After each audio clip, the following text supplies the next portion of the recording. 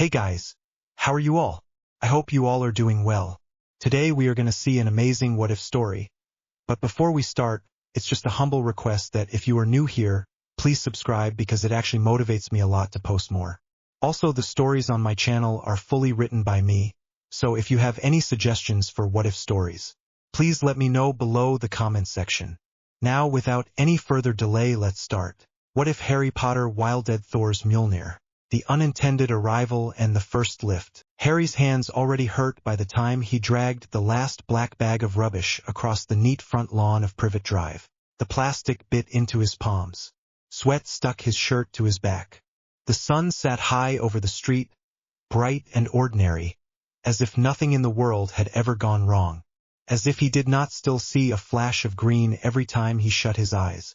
"Do not tear that bag." Aunt Petunia's voice cut across the driveway. "The neighbors will see everything if it splits." Harry tightened his grip and kept walking. "Yes, Aunt Petunia." The bag scraped the concrete near the curb. His scar gave a faint, familiar throb. He ignored it. He had been ignoring it all summer. Ignoring the pain. Ignoring the empty space where letters should have been. Ignoring the way the memory of Cedric hitting the ground could knock the air out of his chest without warning. "Move it, Potter." Dudley lumbered out of the garage, arms folded. His gang were not around today, but he still stood like they were behind him. "Mum wants that pile gone before dinner." Harry glanced at the heap beside the bin. Broken plastic, cracked game boards, a bent cricket bat, old action figures with missing heads. Dudley's childhood, all of it treated like it meant nothing now. "Working on it," Harry said. "Do not talk back to my son." Uncle Vernon grunted from the doorway. He did not step outside. He never stepped outside now if Harry was near the hedge. Too many stories about Harry at school. Too many silent looks from the old cat watching from the other garden.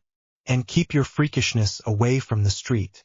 "I mean it." Harry bit down on the answer that rose to his tongue. "I have not done anything." He bent at the pile instead. Old toys clacked together as he shifted them, one after another, into a fresh sack. The plastic smelled of dust and sun. Bits of dirt stuck under his nails. His fingers closed over something cold. He stopped. It did not feel like plastic, or metal the way he knew it. The shape was wrong. The weight was wrong. It sat half-buried under a broken toy car and a cracked robot, only the short handle and a corner of the head visible. "Come on, boy." Uncle Vernon's voice floated from the door. "We do not have all day." Harry slid the cracked robot aside and saw it properly. It was a hammer. That was his first obvious thought. A blocky head of dull metal with strange, shallow lines across the sides, attached to a short handle wrapped in something dark. There was a loop at the end of the handle that looked like leather, and the whole thing was spotless. No dust, no scratches. It did not belong in this pile. He frowned. "Since when do you own a hammer, Dudley?" Harry asked without thinking. Dudley looked over, squinting. "What hammer?" "This one." Harry shifted his hand a little so Dudley could see the side of it. Dudley's face twisted. "Oh, that stupid thing." He snorted. "Found it on the way back from Piers's place. Could not even pick it up properly. Thought it was glued to the ground or something. Dad said chuck it out if I could not use it." He smirked. "So you can take that one. Looks like you're sort of freak rubbish." Harry looked back down. The hammer lay perfectly still. Ordinary if he ignored the clean metal and the way the air felt a bit thicker around it. He reached for it. His fingers closed around the handle. Cold shot up his arm. Not sharp, not painful. Just deep, like something had noticed him. He froze. The skin on his forearm prickled. His scar throbbed again, harder this time. His breath hitched. "Potter!" Uncle Vernon's voice snapped. "Bag. Now." Harry blinked, let go of the handle, and the cold vanished. The hammer did not move at all. Right. Not now. He grabbed the edge of the broken toy car instead, slid it over the hammer to hide most of it, then hurried the rest of the junk into the bag. He left the hammer where it was, half hidden in the shadow of the bin. "I will do the rest after I change," Harry said. "My shirt is soaked." "You will do it now," Vernon began. Aunt Petunia cut in, sharp and tired. "Let him change, Vernon. The shirt will stink up the house. Dudley snickered. Harry did not argue. He left the pile, the rubbish, and the strange hammer by the curb and headed back inside. The cool air of the hall hit his face. The familiar smell of cleaning fluid and roast meat sat heavy in the air. His stomach turned. He climbed the stairs with quick, silent steps and shut his bedroom door behind him. The room felt like a box. Bed, desk, wardrobe, bars on the window. The same walls that had listened to his nightmares every night since the graveyard. The same ceiling he stared at when his scar burned and there was nobody to tell, nobody who would answer. No letters, no news. Just a few old daily prophets he had nicked from the bin and the echo of Dumbledore's voice telling him to stay put. For his own good. He sat on the edge of the bed and pressed his fingers against his forehead. The scar was a raised line under his skin, hot and dull. He rubbed at it until his eyes watered. He could still hear Cedric's father screaming. Harry squeezed his eyes shut. "Stop!" he muttered. "Just stop." Silence answered. Downstairs, a cupboard door slammed. Pan clanged. The house carried every sound. Still felt empty. He opened his eyes and looked at the window. The bars threw shadows across the glass. Beyond them, the front garden lay neat and bright and false. The hammer was still out there. He did not know how he knew. He just did. The thought of leaving it in the rubbish made his chest tighten with a sudden, sharp panic that felt ridiculous. It is a hammer. It is junk. It is none of your business. But Dudley had said he could not lift it. Dudley, who could throw Harry around when they were younger. Dudley, who was bigger than he had ever been. Dudley, who had called it glued to the ground. Harry had picked it up. For a second, it had felt like something gripped him back. He stood up. Uncle Vernon and Aunt Petunia were still making noise in the kitchen. The television murmured from the living room. Nobody would be looking at the hedge. Harry moved fast. He eased his door open, listened, then slipped down the stairs. The hallway was empty. The smell of meat was stronger here. His stomach growled. He ignored it. He stepped out the front door without asking and walked straight to the curb. The pile of rubbish still sat there. The bag waited half full. The hammer lay where he had left it, a corner of metal just visible under fading plastic. Harry checked the windows. Aunt Petunia clattered plates under the net curtain. The neighbor's cat watched him from the other side. "Fine," Harry muttered under his breath. "I am just taking out the rubbish." He crouched, dragged the bag closer, then slid his hand under the old toys until his fingers found the handle again. The same cold rush slid up his arm. His heartbeat sped up. The street went oddly quiet. For one strange second, he could hear his own breathing very clearly. In and out, in and out. He wrapped his hand properly around the handle. "Please do not make me regret this," he whispered. He was not sure who he was talking to. He tugged. The hammer moved. It came free without any effort at all, as if it had been waiting. The metal caught the sunlight. For a heartbeat, the world seemed sharper. The edges of the hedges, the cracks in the pavement, the blue of the sky. Harry stared at the thing in his hand. It looked heavy. It did not feel heavy. There was weight there, but it sat comfortably in his grip, balanced and steady. The handle fit his palm as if it had been shaped to it. The leather was cool and smooth. A strange sense of rightness slid into his chest. Something inside him that had been off since the graveyard tilted back into place by a fraction. Then a car turned the corner into Privet Drive.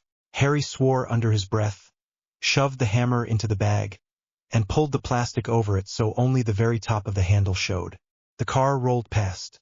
A man in a suit glanced at the house without interest. Harry's heart pounded. He grabbed the bag, dragged it back up the path with the hammer hidden inside, and headed straight for the side of the house. The thin strip of space between number 4 and number 6 was narrow, cramped, and always a bit damp. Spiders loved it. So did Harry whenever he needed to hide something. He pressed his shoulder to the wall, eased the bag down, and pulled the hammer out. The weight was nothing again. He tucked it behind an old stack of paving stones where the Dursleys never looked. From the front, it vanished into shadow. He stood there for a moment, breathing hard, hands still tingling. Later, he told himself. He went inside and finished the rest of his chores with his mind already upstairs. already in his room with the door shut and the light off and the strange hammer in his hand. The Dursleys went to bed early. Aunt Petunia fussed about the roast. Uncle Vernon grumbled about work. Dudley moaned about his diet. Harry answered when spoken to, ate what he was given, did the washing up, and tried not to flinch every time his scar gave a little twist. The television finally clicked off. Heavy footsteps went up the stairs. Doors shut. The house settled. Harry waited. The small alarm clock on his desk ticked past 11. The street outside grew quiet. Car door slammed in the distance. A dog barked once. He stood up. The floorboards creaked as he crossed to the door. He opened it a crack, listened, then slipped into the dark hallway. He moved by memory. 8 steps to the top of the stairs. 12 down. The banister under his hand. The house sounded different at night. Every small sound was louder. The hum of the fridge. The faint rustle of leaves outside. His own breathing. He eased the front door open just enough to slide out. The air outside was cool. The streetlights threw soft circles on the pavement. Number 4 looked like every other house. It still felt wrong, like a set that had been built around him. Harry went round the side of the house. The narrow passage was darker now. He had to feel his way along the wall until his fingers found the rough edge of the paving stones. His other hand reached behind them. The cold touched him before the metal did. His heart kicked. He wrapped his fingers around the handle and pulled. Mjolnir came free as easily as before. He stood there, in the dark, with a stolen hammer in his hand, and laughed under his breath. It sounded thin and strange. "Brilliant," he whispered. "I have lost it. I am sneaking out of the house to steal a hammer." Still, he did not put it down. He hugged it close to his side, kept it low, and crept back into the house. Every step felt like it took an hour. He kept expecting a shout from upstairs, or the crackle of owl wings against the window. Nothing happened. He made it to his room, shut the door, and leaned against it with his eyes closed for a moment. His scar gave a sharp, hot pulse. He winced, hand going up to his forehead out of habit. His fingers brushed the raised line. "Please stop." The pain did not stop. It never did. It sat there like a warning he could not read, like someone else's hand just under his skin. He opened his eyes. The hammer waited in his other hand. It almost seemed to glow in the dim light from the street lamp outside, metal catching small lines of light through the bars. Harry swallowed. "Right," he said quietly. "What are you?" He crossed the room and sat on the bed. The mattress dipped under his weight. His trunk sat at the foot, locked and neat. Hedwig's cage stood empty in the corner, door open.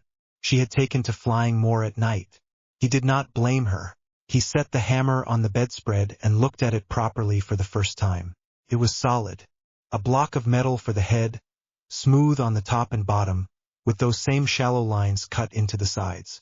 Not patterns he recognized. Not runes he had seen in his textbooks. No rust. No dents. No maker's mark. The handle was short, just long enough for one hand, wrapped in something dark and smooth that did not feel like wood. At the very end, the loop of leather waited. He reached out and touched the head with his fingertips. Cold again. Not like touching ice. Colder and deeper, like standing in the shade before a storm. The air in the room felt thicker. "Magic?" he asked under his breath. "You do not feel like a cursed necklace." He thought of the locket they had worn around Umbridge's neck during detentions last year. The way that had felt wrong in a way he could not explain. This was not that. This was wrong in a different way. Bigger. He brushed his fingers along the flat of the head and then wrapped his hand around the handle. The world moved. His breath caught. Light flared behind his eyes. Not the green from his nightmares. White and gold. Something ripped through his scar. Harry screamed. He did not hear his own voice. He heard a roar. Not outside. Inside. The sound filled his skull. His scar burned like someone had shoved a hot wire straight into it. For a second he was back in the graveyard. The smell of cut grass. The cold stone angel. Cedric falling.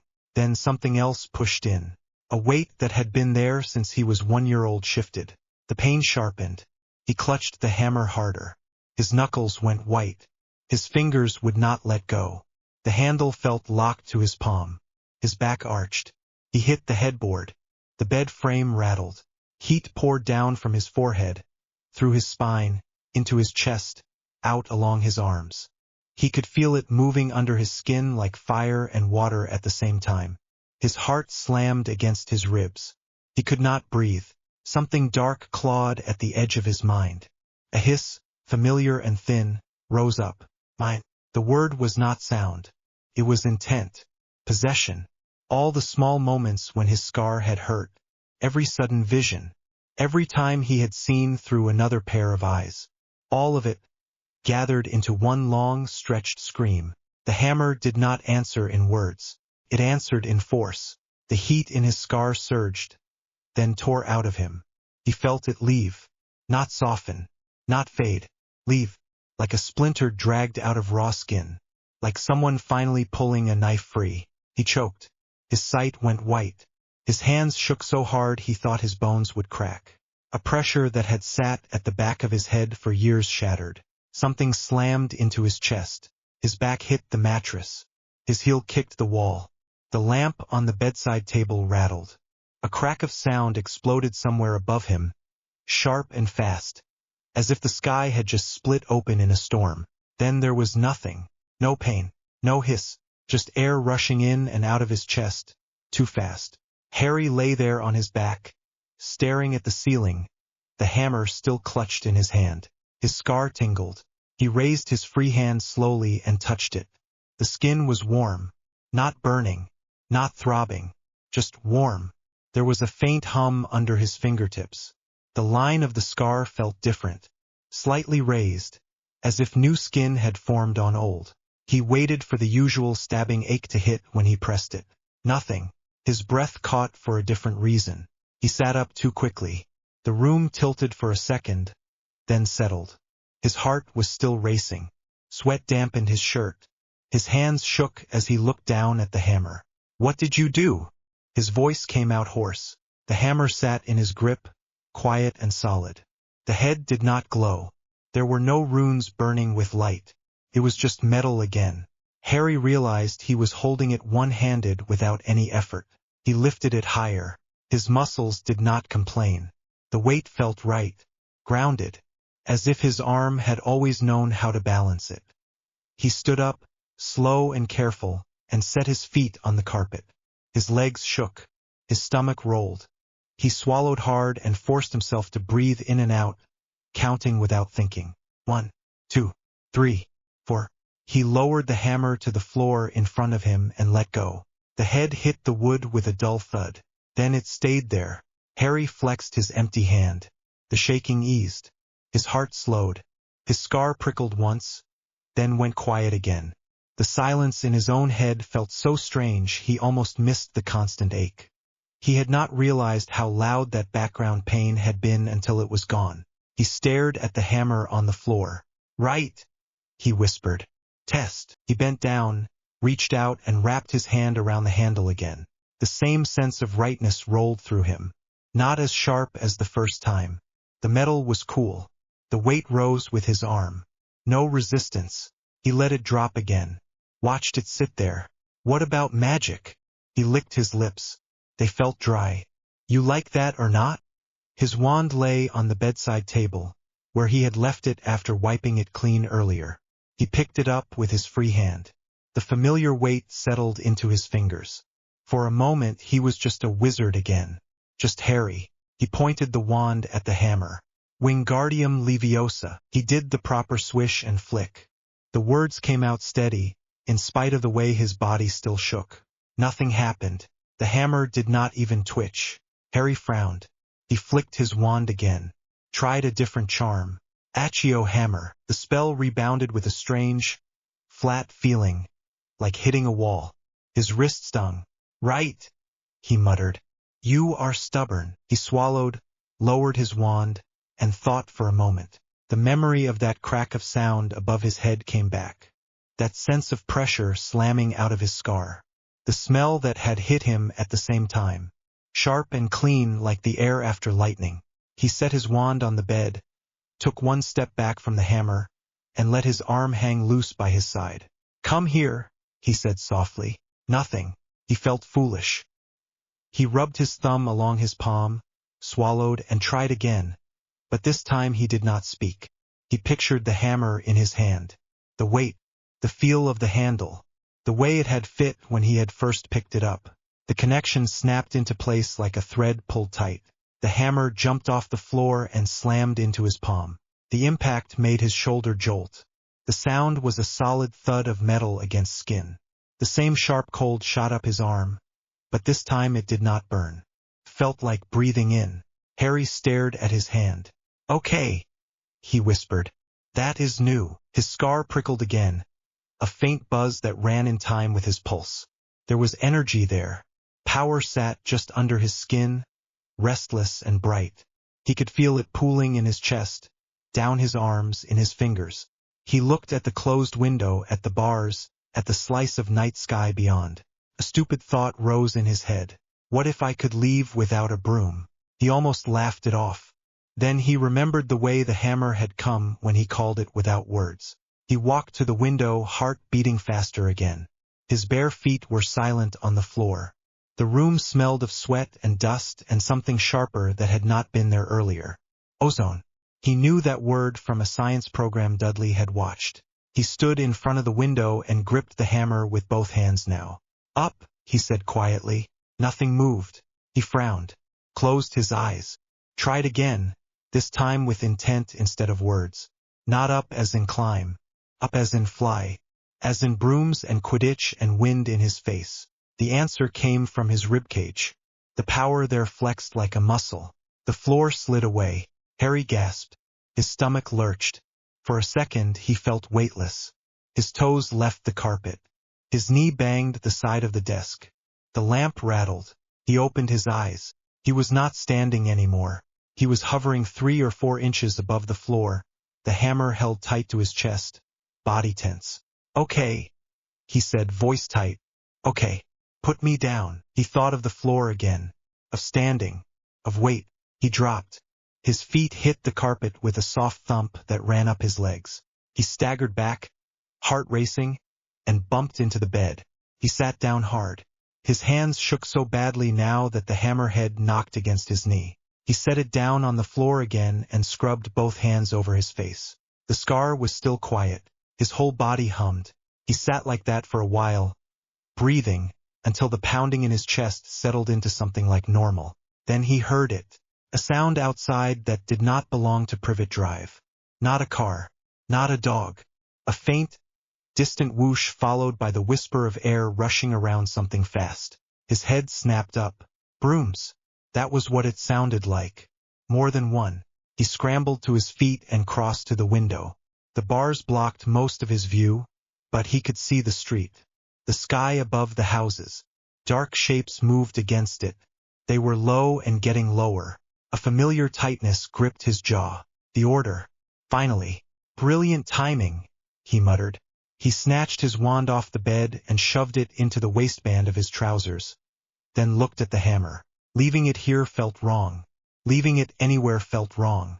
The idea of anyone else touching it made his chest clench. He grabbed the handle and lifted it. The weight settled into his hand with that same easy balance. "Looks like you are coming too," he said. Voices rose downstairs a minute later. Harry heard the front door bang. Aunt Petunia shrieked.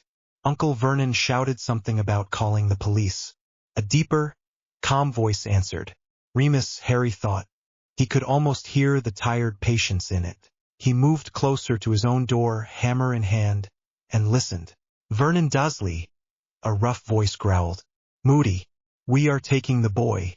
Stand aside. You cannot just barge into my house," Uncle Vernon roared. "I will not have more of your kind here. The neighbors will see. I will not have it." "Shut up, Vernon."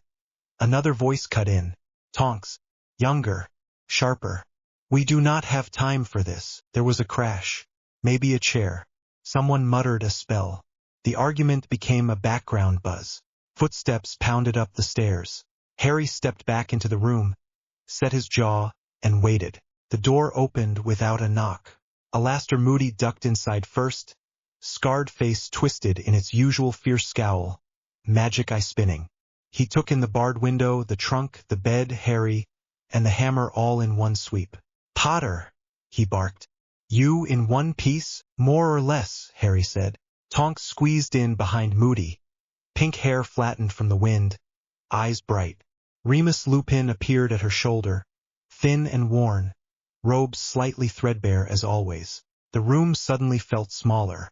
Harry set his feet apart, hammer at his side, trying not to look as shaken as he felt.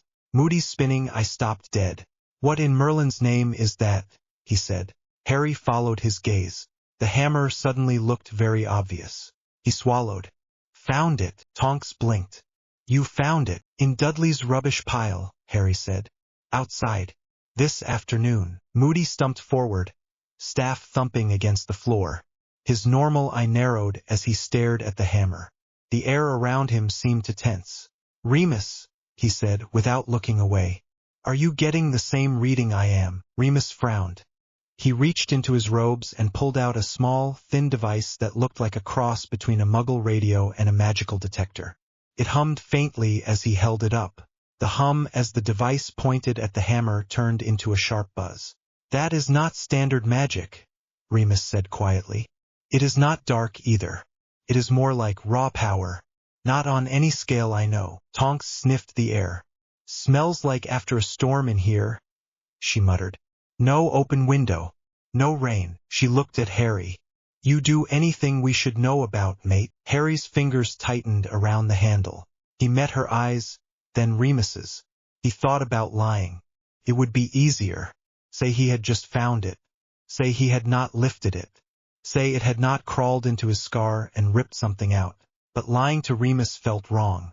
Lying to people who had risked themselves for him already felt wrong. "I picked it up," he said. His voice sounded too flat even to his own ears. "When I did, my scar went mad. Worse than it ever has. Then it stopped. It is not hurting now. At all." Remus stared at him. Tonks's eyes widened. "Your scar stopped?" Harry nodded once. Moody moved closer. The magic eye rolled up and down, taking in Harry's face, his grip on the hammer, the thin film of sweat still drying on his neck. "You picked it up," Moody said.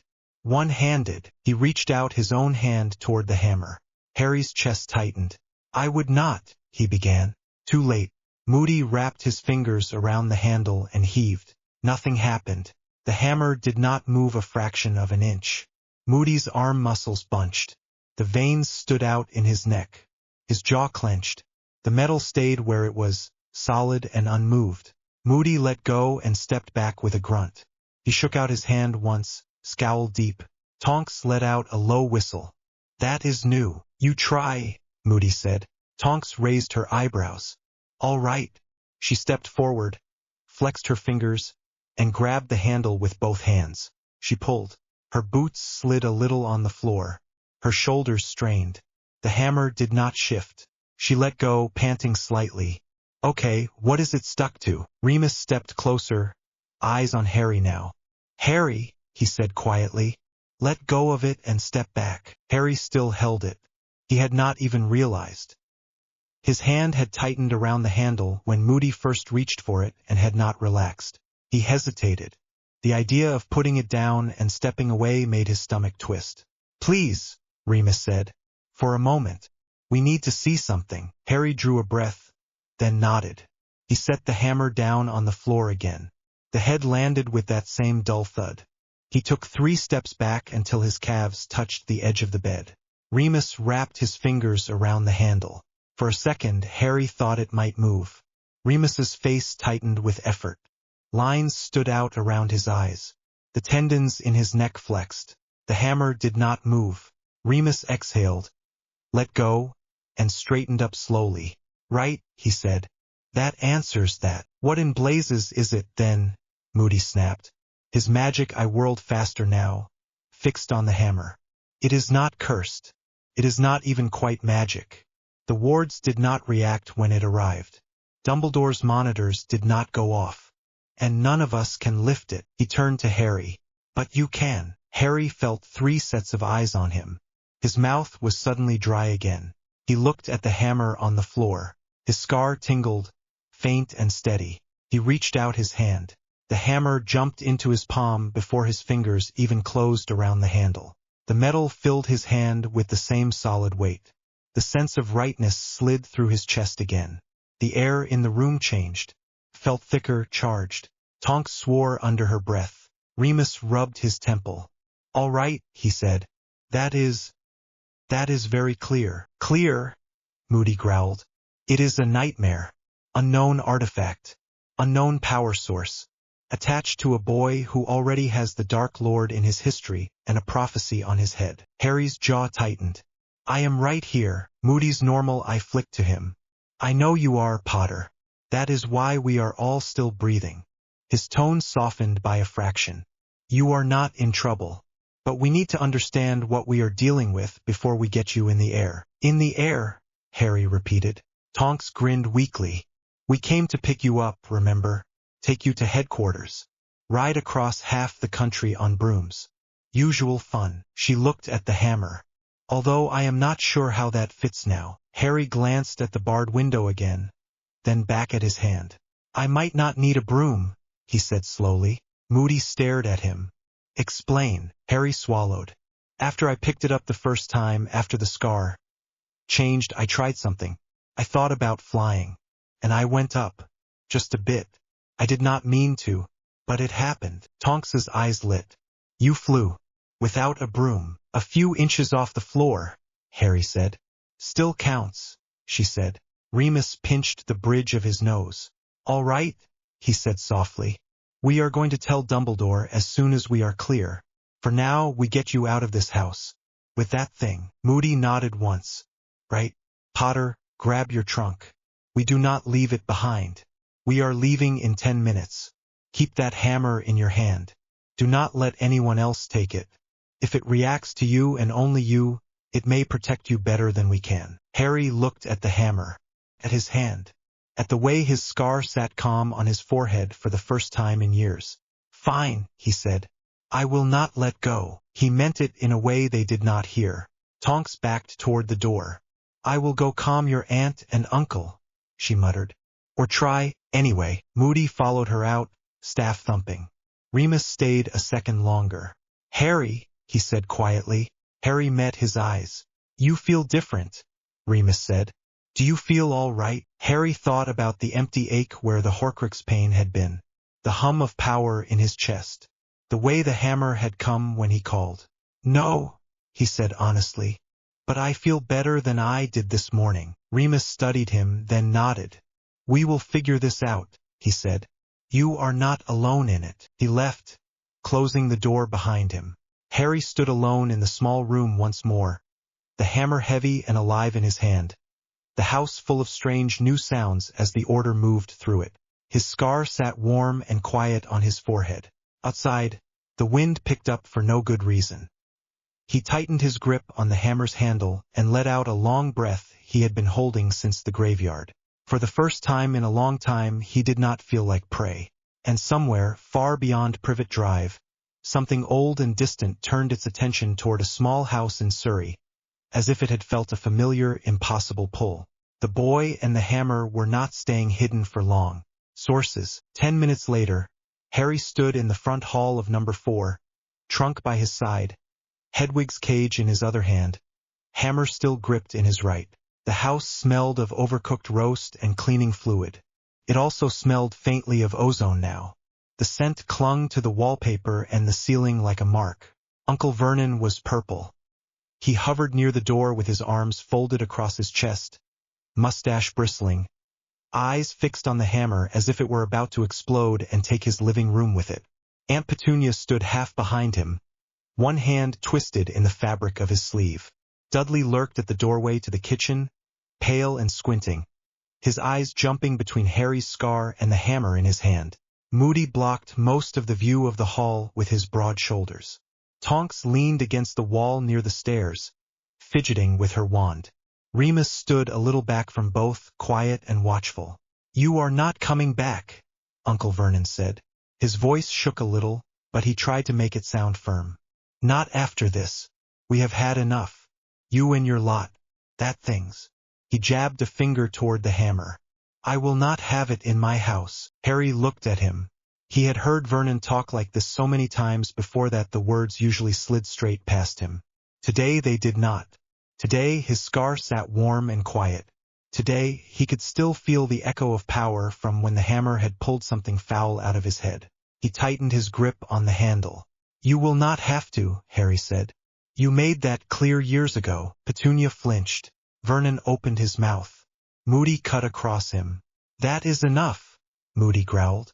You will not see the boy again if we can help it. Which is safer for you and safer for him. You do not have to like it. You just have to stay out of the way. Vernon looked as if he wanted to argue, then caught the way Moody's normal eye and the strange spinning one both focused on him. His mouth snapped shut. Petunia's gaze slid to Harry's forehead. The scar, she whispered. It looks different. Harry stilled. He had not looked in a mirror yet. He had only felt it. The skin under his fingers had been warm and smooth, the line a little raised. The constant deep ache was gone. Good, he said. It hurt. Petunia stared at him. For a second, something like guilt flickered in her face. It disappeared just as fast. Dudley cleared his throat. So that hammer, he said, voice thin. It is not glued to anything. Harry met his eyes. No, he said. It never was. Dudley swallowed and stepped back into the kitchen. Aunt Petunia pulled herself up straighter, thin shoulders stiff. Go then, she said. Take your trunk. Take your owl. Take your things. We have done our duty. Her voice shook. We took you in. Harry wanted to say something. Thank you. I never asked you to. You could have done it without the cupboard. You could have done it without pretending I was a disease. He stayed quiet instead. Remus stepped forward, broke the silence. Harry, he said, in that careful, steady voice he used when everything else sounded like shouting. We should go. The others are waiting outside with the brooms. Harry nodded. He looked at the Dursleys one last time. Vernon glared. Petunia stared past him at the doorframe. Dudley did not look out of the kitchen again. Bye, Harry said. Came out flat. He turned away before any of them could answer, dragged his trunk over the threshold, Hedwig's cage knocking lightly against his leg, hammer heavy and easy in his grip. The evening air felt cool on his face. Outside, the quiet of Privet Drive had been broken. Brooms leaned against the curb. Shadows moved in the air above the street, dark shapes against the sky that only wizards would notice. Kingsley Shacklebolt stood near the hedge, tall and calm in simple robes. Behind him hovered a witch Harry knew from last summer, Hestia Jones. Another Order member Harry did not know well adjusted his cloak near the lamppost. Their eyes all went to the hammer as soon as Harry appeared. Kingsley's expression did not change much, but his eyebrows rose. New toy, Potter, he said. Found it in the bin, Harry said. Kingsley huffed a quiet breath that might have been a laugh. Remus will tell us on the way, he said. Mount up. We move fast and together. Tonks came down the path behind Harry, carrying the other end of his trunk. Moody followed, staff thumping, eye spinning. Remus closed the door with more care than the Dursleys deserved, then stepped out onto the path. The front of number 4 looked normal again from the outside. Harry thought of the bars upstairs and the faint smell of ozone in his room. Normal sat on Privet Drive like a lie. Right, Moody barked. Formation the same as last time. Take off in 30 seconds. Eyes open. Wands ready. We do not know who is watching. Potter stays between us. Tonks snapped him a lazy salute. Yes, sir. Moody's normal eye narrowed. Do not fall off your broom this time, Nymphadora. She scowled. Do not call me that. Kingsley handed Harry a broom. It was not a firebolt, but it was solid and well kept. Harry looked at the broom, then at the hammer in his hand. I can fly without this, he said slowly, lifting the broom a little. I did it in the room earlier. With the hammer. Kingsley and Remus exchanged a look. Use the broom, Remus said, gentle but firm. First flights with new magic are not for long distances in the dark with Death Eaters on the loose. Combine both if you need to, but do not throw away what you already know works. Harry wanted to argue, The thought of feeling the air answer his call without bristles and polished wood between him and the sky sent a small thrill through his chest. He looked down at the broom. He knew exactly how the wind felt when he flew on something like this. He knew how it responded when he leaned, when he shifted his weight.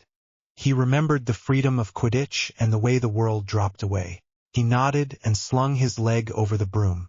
"How am I supposed to hold this and fly?" he asked, raising the hammer. "Loop it through your belt," Tonks suggested. He tried. The hammer did not want to sit quite right. The head knocked against his hip. Felt wrong to let it hang. He tightened his grip again. "No." Remus looked at the handle, then at Harry's fingers. "Try using it like part of the broom," he said. "Hold the handle in the same hand you used to steer. See how it balances." Harry adjusted his grip. He slid his hand down the broom handle, laid the hammer's handle alongside it, and wrapped his fingers around both. Something clicked. The sense of rightness that had rushed up his arm before spread out into the broom. For a second, he felt the grain of the wood as if it were an extension of his own bones. Air brushed against his skin even though they were not moving yet. "Oh," he said before he could help it. Tonks grinned. "Good-o or bad-o?" "Different-o," Harry muttered. Moody swung his own leg over his broom with more force than grace. "Move, people," he snapped. "We are lit up like a target out here." They kicked off together. The familiar rush of air hit Harry's face. The houses dropped away. Streetlights turned into distant little circles. The sky opened up, wide and dark. The broom responded instantly to his touch, sharper and smoother than he remembered from last summer. He realized after a few seconds that he was not gripping the broom handle as tightly as usual. The hammer sat along it, heavy and calm, and the balance felt perfect. Wind roared in his ears. His eyes watered. His heart beat fast, not with fear this time, but with something close to excitement. Kingsley took the lead. Moody flew behind him and a little to the left. Tonks and Hestia flanked Harry. Remus flew just behind his right shoulder. The others spread out around them, a loose shell of dark shapes against darker sky. "Comfortable," Tonks shouted over the wind. "Better than usual," Harry called back. "Show off." "Not my fault this thing likes me." He felt Remus's gaze on him at that, but the older man did not say anything. They flew in silence for a while. Clouds gathered ahead, a thick dark band stretching across their path. Harry felt the air change as they approached, even before the first drops of rain hit his face. The temperature dropped. Moisture collected on his glasses. "Through or around?" Tonks yelled. "Through," Moody barked. "We do not waste time. Stay tight." They punched into the clouds. Moisture swallowed them at once. Harry's world became gray and cold. Wind buffeted his broom. For a second he lost sight of Tonks's outline and only had the faint glow of Kingsley's wand tip ahead as a guide. His fingers flexed around the hammer. Something in the metal responded. The air around him shifted. It no longer fought him. The rough buffeting eased, as if the wind had noticed him and decided to move differently. He could feel the clouds pressing in, not as a weight but as presence. Water in the air, tiny drops all moving. Static prickled along his arms. Harry swallowed, heart beating faster again. He thought about the crack of sound above his bed, the smell in his room after, the way the hammer had felt when he had called it from the floor. He lifted it a little, still pressing it to the broom for balance. "Do not!" Remus shouted from behind, as if he had sensed the thought forming. Harry bit down on his lip. He closed his eyes for a second anyway. Not yet, he told himself. Not in cloud. Not with everyone around you like targets. He imagined the power in his chest anyway, because it was there and it would not be ignored. It sat under his ribs like a second heartbeat. The hammer stayed still. Lightning flashed somewhere far away in the cloud. The light turned the misty gray around them into a brief sheet of white, then darkness again. Thunder followed, a low rumble that rolled through the air a few seconds later. The hair on Harry's arms stood up. "Natural storm," Kingsley called back. "Keep moving." They broke out of the cloud a minute later. The world opened up again. The sky above was clearer. The land spread out below in dark shapes and lines of light. Harry blinked moisture off his lashes and shoved his glasses up his nose. "Next time we do this," Tonks shouted, "we should bring a broom with a roof." Harry laughed, the sound torn away by the wind. The rest of the flight passed in that strange mix of fear and freedom Harry always felt in the air. Every time his thoughts started to drift toward Cedric or the graveyard or the prophecy he had not heard, the cold weight of the hammer in his hand and the steady warmth in his scar pulled him back. Somewhere inside all the fear, a small, stubborn bit of hope sat up.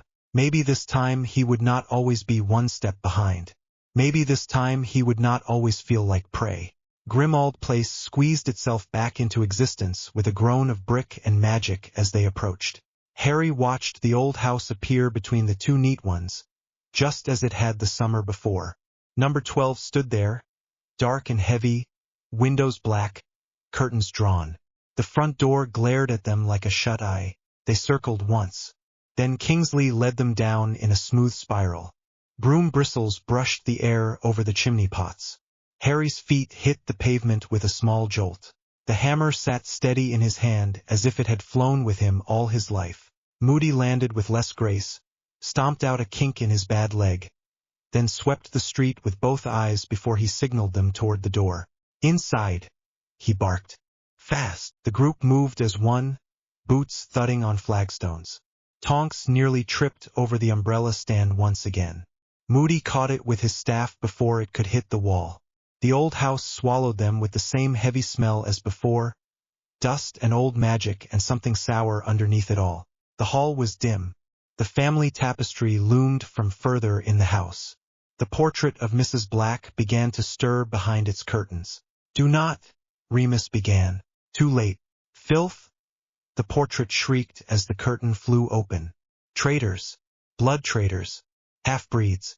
Mudbloods! How dare you bring more of your filth into my house?" Harry winced. The sound cut into his skull in a way that reminded him too much of other screams. Tonks rushed forward to yank the curtains shut again. Moody muttered something rude under his breath. Kingsley looked tired. "What in Merlin's beard is that racket?" A familiar voice called from the stairs. Sirius Black ran down 2 steps at a time, hair loose around his face, eyes bright. He wore an old shirt and dark trousers, no robes. He moved like the house was not heavy on him for a change. His gaze went straight to Harry. "Pup," he said, soft with relief, all the sharp edges in his face easing at once. He grabbed Harry's shoulders and pulled him into a quick, tight hug before stepping back to look him over. "You all right? They had you on dish duty all summer again. You look pale." Harry let out a breath he had not known he was holding. Some of the constant tightness in his chest loosened at Sirius's touch. "I am fine," Harry said. "Or I was until a group of maniacs dragged me out of my bed with brooms again." Sirius snorted. "You love it." "Sometimes." Sirius's gaze dropped. It landed on the hammer. His hands loosened on Harry's shoulders. "What is that?" he asked. Harry lifted it slightly. The metal caught the thin light from the hall lamp. "Rubbish," he said. "Apparently." Tonks snorted.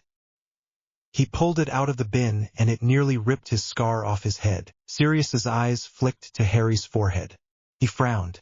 "Later," Remus cut in quietly. "Kitchen first. We need to get everyone inside, get the wards settled. Then we can talk about strange objects that do not like anyone else." Sirius opened his mouth, looked at Harry again, saw something in his face, and nodded. "Kitchen," he said. "Right?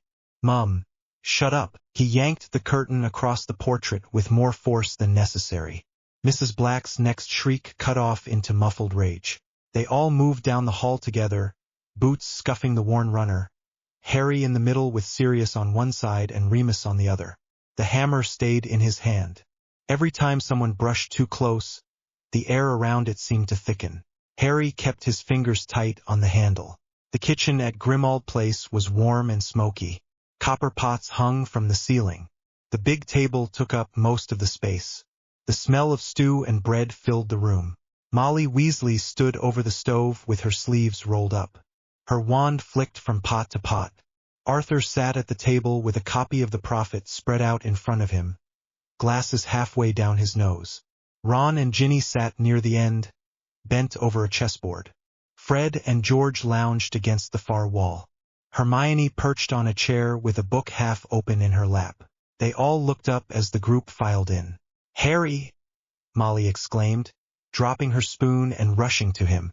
She wiped her hands on her apron and then pulled him into a firm hug, nearly dislodging the hammer. He staggered a little. "Careful, Mum," Ron called.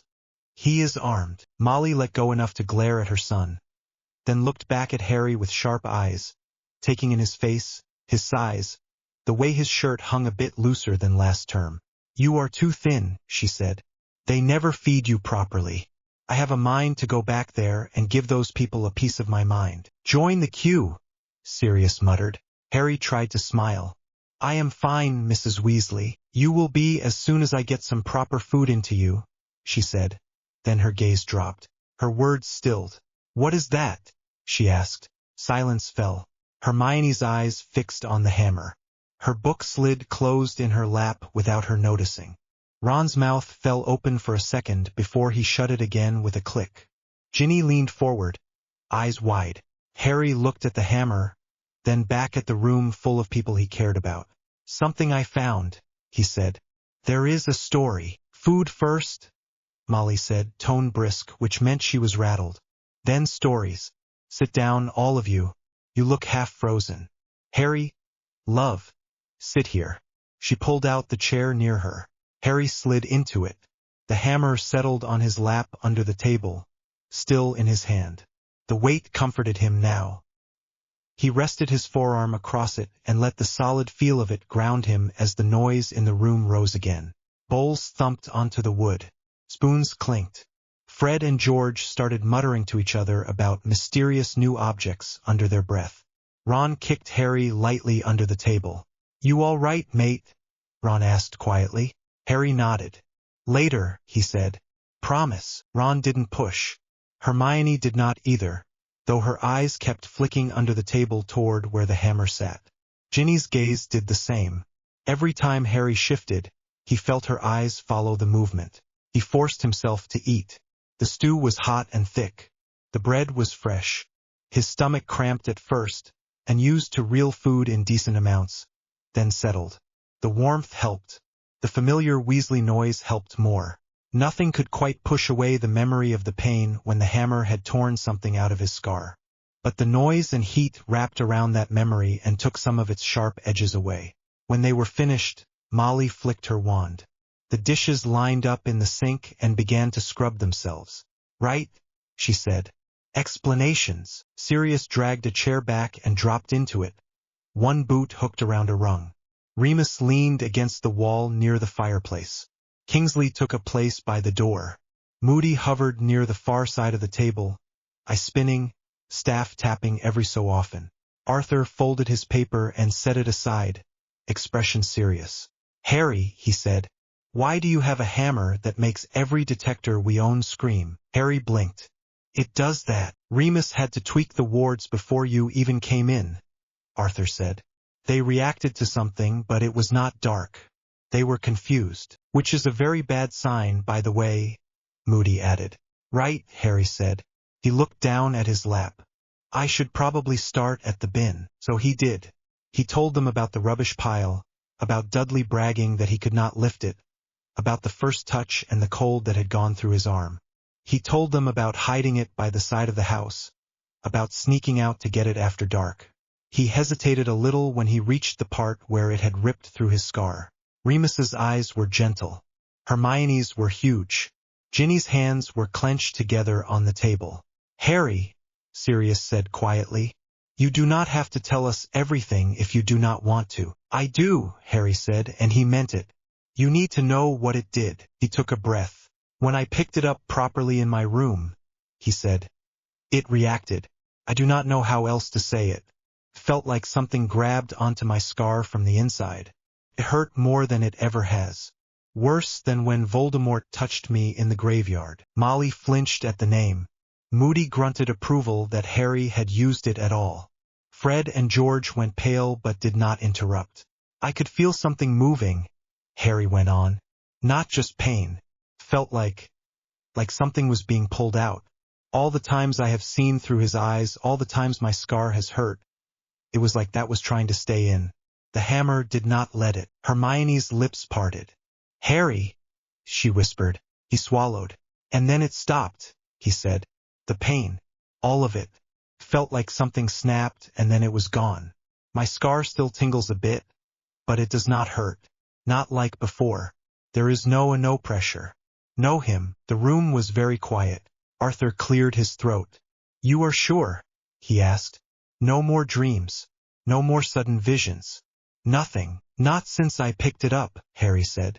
"And believe me, I would notice." Sirius ran a hand through his hair. "So this thing ripped the bit of him out of you," he said. "The bit Dumbledore mentioned last year." "Possibly," Remus said. "We should not assume anything. But it sounds like it." Ron looked between hammer and scar. "So it did you a favor," he said. "Kicked him out." "Ronald," Hermione hissed. "We do not know that for sure." "No, but I am not crying over it," Harry said. "He was not exactly helping." "That is not the only thing it did," Tonks cut in. "He flew without a broom." Ginny jerked in her seat. "What? Just a bit," Harry said. "In my room, I thought about flying and my feet left the floor. And in the clouds just now, the wind changed around me. It was not fighting me the way it usually does." Hermione's hand went instinctively toward her bag, where her notes usually were, then stopped.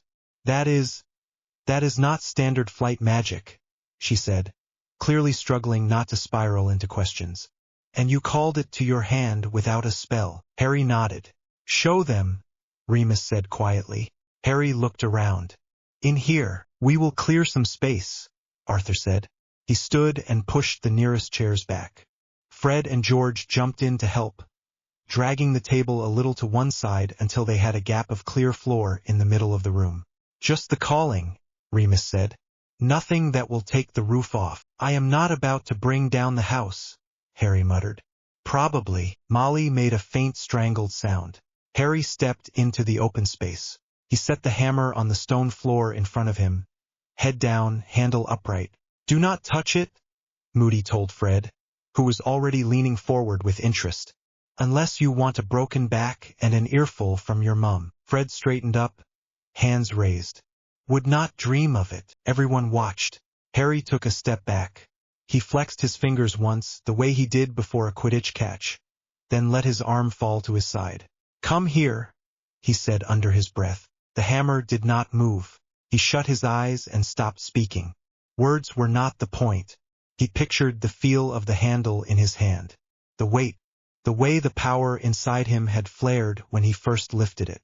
He reached for that strange thread between his chest and the metal. It snapped into place with a jolt. The hammer leapt off the floor and smacked into his palm. Molly gasped.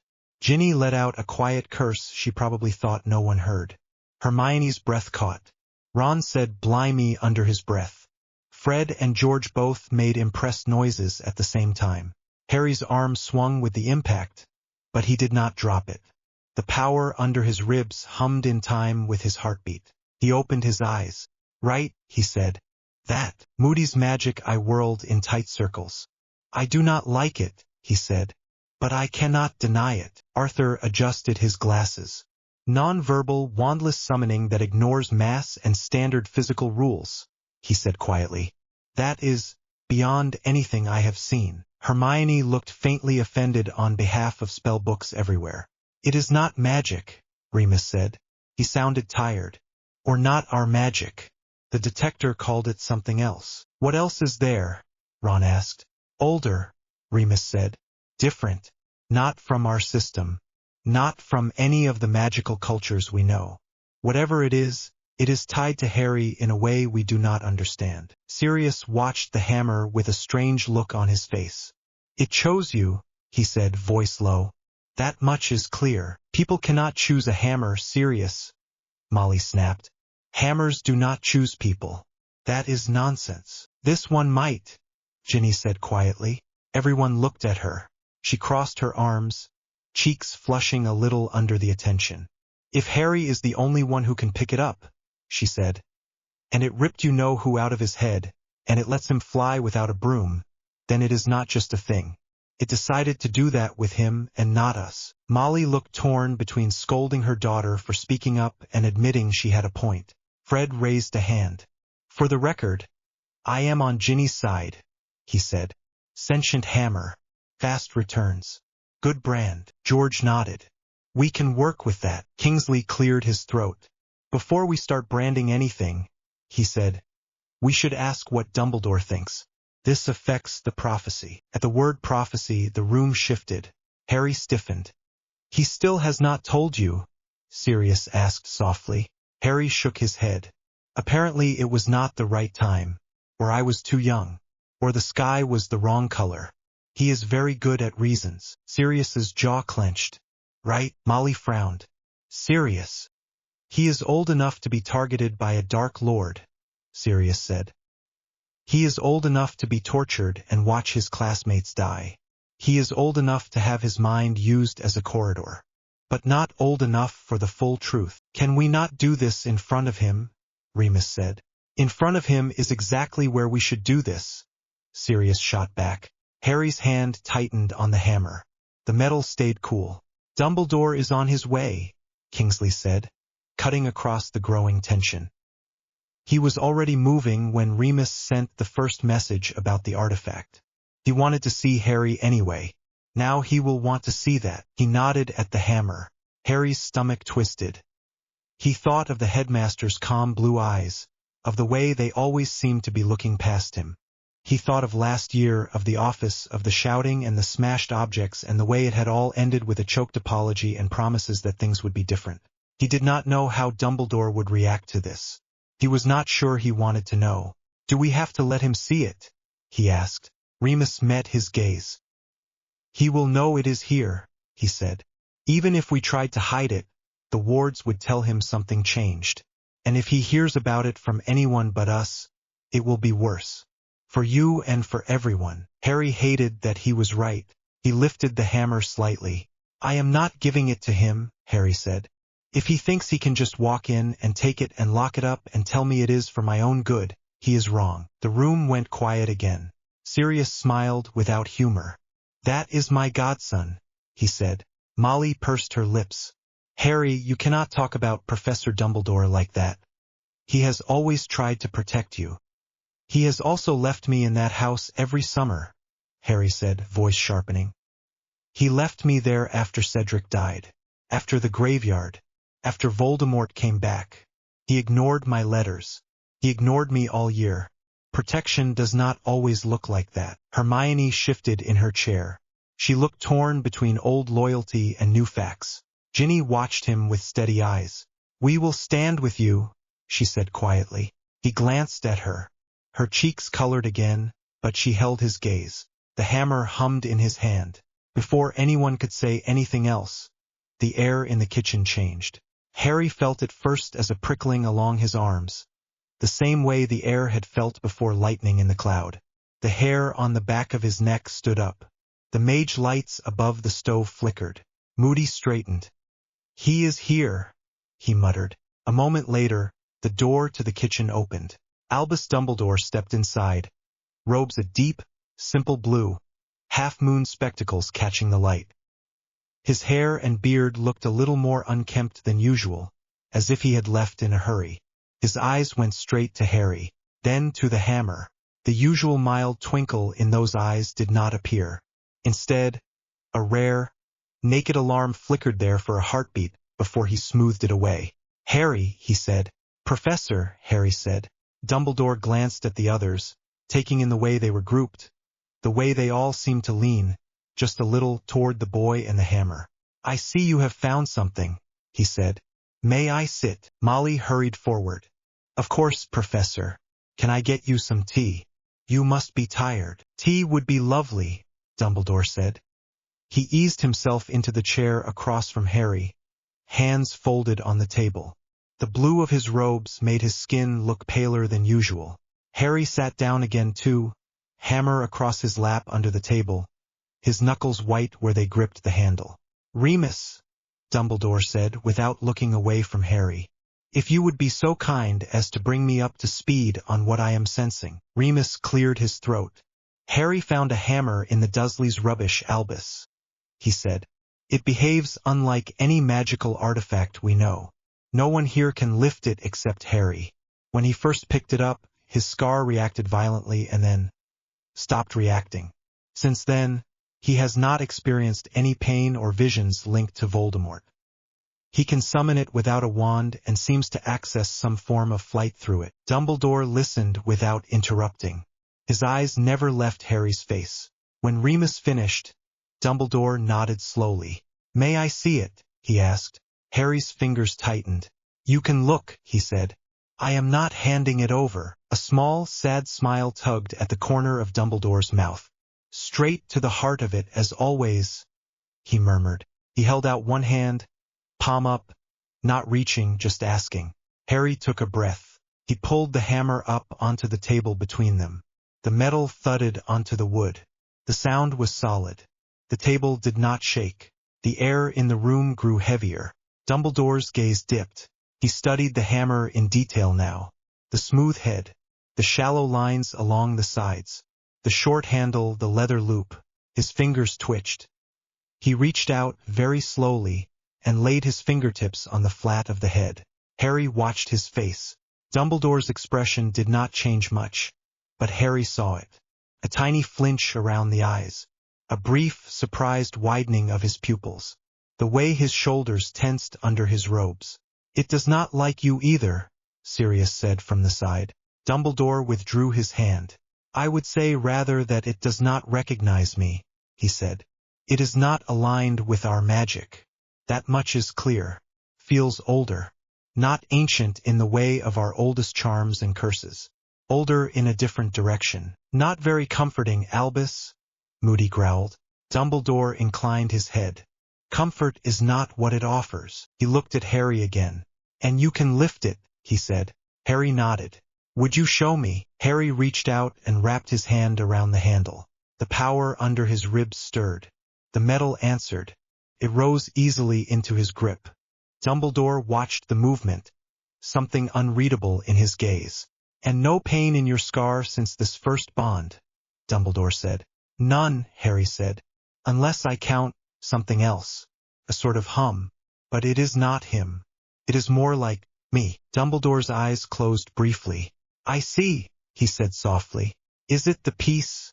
Hermione blurted. "The power the Dark Lord knows not. You said that before. In the office. Is this it? Is this what the prophecy meant?" Molly hissed her name. Hermione flushed but did not look away. Dumbledore opened his eyes again. "The prophecy," he said slowly, "speaks in riddles as they all do. It is tempting to pin any new development to its words and declare it solved. However, I do not believe this hammer appeared by coincidence." "Wait," Harry said, stomach clenching. "You think it is meant, that it is part of the same thing that killed his body and left that bit in me?" Dumbledore looked at him, and for a moment Harry saw past the calm headmaster to the tired, guilty man beneath. "I think," Dumbledore said, "that the night your parents died, something happened that changed the balance of many things. I have spent the years since trying to understand it. It seems possible that your worthiness, for lack of a better word, has now attracted the attention of forces outside our usual frame of reference." "Worthiness," Sirius repeated. "So it judged him and passed." "I do not know if there was a conscious judgment," Dumbledore said, "but it is clear that it responds to Harry's nature in a way it does not respond to ours." Harry stared down at the hammer. "Worthiness," he said quietly. The word sat strangely in his mouth. "Is that why no one else can pick it up?" "Maybe it just likes him," Ron muttered. "Ronald."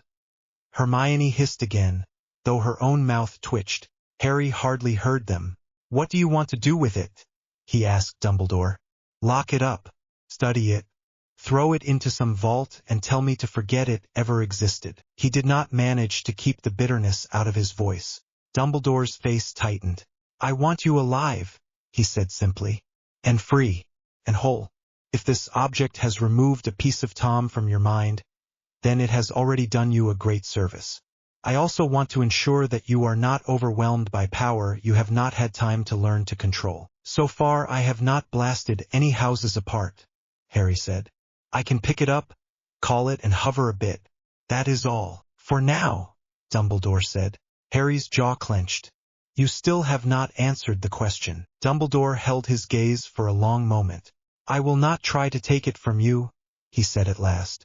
I do not think I could. And even if I could, I suspect the cost would be too high.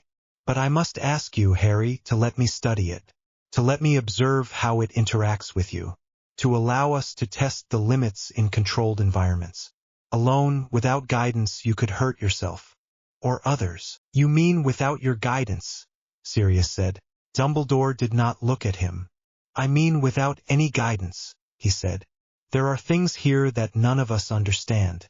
That hum you speak of, Harry. The change in the air. The way the wards react.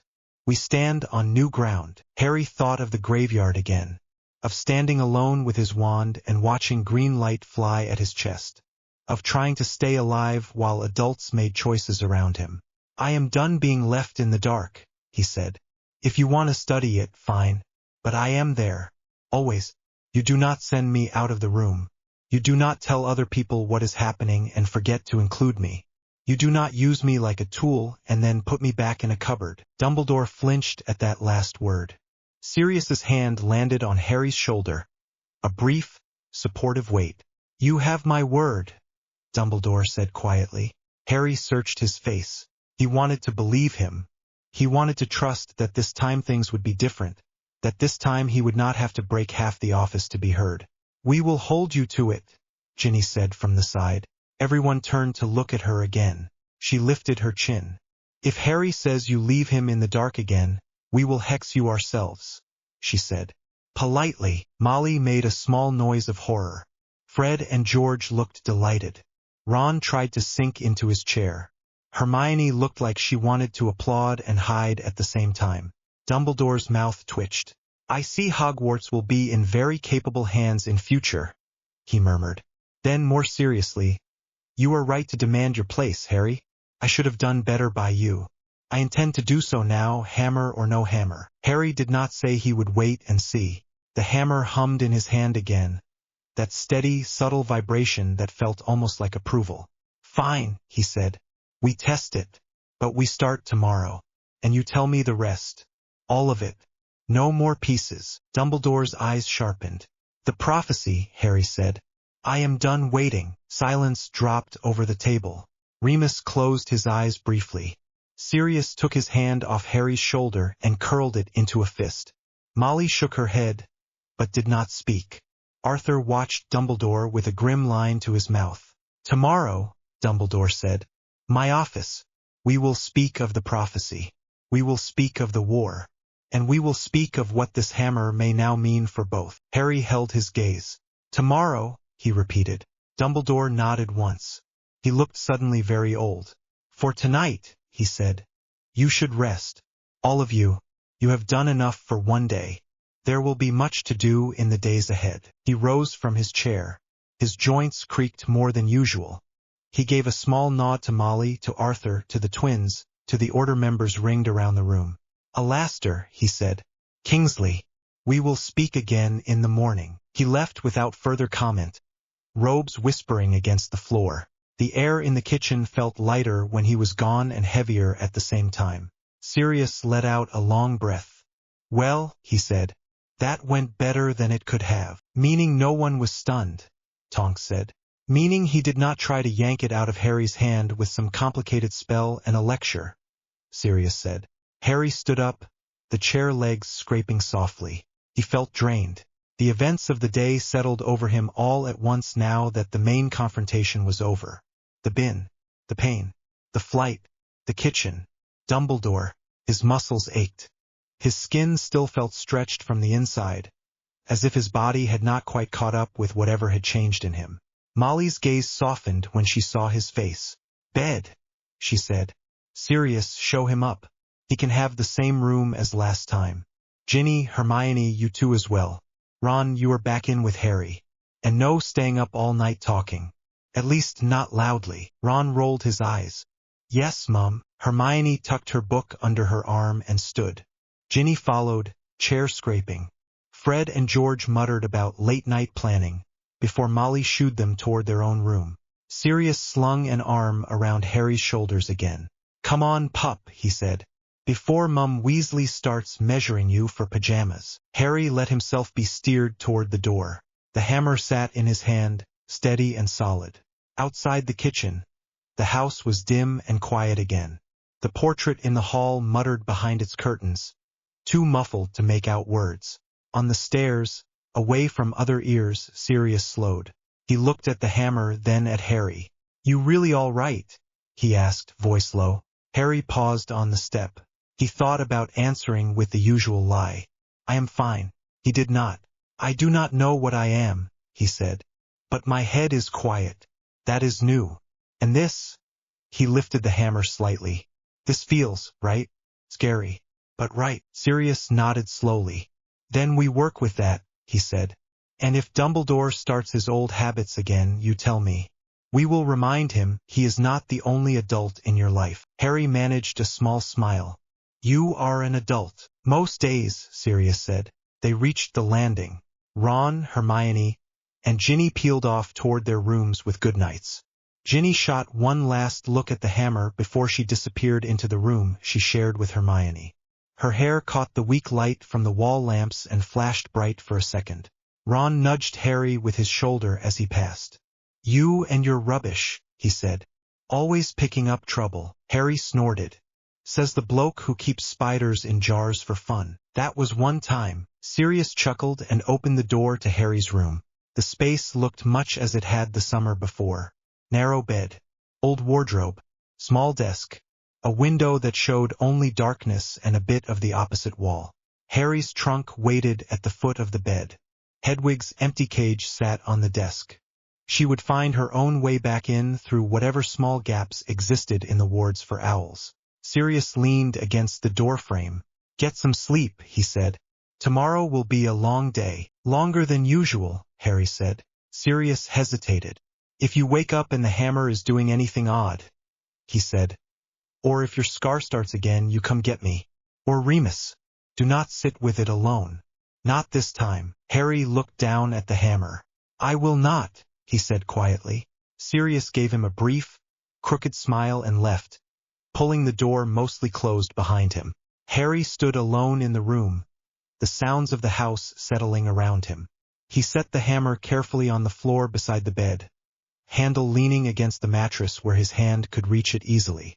He did not like the idea of leaving it far away, even in this safe house.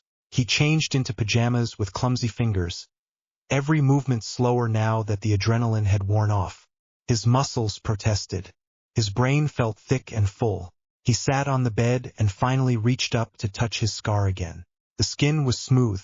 The faint hum he had mentioned to Dumbledore was still there, a low vibration under his fingertips that seemed to match the one from the hammer. "You really threw him out," he murmured. He let his hand drop. He lay back on the thin pillow and stared at the ceiling. For a long time, sleep did not come. Too many images crowded his head. Cedric on the grass. Green light.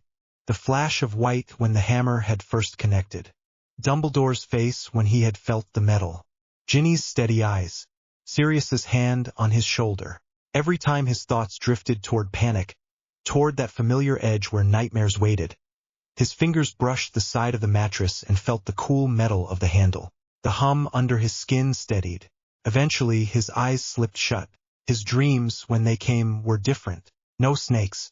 No graveyard. No cold laughter. He found himself standing in a wide, open space under a dark sky. Stars burned bright and steady above. The ground under his feet was rock. The air tasted sharp and clean. The hammer sat in his hand. He looked up. Far away, in the distance, he thought he saw the outline of a bridge made of light. A figure stood at its height, watching. He could not make out details. Only the sense of presence. Old, patient. Watching him with interest that was not cruel and not kind. Just weighing. Harry's heart beat faster. "Who are you?" he asked, voice carrying strangely in the still air. No answer came, but somewhere, not in words, he felt a simple, clear message. You lifted it. The scene faded. He woke with a jerk in the dark room at Grimald Place, heart racing, hand tight around the hammer's handle where it had found it in his sleep. His scar was warm and quiet. He lay there, breathing hard, staring at the ceiling. Right, he whispered into the dark. Tomorrow, then. The hum of the hammer and the beat of his own heart answered him in the same slow rhythm. As the old house creaked and the world outside moved one step closer to a war that now had one more player on the board. Harry pushed his dinner around his plate until the potatoes were just cold lumps of mash. The great hall buzzed the way it always did, but the sound felt far away. Cutlery scraped, someone at the Hufflepuff table laughed too loudly, and every few seconds he felt a small thrum from the hammer at his side, like it wanted his attention. Hermione leaned closer on the bench, keeping her voice low so it did not carry past them. Harry, you are not eating, she said. You are just smearing that into paste. He blinked down at the plate, then set the fork down. His hand shook a little before he forced it still. I am fine, he said. She gave him a look that said she did not believe a word of it. You are not fine, she said. You went all quiet after Dumbledore called you to his office. You have been quiet since. You have not even yelled at Ron and his chewing. Ron, on Harry's other side, looked up with his mouth full. I chew normal, he protested, and I am not the one sitting there like a statue. Hermione rolled her eyes. Normally you make a comment at least, she said. Harry looked past them to the staff table. Dumbledore sat in the center, blue robes bright under the candles, face as calm as ever. If Harry did not know better, he would think nothing had changed. But he knew. The hammer had told him, not in words, but in that sharp rejection that had blasted through the room last night. He swallowed hard. Can we talk in the common room, he said quietly. Properly. Hermione drew in a breath. She nodded at once. All right, she said. After dinner. Ron looked between them. Is this about the hammer, he asked. Because if it is, I am in too. That thing nearly fried me at Charms. Hermione gave him a pointed look. That was not the hammer, she said. That was your choice to poke it with your wand, Ronald. Harry almost smiled. Almost. It is about the hammer, he said. And about Dumbledore. Hermione stilled. Even Ron sobered at that. Right, Ron said slowly. Okay. After dinner then. Harry picked up his fork again, forced himself to eat a few mouthfuls. Each time he glanced at the staff table, the hammer hummed in his grip, as if it remembered the old wizard's hands on its handle and had already decided what it thought. They took the long way back to Gryffindor Tower, waiting until most of the house had gone ahead. The corridors felt quieter than usual, tapestries dull in the torchlight. Hermione walked close on his left, Ron on his right, both of them watching him like he might bolt. The portrait hole swung shut behind them after Hermione gave the password. A few first years played chess near the fire. A group of older students sat on the far side, books open, voices low. No one paid much attention to Harry, beyond the usual quick glances at the hammer that never left his hand. Come on, Hermione said. She led them to the corner under the window where the light was softer and the armchairs were close enough for a proper talk. Harry dropped into one of the chairs. The hammer rested across his knees. Even sitting still, it felt solid and sure. He wrapped his fingers around the handle and finally started to talk. You remember when Dumbledore asked me to bring Mjolnir to his office last night, he said. Ron smirked a little at the name. I still think it sounds like someone choked on a biscuit, he said. But yes. Hermione elbowed him. Focus, she said. You came back looking like you had seen a Dementor. What happened? Harry stared at the fire for a second, then turned back to them. He wanted to ask questions at first, Harry said. Where I found it, what it can do. Same as everyone. But he kept looking at it like it was a bomb. Sort of is, Ron said. Hermione scowled. Ron. What Ron said. It makes lightning. In class. Harry shook his head. It was more than that, he said. He was talking about control. About how power has to be guided by people who know what they are doing. He kept hinting that maybe I should leave it with him during the school day. For safety. Hermione sucked in a sharp breath. He asked you to give it up, she said. Not exactly, Harry said. He never said it straight. He just talked about safety and trust and how he has had to make hard choices. Then he asked if he could examine it closer. Ron frowned. You let him touch it, he said. Harry nodded once. I was curious, he said. I thought if anyone else should be able to lift it, it would be him. The memory was sharp. Dumbledore's lined hand reaching out, fingers wrapping around the handle just above Harry's. The sudden change in the room, like the air had gone thick. When he grabbed it, Harry said slowly, it felt like the whole castle held its breath. Hermione leaned near, eyes wide, and she asked. It did not move, Harry said. Not even a little. It did something else instead. He closed his eyes for a second, feeling again the way the hammer had reacted. It had grown heavy to everyone except him. The wood under Dumbledore's hand had gone cold. There had been a faint crackle along the metal, a warning. Harry had felt the rejection like a shock running through his own bones. Pushed back, Harry said. Not just physically. Felt like it was judging him. Like it had already decided. Ron stared at him. It rejected him, Ron said slowly. Harry nodded. He tried once, Harry said. Then again, harder. His face did not change much, but his hand started to shake. The hammer would not budge. It got colder. I thought it might actually hurt him if he kept trying. Then he took his hand away. Hermione sat back, color draining from her face.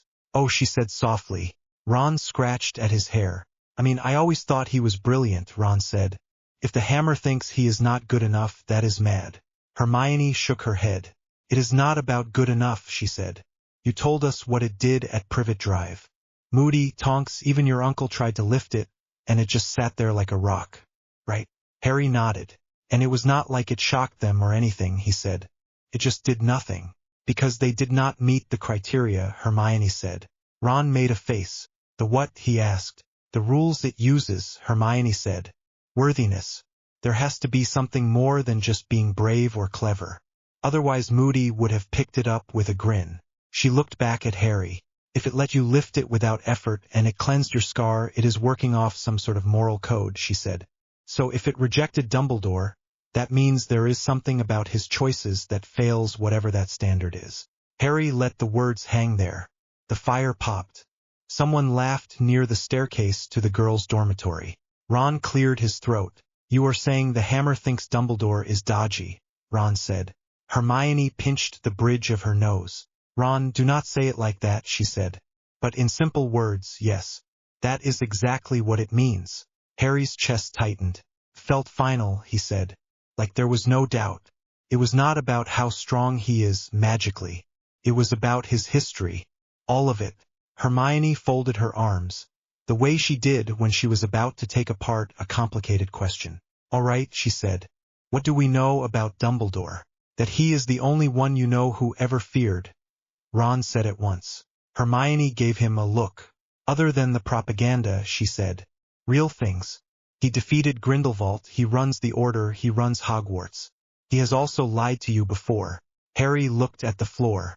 The list of lies ticked through his head. The prophecy he had never known about until last year. The way the headmaster had kept him in the dark. Left him with the Dursleys for years with no explanation. The way he had been told almost nothing about Voldemort until it was nearly too late. Hermione watched his face and softened her tone. Harry, she said, I am not saying he is evil. But he makes decisions on his own and tells you only what he thinks you need to hear. That is a pattern. Ron shifted in his seat. And the hammer does not like people who make plans over other people, Ron said slowly. People who think they know best for everyone. Hermione nodded once. A tool that judges worthiness probably has very little patience for someone who treats lives like pieces on a chessboard, she said. Harry thought of the way Dumbledore had looked at the hammer. Not hungry for power exactly. More like worried about something he could not manage. Something he could not guide. He wants control, Harry said quietly. He always has. Even when it is supposed to be about me. Hermione leaned forward.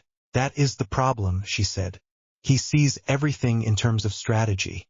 What if Mjolnir does not accept that? What if it wants a person who will not sacrifice someone else for the plan? Harry's grip tightened on the handle. Then why did it choose me, he asked. I have done stupid things. I have been angry. I wanted to hurt people after Sirius. I am not some perfect hero. Hermione shook her head firmly. You still went back to the Department of Mysteries for your friends, she said. You always try to save everyone, even when it is reckless. You do not plan to sacrifice someone. You throw yourself in. Ron shrugged. And you are a complete idiot about asking for help, he said.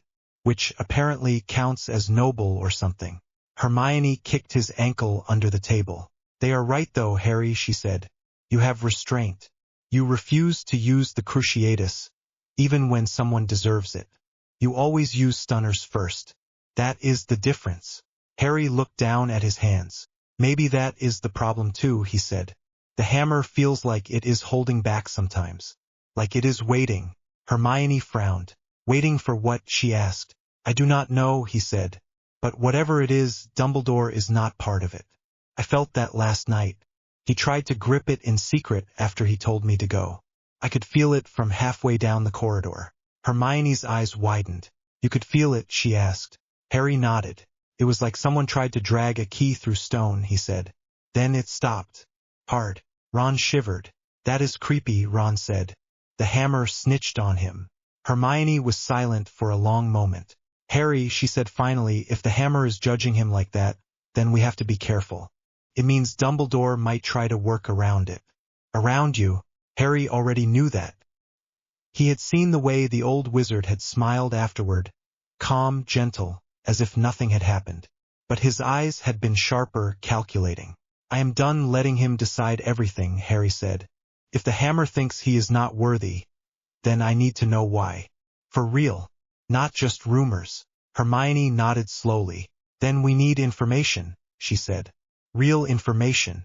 Not just what he chooses to tell us. Ron groaned. This is the part where you say we should research, he said. Yes, Hermione said. But not just in the library. She looked at Harry, then at the hammer. We need to see his past, she said. The actual choices he made. He keeps his memories in his office. In that stone basin. The pensive, Harry said. Hermione nodded. If we can get to it, we might find out what the hammer already knows, she said. Ron stared at them. You want to break into Dumbledore's office, he demanded. Then he lowered his voice when a second year looked over. You have both gone mad. Hermione lifted her chin. He has been making choices about Harry's life without consent for years, she said. If that is not grounds for an investigation, I do not know what is. Harry looked at the fire again. He remembered the half-glimpsed silver strands in the cabinet behind Dumbledore's desk. The way the pensieve had pulled him in once before, when Moody, who had not been Moody, had wanted him to see the trial of Barty Crouch. This is different, he said quietly. This time it will be his memories, not someone he wanted to show. And if we get caught, I do not know what he will do. Then we will not get caught, Hermione said. We go late. We use the cloak. You have the hammer. If anything goes wrong, you fly us out. Ron slumped back in his chair. I hate that this actually sounds like a plan, he muttered. Harry watched the flames dance in the grate. The hammer hummed against his legs. For the first time since last night, the direction felt clear. We go tonight, he said. The castle felt different after curfew. Quieter. The portraits dozed. Torches burned lower, throwing longer shadows. Harry moved under the invisibility cloak with Hermione pressed close at his side. She held his arm to keep them from tripping over each other. The hammer hung in his free hand, visible, the cloak sliding round it like water. It refused to be hidden, and he had stopped trying. Watch the step, he whispered as they neared the trick stair. Hermione breathed out slowly. I still think this is insane, she said, voice just above a whisper. But I also think we do not have a choice. You could have stayed, Harry said. Do not be stupid, she said. You need someone to stop you doing something reckless. He gave a small snort. You are the one breaking into the headmaster's office with me, he said. Research takes different forms, she muttered. They slipped past the stone gargoyle that guarded the office after Harry whispered the current password. Dumbledore had not changed it since earlier. The statue leapt aside. The wall opened, and they climbed the moving staircase with hearts pounding in their ears. At the top, Harry took hold of the handle and tested the door. It opened. He is not here, he murmured. Hermione let out a breath she had been holding. Good, she said. In fast. They slipped inside. The office smelled of parchment, candle wax, and something faintly sharp that always reminded Harry of polished wood. Silver instruments ticked and spun on the shelves. The space felt watchful, as if Dumbledore could step out from behind a bookcase at any moment. "Fawkes is not here either," Hermione whispered, nodding at the empty golden perch. Harry was grateful for that. He did not know what the Phoenix would have done if it had seen them. "Sing, cry, summon Dumbledore" with a burst of flame. Hermione let go of his arm and pulled off the cloak. They stood in the middle of the room, facing the stone basin that sat on a small table near the desk. "The pensive," Hermione said under her breath. Silvery thoughts swirled at the surface, light shifting like smoke and water combined. The sight made Harry's stomach twist. The last time he had fallen into one of these, he had seen people of his parents' age put on trial and dragged away. "We need to find his memories about Grindelwald," Hermione said. "And about you. There will be bottles." Harry moved to the cabinet along the wall. Wooden drawers, each with neat labels. His hand hovered over them. The hammer, still at his side, gave a faint pull, like it knew what they were looking for. He put his fingers on one drawer, then another. On the third, the handle tingled. He pulled it open. Inside lay rows of small crystal vials, filled with silver strands. The labels were written in Dumbledore's looping hand. Some names were familiar. Grindelwald, Snape, Trelawney. Harry's breath caught when he saw his own surname on one of the tags. "Here," he whispered. "Hermione." She came at once, eyes scanning the names. "Oh," she said softly when she saw the one marked with his name. "Harry." His throat felt tight. "We start with the one about me," he said. "Then Grindelwald. Then Snape." Hermione looked at him. "Are you sure?" she asked. "I am done guessing what he planned," Harry said. "I want to see." They carried 3 vials to the pensieve. Hermione uncorked the one labeled with his name. Silver thought poured into the basin, swirling faster as it met the rest. "You remember how this works," she said. Harry nodded, though his hands shook. Head first, he muttered. They leaned in together. The office vanished. The world stretched and dropped, and then they were standing in another room, the air colder, the light different. It was Dumbledore's office again, but younger. Fewer portraits, fewer trinkets. The man behind the desk looked a little less lined, but his eyes were the same sharp blue. Snape stood in front of him. His hair hung lank around his sallow face, eyes burning with something Harry could not name. Desperation, fear, rage. "Do not panic," Hermione whispered beside him. "They cannot see us." Harry barely heard her. Snape spoke first, voice raw. "He has marked him," Snape said. "He has marked the boy." Harry's chest clenched. He knew this scene. He had seen parts of it in Snape's memories before. But this time the pensieve pulled in more. He heard the bits that had blurred. Dumbledore folded his hands. "So," Dumbledore said quietly, "the boy is now the Dark Lord's equal." Snape flinched. "He plans to use him," Snape said. "He plans to kill him. Lily died for him." Dumbledore's gaze cooled. "You ask me to protect the boy," he said. "In return for your loyalty." Snape swallowed. His voice dropped. "In return for anything," Snape said. "I am asking you to keep him alive." The memory shifted, pulled forward. Time jumped. The office looked older again. The air felt heavier. Dumbledore stood near the window, his right hand blackened. The flesh withered, though he kept it tucked inside his sleeve. Snape stood near the desk, jaw tight. "So when the time comes," Dumbledore said, "the boy must die." The words hit Harry like a punch to the stomach. He lurched forward even though he knew they could not hear him. "No," he whispered. Hermione grabbed his arm. "Harry," she said, "he cannot hear you." "Do not tell me he has to die," Snape said. "After all this, after I risked everything." There was real horror in his voice now. Dumbledore watched him with calm. Too calm. "I have been skirting around the point for months," Dumbledore said. "But it is time we faced it clearly. The soul piece in his scar must be removed. There is only one way. You have been raising him like a pig for slaughter." Snape hissed. The words were almost the same as Harry remembered. But this time there was no distance, no fog. He could see every line on Dumbledore's face as the old man did not deny it. "I have cared for Harry," Dumbledore said. Perhaps I care for him too much, yet I see no other option. He must go to his death at the proper moment, willingly, so that Voldemort will do what must be done. Hermione made a small sound beside him, half gasp, half choked sob. He knew, Harry whispered, all along. From the moment he knew about the scar. He planned it. The pensieve pulled them up and out, back to the present office, then plunged them down again into another memory. Two young men, Dumbledore and Grindelwald, in a sunlit room cluttered with books. A letter on the table between them carried a phrase Harry knew too well. For the greater good. We can reshape everything, younger Dumbledore said, eyes bright. No more chaos. No more ignorance. If a few must suffer for the many, is that not a fair price? Grindelwald smiled, sharp and hungry. You always did see the wider picture, he said. Hermione gripped Harry's sleeve. It is the same, she whispered. He never stopped thinking like that. He just changed the scale. The memory shifted again, but Harry could not take any more.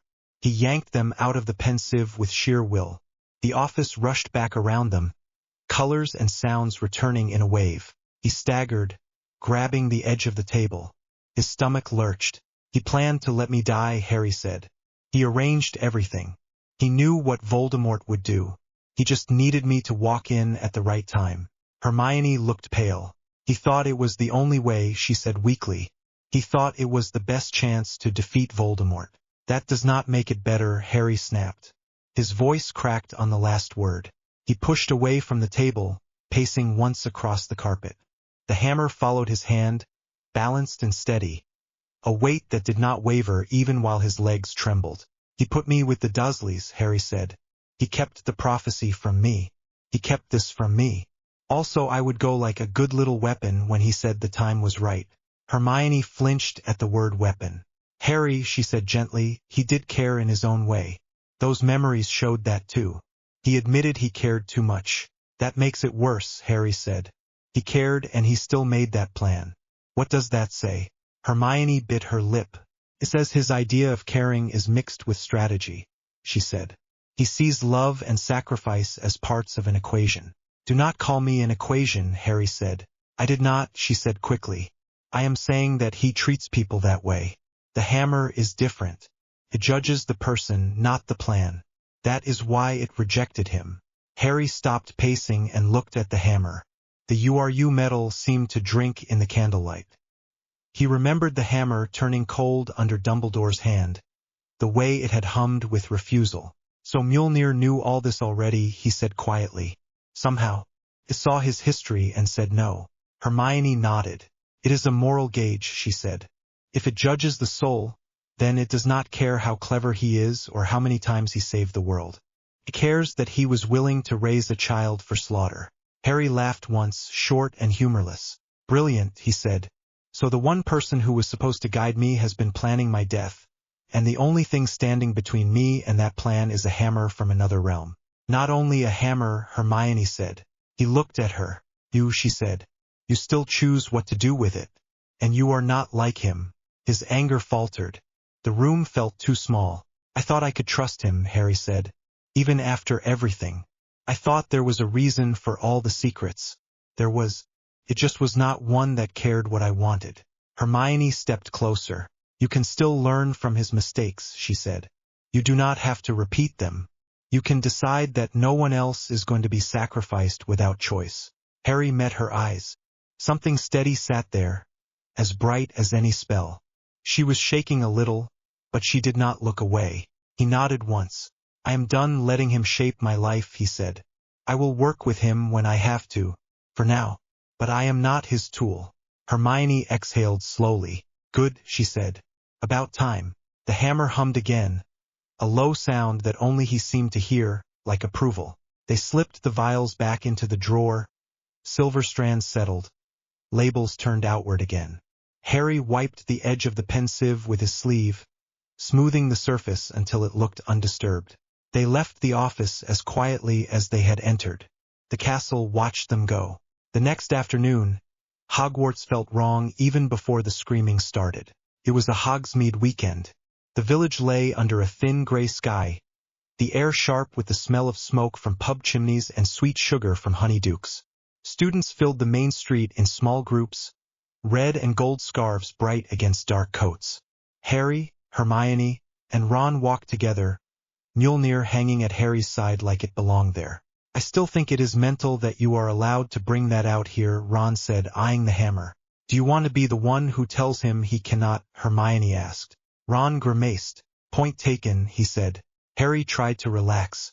Shops, friends, normal things. That was the plan. But his skin prickled.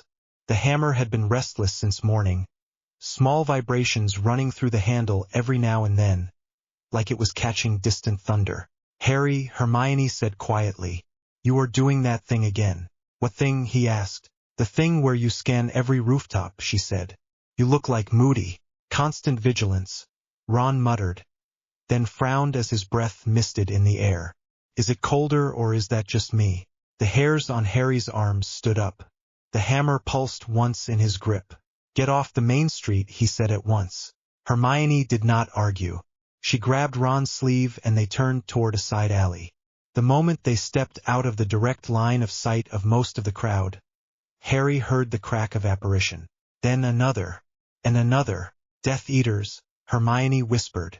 Screams burst across the village a second later. Green light flashed near the 3 broomsticks. A shop window shattered with a bang. Someone yelled for everyone to get down. Harry spun toward the sound. Figures in black robes and masks appeared on the street. Wands raised, spells already flying.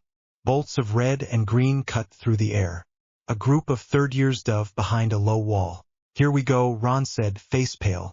Harry lifted the hammer. Felt eager. Lightning tickled along his fingers. Ready to leap. For a heartbeat he imagined what would happen if he loosed it fully. One strike. The Death Eaters gone in a blast of light and sound. Then he saw the crowd. Dozens of students. Shopkeepers. Madame Rosmerta ducking behind her bar as glass rained down. If he unleashed lightning here, he would kill more than Death Eaters. Stay behind cover, Harry said. Hermione, get them to safety. Ron, with her. Hermione opened her mouth to argue, then closed it when another curse tore a chunk out of the wall near them. Fine, she said. But you are not playing hero on your own. She pointed her wand at a group of terrified first-years. This way, she called. Move. They followed her voice, stumbling. Ron herded another handful of kids behind a stack of barrels. Harry stepped out into the open. One of the Death Eaters spotted him at once. There, the man shouted. The boy with the hammer. 3 wands swung toward him. Green flashed again. Harry raised Mjolnir. The spell slammed into the metal and vanished, the impact echoing in his bones. The hammer shook with contained energy, humming. He could feel the stored power gather, begging to be thrown back. No, he twisted his wrist instead, swinging the hammer in a short arc. The stored energy poured out sideways in a clap of thunder. It did not hit the Death Eaters directly. It smashed into the cobblestones at their feet, throwing them off balance and sending cracks racing along the street. The 3 men stumbled, arms pinwheeling. One went down hard. Another crashed into a barrel. Harry used his wand. Expelliarmus, he shouted. Red light tore the wand from the nearest attacker's hand. The man sprawled, unarmed, mask askew. A curse flew at Harry from the right. He dropped behind a lump of fallen stone. The spell scorched the wall where his head had been. Potter, a woman shrieked. Come out and play. Bellatrix. Of course she was here. Harry's heart hammered. He risked a glance around the stone. Bellatrix Lestrange stood in the middle of the street, hair wild, mask tossed aside, eyes bright with delighted hatred. Come on, little hero, she sang. Show us what that toy of yours can do. Anger flared hot in his chest. He remembered her laugh in the Department of Mysteries. The way Sirius had fallen through the veil. The hammer pulsed, answering his anger with its own storm. No killing. He forced the thought hard. Bellatrix flicked her wand. Crucio, she cried. Harry jerked back. The curse hit the stone instead, splitting it. Pain hummed through his fingertips anyway, crawling along the handle, reminding him of his scar before the cleansing. The hammer drank it, but his mind supplied the memory. He gritted his teeth and rolled, coming up to one knee. Stupefied, he shouted. The red beam shot straight toward her. She twisted aside like a dancer, laughing. You still use baby spells, she called. How sweet. Another Death Eater moved along the left edge of the street, trying to flank him. Harry saw movement out of the corner of his eye. Hermione and Ron were still busy pushing students toward the back alley that led to the Shrieking Shack path. A first-year tripped. Ron grabbed the boy by the collar and dragged him behind cover while Hermione shot a shield charm over their heads. Harry felt pressure from two sides. If he focused on Bellatrix, the flanking Death Eater would get a clear line on the group. If he went for the flanker, Bellatrix would have another shot at him. The hammer hummed, energy building. You could end this. One strike. One blast. No more curses. But the first years. The shops. The villagers. He could not risk it. Harry leapt forward instead, sprinting toward the flanking Death Eater. His legs felt lighter than any broom. Each step came with a faint roll of thunder. The man raised his wand too slowly. Protego, Harry shouted. The shield charm flared just long enough to block the hex. Harry swung the hammer sideways, clipping the man's wand arm. He heard bone crack, heard the man scream, the wand flying from limp fingers. Not lethal. Not yet. Harry followed with a quick stun, dropping the man to the ground. A curse caught Harry across the shoulder from behind. White fire ripped down his arm. He stumbled, nearly dropping the hammer. The weight anchored him, kept him upright. Harry, Hermione screamed from behind the barrels. I am fine, he shouted back, though his arm felt like someone had poured boiling water over it. He turned. Bellatrix grinned at him, wand raised again. The cobblestones around her were scorched, hair even wilder, eyes bright. That looked painful, she said sweetly. Want another? Harry gripped Mjolnir with both hands now, ignoring the flare of pain. He could hear more apparition cracks further down the street. Reinforcements. He had no idea if they were Order members or more Death Eaters. He did not have time to wait. He charged. Bellatrix fired another curse. The hammer took it, the force ringing up his arms. Harry swung in a rising arc. He aimed at her wand, not her head. The hammer connected with a crack of thunder. Her wand shattered. Splinters flew. The shockwave sent her tumbling sideways into a stack of crates. She hit, slid down, dazed but breathing. He could feel the leftover power in the hammer, still crackling, begging for release. All he had to do was direct it at her chest. One more blow. One less murderer. He hesitated. In that 1 second, another Death Eater appeared behind him. Avada Kedavra, the man snarled. Harry spun. Pure reflex. He raised Mjolnir and his wand together. The green light smashed into the metal head. The hammer swallowed it whole. Students screamed. The Death Eater stared, eyes wide behind his mask. That is cheating, he rasped. Harry did not answer. He swung again, lower this time. The hammer slammed into the man's knee. Bone snapped. The man went down with a howl. Harry followed with a stun to keep him there. Pain roared through Harry's own shoulder at the movement, but he grit his teeth and stayed standing. Harry, Hermione called again. More coming. He glanced up. 2 more black-robed figures appeared near the far end of the street. At the same time, he heard a new sound, sharp and familiar. The crack of apparition from a different source, followed by a voice that carried even over the chaos. Form a line, someone shouted. Shield the students. Ors. Finally, Kingsley Shacklebolt's deep voice cut through the screams. Spells flew in a more organized pattern now, bright chains of red and blue weaving across the street. A few Order members Harry recognized joined the fight. Moody, magical eye spinning. Tonks, hair short and dark, expression fierce. Relief washed over him. He backed toward the alley where Hermione and Ron still shielded the younger students. Ron peeked over the barrels. Please tell me that is the cavalry and not even more of them, he said. Harry nodded. Ors, he said. His shoulder throbbed with each breath. Stay here. Keep them down. He turned back to the street as Bellatrix staggered to her feet. For a moment their eyes met. Hatred flared in hers. Fear flickered there too, then vanished behind a sneer. You will have to kill us eventually, Potter, she shouted over the noise. You cannot just knock us out forever.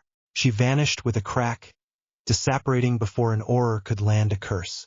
Harry lowered the hammer, breathing hard. The fight around them slowed as more oars arrived. The remaining Death Eaters fell back, some dragged away by comrades, some left unconscious on the ground. The screams shifted to sobs and panic talking. Madame Pomfrey appeared from somewhere with a floating stretcher, already barking orders.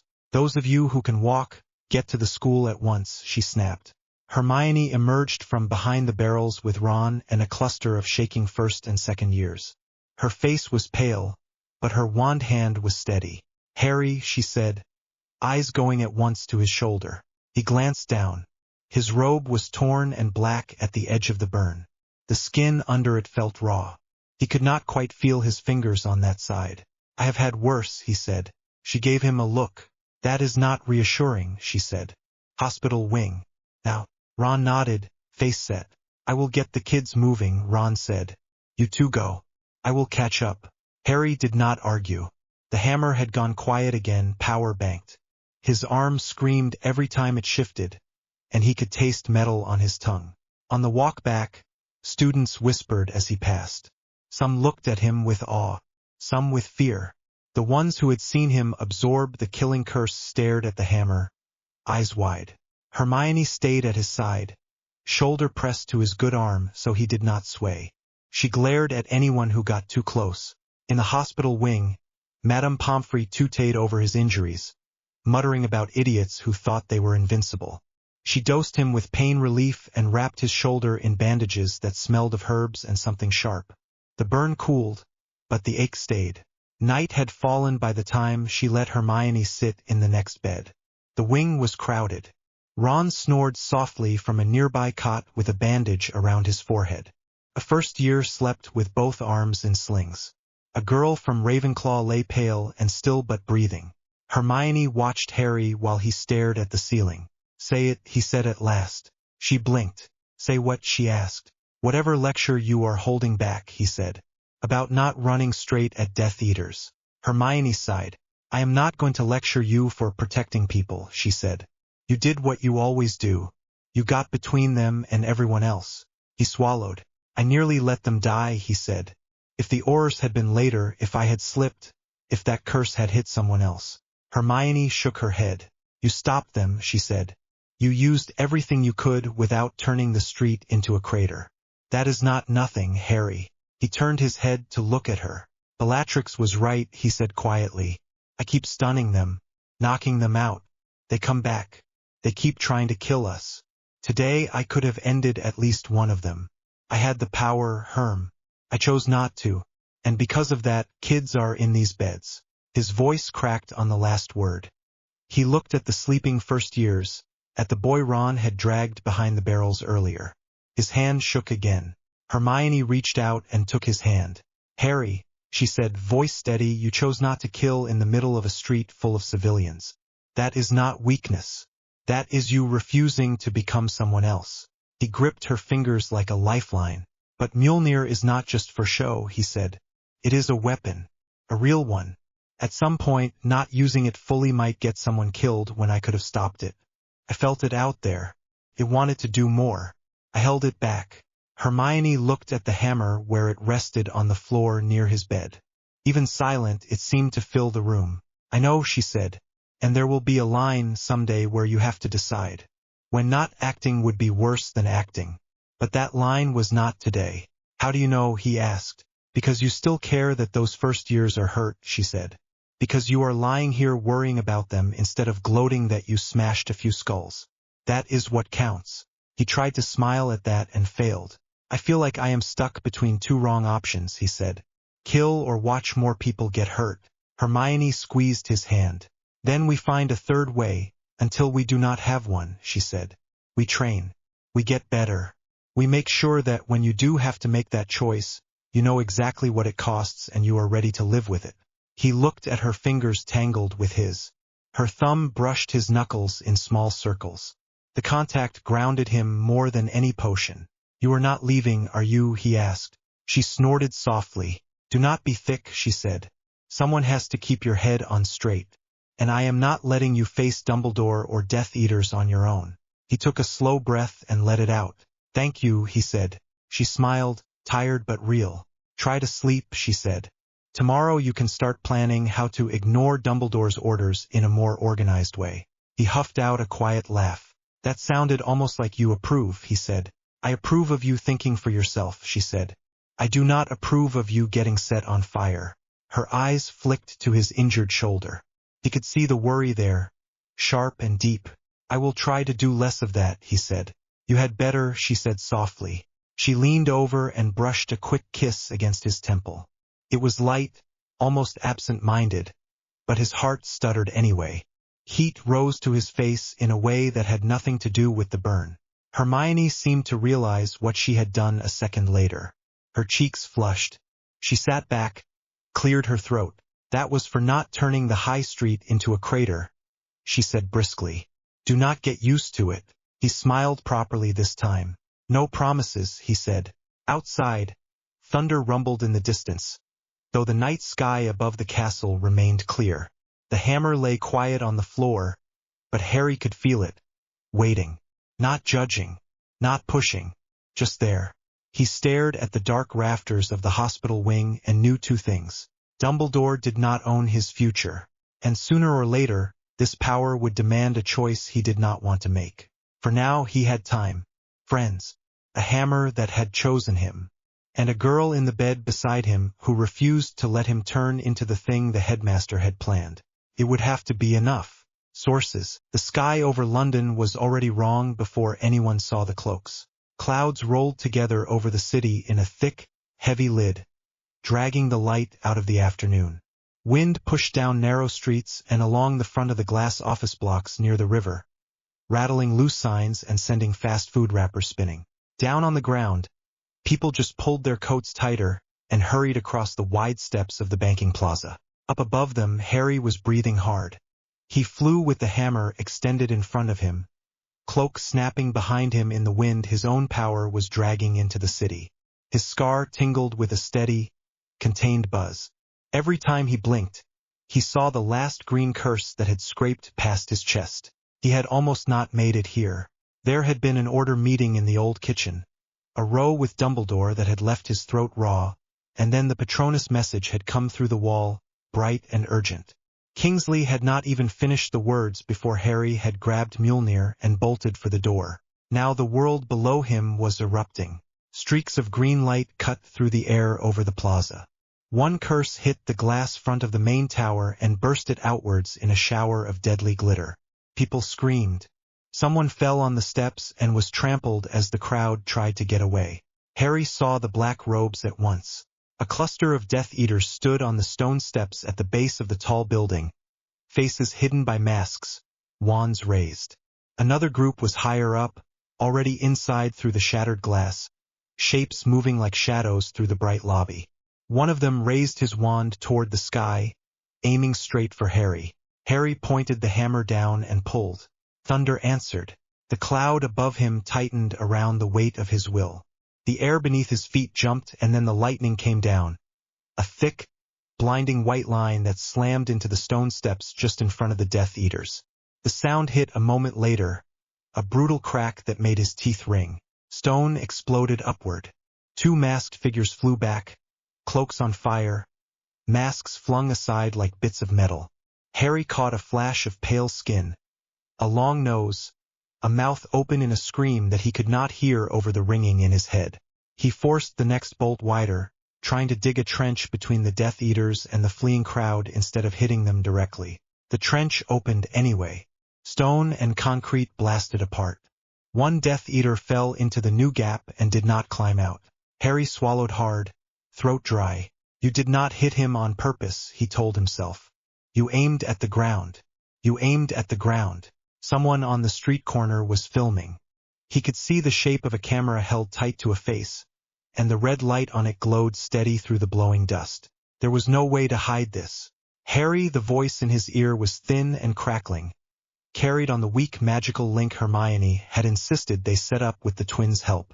You are right above us. Plaza entrance. Left side. You need to drop lower. They are herding people toward the main doors. He could almost see her frown. Got it, he muttered, more to himself than to the air. He tipped the hammer and dropped. Wind screamed past his ears. His cloak wrapped around his legs for a second and then snapped free as he twisted, slowing just enough to avoid smacking into the face of the tower. He hovered in front of the shattered glass, about 2 stories above the ground, looking through into the bright lobby. Inside was chaos. The marble floor was already scorched with black marks where curses had hit. A security guard in a navy jacket lay motionless near the front desk. Behind him, a woman in a striped office shirt crouched under the counter, hands over her head, eyes huge. 3 Death Eaters moved through the center of the lobby, firing spells in quick bursts. They were not aiming straight at the crowd. They were smashing cameras, turning computers into piles of smoking metal, taking out small red fire alarm boxes. They were cleaning the scene even as they attacked. Harry felt his hands tighten around the handle of the hammer. Not this time, he said under his breath. He kicked off the air and shot through the broken window. Glass crunched under his boots as he landed. The hammer hit the floor with a dull, heavy sound that echoed around the lobby. Every head snapped toward him. For 1 second, everything was still. The nearest Death Eater lifted his wand, mask tilted, shoulders tense. The curse never left his lips. Harry swung Mjolnir in a short, brutal arc, not calling lightning this time, just trusting the weight of the URU. The hammer hit the man in the chest and lifted him off his feet. He smashed into the far wall and slid down it, cloak twisted, wand gone. Harry felt the jolt in his arm. His shoulder protested as if he had just hit a bludger at full tilt. For a moment, his heart kicked fast with the simple reality of the hit. Behind the front desk, the cowering woman flinched, then peeked over the edge with wide, stunned eyes. "Get out," Harry shouted at her. Now, she did not need telling twice. She scrambled out from under the counter and ran toward the side door, shoes sliding on broken glass. The other 2 Death Eaters reacted at once. Twin jets of angry green light tore toward him. Harry threw himself sideways. One curse sliced past his ribs and smashed into the glass entrance behind him, sending more shards raining down. The other missed his head by inches. His scar buzzed sharply. The air tasted of ozone and burnt stone. His heart was racing now, breaths coming loud and fast in his own ears. Harry, Hermione again in his ear, voice shaken. "We see the light from the street. People are recording this. You need to clear the lobby now." Working on it, he pushed to his feet, rolled the hammer up in front of him, and called the storm down again, this time in a tight, controlled strike. Lightning hit the floor between him and the Death Eaters, a single searing line that cracked the marble open. The blast of air threw them both back. One hit a glass wall headfirst and went through it, landing in the street in a tangle of limbs and cloak. The other slammed into a decorative pillar and crumpled. The smell of burned air was sharp and metallic. The sprinklers finally reacted, spraying water down from the ceiling. Steam rose as hot stone met cold water. Someone screamed again, high and thin, from deeper inside the building. "Ron!" Harry shouted, trusting the small charm Hermione had tied to his collar to carry his voice to the others on the ground. "East stairwell. Now clients are trapped near the lifts." "On it!" Ron yelled back in his ear, breath already rough. "Kingsley is with me. Moody says the alley is crawling." "Tonks," Harry said. Already moving came her answer, clumsy footsteps and a small curse as she slipped on wet floor at the edge of the plaza. "Try not to bring the entire river down on us." "Yeah." Harry huffed once, a quick breath that almost counted as a laugh. He moved again, fast. He knocked one Death Eater unconscious with a short blow to the jaw, pulled his wand out of reach, then vaulted over the cracked reception desk. The spray from the sprinklers soaked his hair and cloak, cold against the heat in his skin. The glass front of the building had blown out onto the steps. Outside, people were still pushing away, shoes skidding on broken stone, some of them filming, others just staring. The sound of sirens was growing, distant but rising. He could not think about how many cameras were pointed at him. He could not think about the faces here that did not know wands, did not know spells, would only see a boy in school robes with a metal hammer and a storm that answered his hand. He had to end the raid. A streak of green cut across his vision again. He did not see the caster until he heard the laugh. Bellatrix. She stood halfway up the steps, hair wild, mask pushed back, wand already raised for another curse. Two muggles lay in front of her, a man and a woman in business clothes. The man was clutching his leg, blood spreading across the fabric. The woman had her hands over her head. Bellatrix pointed her wand lazily from one to the other. Which one first, little hero, she called, voice bright and mad. The man or the woman? Harry did not think. He threw the hammer. Mjolnir left his hand in a blur of metal and blue light. It flew straight at Bellatrix with a roaring rush of air. For a heartbeat, Harry panicked at the thought that if he hit her squarely here, in front of everyone, he would crush her, would leave nothing to question. The hammer reacted to that thought. It tipped at the last instant, catching Bellatrix on the shoulder instead of dead center. The impact still hurled her sideways into a stone column, hard enough to crack it. Her wand flew from her hand and skidded across the wet steps. She laughed even as she doubled over, clutching her side, then vanished with a sharp twist as she grabbed at a portkey hidden in her sleeve. The column she had hit remained cracked, stone dust spilling down it. Mjolnir curved back in a smooth, neat arc. It hit Harry's palm with a weight that felt familiar and right. The man on the steps stared up at him, face white, jaw tight with pain. The woman had stopped screaming and was simply staring. "Help is coming," Harry said, voice rough. "Stay down. Do not run back inside." She nodded fast. The man tried to laugh and turned it into a cough. Harry spun, searching for the next threat. Several Death Eaters were already fleeing, cloaks whipping behind them as they disapparated from the edges of the plaza. A few lay still on the broken stone, limbs twisted at wrong angles. Oars were moving through the smoke now, blue flashes of stunners lighting up the haze. Moody was shouting orders, his magical eye spinning wildly, and Kingsley was already binding one of the fallen Death Eaters with a cord of bright ropes. Harry, Hermione again, closer this time. "You need to look up." He did. Two news helicopters circled the storm above the city, one older model with a local station logo painted on its metal side, the other with no markings at all. Both had cameras pointed straight at him. A red light glowed on each housing. Harry swallowed. The cloud was still churning over his head. Lightning rippled quietly inside it, waiting for his attention. His scar tingled again, then steadied. "Can you push it away from the city?" Hermione asked. She had reached the base of the steps now, hair plastered to her head by the sprinkler water and the soft rain that had started around the edges of the storm. She was breathing hard, wand still in her hand. Up close, he could see the tiny tremor in her fingers. "I can try," he said. He lifted Mjolnir straight up and pulled at the storm. It fought him for a second, thick and heavy, then rolled with the motion, pushed outward. The tight circle over the plaza began to spread, stretching toward the river. Thunder grumbled, more distant. The helicopters followed, cameras tracking every move. From somewhere behind him came the wail of more sirens. Louder now. Police cars, ambulances, possibly fire engines, rushing straight toward the storm and the shattered front of the tower. Harry let the hammer drop back to his side. His arm felt like it had been holding up the whole sky. "Everyone is going to see this," he said quietly. Hermione glanced at the helicopters, then the phones and cameras clutched in frightened hands all across the plaza. "They already do," she said. He nodded once, then turned back toward the steps where Moody and Kingsley were gathering the stunned Death Eaters. Ron was there too, hair-soaked, shirt smeared with dust and soot. Ron looked up at the sky, then back at Harry. "Well," he said, trying for a grin and getting halfway there, "if they wanted secrecy, this was a rubbish way to go about it." Harry huffed out a breath that almost counted as a laugh and then stopped as the first police car skidded to a halt at the edge of the plaza. Several uniformed officers piled out, eyes wide as they took in the shattered tower, the bodies, the faintly glowing scorch marks on the stone. One of them pointed at Harry and said something into the radio clipped to his chest.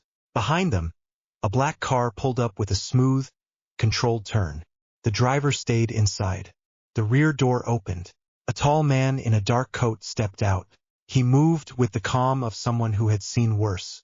He had an eye patch over one eye and the other eye took in the scene with quick, sharp attention. Beside him, a woman in a neat suit emerged from the car, tablet in hand, jaw tight. Harry felt the hair on his arms rise. Whoever they were, they did not look confused. They did not even look surprised. The man in the coat looked up at the slowly retreating storm, then at the hammer in Harry's hand. His mouth pressed into a thin line. "Contact confirmed," he said calmly to the woman beside him. His voice was low but carried. "Energy signature matches the last recorded Asgard pattern. This is not a hoax." The woman tapped on her tablet with quick, precise moves. "Broadcast feeds already live across several networks," she said.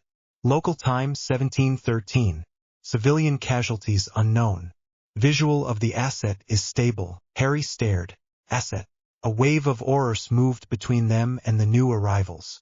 Moody planted himself at the bottom of the steps, staff in one hand, wand in the other. His magical eye spun once, then locked on the tall stranger. "Who are you?" Moody growled. The man in the coat did not flinch. "Your ministry was informed that an agency would respond if this type of event ever occurred in the open," he said. "I am Nicholas Fury. This is Director Hill. We represent the Strategic Homeland Intervention, Enforcement and Logistics Division. Our acronym is SHIELD. We handle situations that involve forces that do not fit inside normal rules." Kingsley shifted his grip on his wand. "This is a magical crime scene," he said smoothly. "The Ministry of Magic has jurisdiction here." Fury gave him a slow look over. "Right now," he said, "the world is watching your magical crime on every screen they own. That gives my people plenty of jurisdiction. We can argue about letters and titles later. First, I need to speak to the boy with the hammer." He looked past Moody, straight at Harry. Harry tightened his grip on Mjolnir out of reflex. The metal was warm under his fingers. His arm felt heavy, but the hammer was steady. Hermione moved a half-step closer to him. Ron did the same on his other side. Moody did not move. "You do not get near him without an invite from the head of the order," he growled. "Too late," Fury said. "The invite just came from everyone who pointed a camera at this place today." He took a slow, deliberate step forward. Moody raised his wand. "You must be mad if you think I will let some Muggle agency take charge here," he said, voice rising. Fury did not even look at the wand. "What I think," he said, "is that you want to keep your world hidden, and that chance is gone. You had your secrecy. You lost it the second the thunder came down on this building and your people started throwing green fire at office workers. There is no putting that back in the box." The word thunder sank into the damp air. Harry felt his stomach twist. Hermione breathed out through her nose. Kingsley shot Harry a quick look, calm and calculating. "Harry," he said quietly, "we need to get ahead of this." Harry nodded once. The movement felt like it belonged to someone else. He stepped around Moody. Both Oris reached for his sleeves at the same time. He shook his arms loose gently. "It is fine," he said. His voice came out steady, even if his chest felt tight. "I am just talking to him." Moody grunted. "Not alone, you are not." He stumped down one step, putting himself slightly behind Harry instead of in front of him. Kingsley came to his other side. Hermione stayed close enough that her shoulder brushed his. Fury watched all of them approach with that same cold, measuring eye. "You are Harry Potter," he said. Harry stopped a few yards away and nodded once. "Yes," he answered. "And this area is not safe yet. There are still Death Eaters in the city. If you are here to help, then help." A faint, dry smile touched the corner of Fury's mouth. "Good," he said. "You do not waste time on small talk. Here is the short version. My organization tracks anomalies. That storm in your ceiling has a signature that matches a very old incident off the coast of New Mexico. We believe that hammer you are holding belongs to a group of beings called Asgardians. That makes it my problem. It belongs to Harry." Hermione cut in sharply. "He is the only one who can lift it." Fury looked at her now. "And you are Hermione Granger," she said. "I am the one who is going to make sure you do not treat him like a weapon. You can just point where you like." Ron's mouth twitched. Fury studied her for a moment, then nodded once. Noted, he said in a flat tone. Miss Granger, your friend is walking around with something that can punch holes in the sky. That already makes him a weapon. The only questions right now are where he points it, who he answers to, and how many bystanders walk away alive when he is done. Harry flinched at that last word. He looked back over his shoulder. Paramedics were already rushing up the steps, carrying equipment bags. One knelt beside the man whose leg had been hit, speaking in quick, calm phrases. Another checked on the woman. Police officers were trying to keep the crowd back. The helicopters above buzzed like flies, stubborn and constant.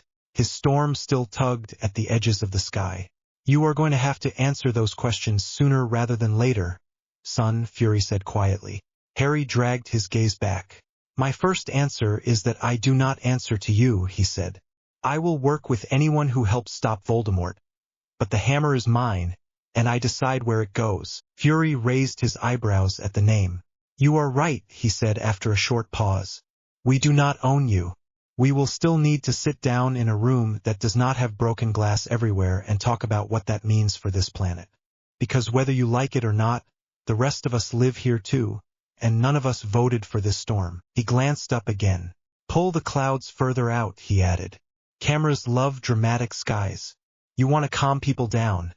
Stop making it look like the end of the world. Harry almost snapped back without thinking, then caught himself. He lifted the hammer again and pushed. The storm spread even further toward the river, thinning slightly now, the darkest clouds drifting away from the highest towers. Some patches of pale blue emerged above the plaza. The helicopters followed the edge of the cloud bank, lights still glowing. Hermione let out a slow breath. Better, Fury said simply. He turned to the woman at his side. Hill, notify command. We have full exposure. Class is now global. Get me a secure room for a joint briefing. We are going to need the magical government in that room, and we are going to need the boy. Director Hill nodded and moved away at once, speaking rapidly into a small device in her hand that looked a bit like a muggle phone but sleeker. Moody scowled. We are not bringing you into the ministry, he said. You do not even know half the basic words for what you saw today. Then translate, Fury replied. Because if you think your world is going to be allowed to hide again after this, you are even more naive than my analysts say. Your minister can come to us if he is shy. Either way, we talk today. Kingsley and Moody traded a look. Harry could feel the decision building around him like another storm. He thought of Dumbledore, of the lies, of the plan that had left him standing on a platform ready to die without being told the complete truth. He thought of the order meeting, of Fudge still flapping about public opinion while people died. He thought of Hermione, who had read every book she could find and still ended up improvising because the wizarding world never planned for anything like this. Moody, Harry said quietly. We need more than just us now. They have tech that can track this hammer from space. They have people who think about things beyond London. We cannot fight everyone who sees this. We need to manage it. Moody grunted. You sound like you have been sitting in meetings with Amelia Bones, he muttered. Maybe she was right, Harry said. About some of it. Hermione lifted her chin. We go with them on our terms, she said. We do not let them lock Harry away. We do not let them drag the hammer anywhere without him. But we sit down and we talk. We tell them about Voldemort, about Horcruxes, about the war they just stepped into. She looked at Fury. And you explained to us exactly how much you already knew about Asgard, she added. Fury smiled slightly. That sounds like the start of a professional relationship, he said. Get your minister ready for company, Mr. Potter. You are about to have a very busy day. Harry exhaled slowly. Do not call me Mr. Potter, he said. I am still in school. Not for long, Fury replied. He turned and spoke into his own small device, voice low and coded. Hill gestured toward the still-running cameras and made a cutting motion to the officers near them. Several policemen moved to push news crews back further, shouting that they needed to clear the area. One man in a bright jacket kept his camera steady anyway, zooming in on Harry's face, then the hammer, then the broken steps. Somewhere in a studio far away, an anchor started speaking over the live feed. Breaking news from central London this afternoon, where a mysterious storm and unexplained explosions have rocked the financial district. Witnesses describe robed attackers firing green light from sticks, while an unidentified teenage male appears to wield control over lightning itself. Emergency services report multiple injuries, and authorities have made no official comment on the nature of this event. Speculation online already links the strange hammer seen in our footage to previous unconfirmed sightings in the American desert several years ago. Viewers are advised that the images are live and unedited. Harry did not hear the rest. The buzzing in his head drowned it out. Hermione's hand covered his for a second where he gripped the hammer. Her palm was cold and shaking slightly, but the pressure was steady. "You are not alone in this," she said softly. He nodded, jaw tight. "Yeah," he said. "I know." Moody finally lowered his wand. "Fine," he growled. "We talk. In a secure room. With our own wards and our own people." Fury gave him a thin smile. "As long as the doors open from both sides," he said. He turned to Hill again. "Set it up," he ordered. "We will brief in the magical seat of government. Call it a goodwill gesture." Harry doubted it was that simple, but he did not have the energy to argue about motives. His arm ached, his head hurt, and every time he closed his eyes he saw stone exploding and bodies falling. He looked at the building again. Smoke still curled from the broken windows. Water poured over the front steps in a dirty stream. Auror stepped around unconscious Death Eaters while trying to stay out of the line of sight of the cameras that still lingered at the far perimeter. Policemen were taping off sections of the plaza using bright plastic ribbon. The storm over the city was finally loosening, the thickest clouds drifting further away, but the mark it had left on the skyline, on the people, on every recording device, was not going anywhere. The statute of secrecy had been cracked open by a hammer blow to the sky. There was no patching this. "Come on," Hermione said quietly. "We need to get ready for that meeting. If Fudge finds out about this from the television and not from us, he will explode in the worst possible way." Ron snorted. "Bit late to worry about him exploding," he said. "Have you seen his face when they mention you in the Prophet?" Harry gave a weak smile. "Let us go tell him the world just watched me throw lightning at his favorite bank." "Then," he said. Hermione winced. "Do not put it like that in the report," she said. They moved down the steps together, passing the paramedics, the policemen, the cameras. Fury and Hill fell into step beside them, flanked by two more agents Harry did not recognize.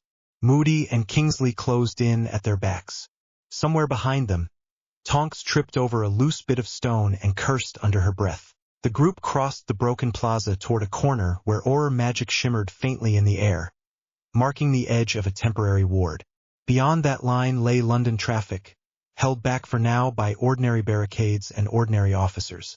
Beyond that, the rest of the world waited in front of screens. Harry stopped for a second just before the ward line. He looked down at the hammer in his hand, at the faint glow along the carved metal, at the tiny movements of light inside it that only he could see. "This is on me now," he thought. The hammer pulsed once, a soft, steady weight in his hand. Then he stepped through the ward with the others and walked toward the future none of them had planned for. Sources. Harry had never seen the ministry look this small. The conference room was buried deep, far below the atrium. The walls were thick stone, lined with charms that glittered faintly when he glanced at them. Someone had shoved together two long tables to make a rough rectangle. Magic hummed in the air from old wards. Muggle tech hummed over the top of it from the screens Shield had set up on one side. He sat near the middle, Mjolnir on the floor by his chair. The hammer did not fit under the table. It just sat there against his boot, solid, a quiet weight. On the left side of the room sat Dumbledore, McGonagall, Kingsley, Moody, Tonks, and a couple of tense Aurors. On the right sat Nick Fury, Maria Hill, and three agents in dark suits with neat expressions.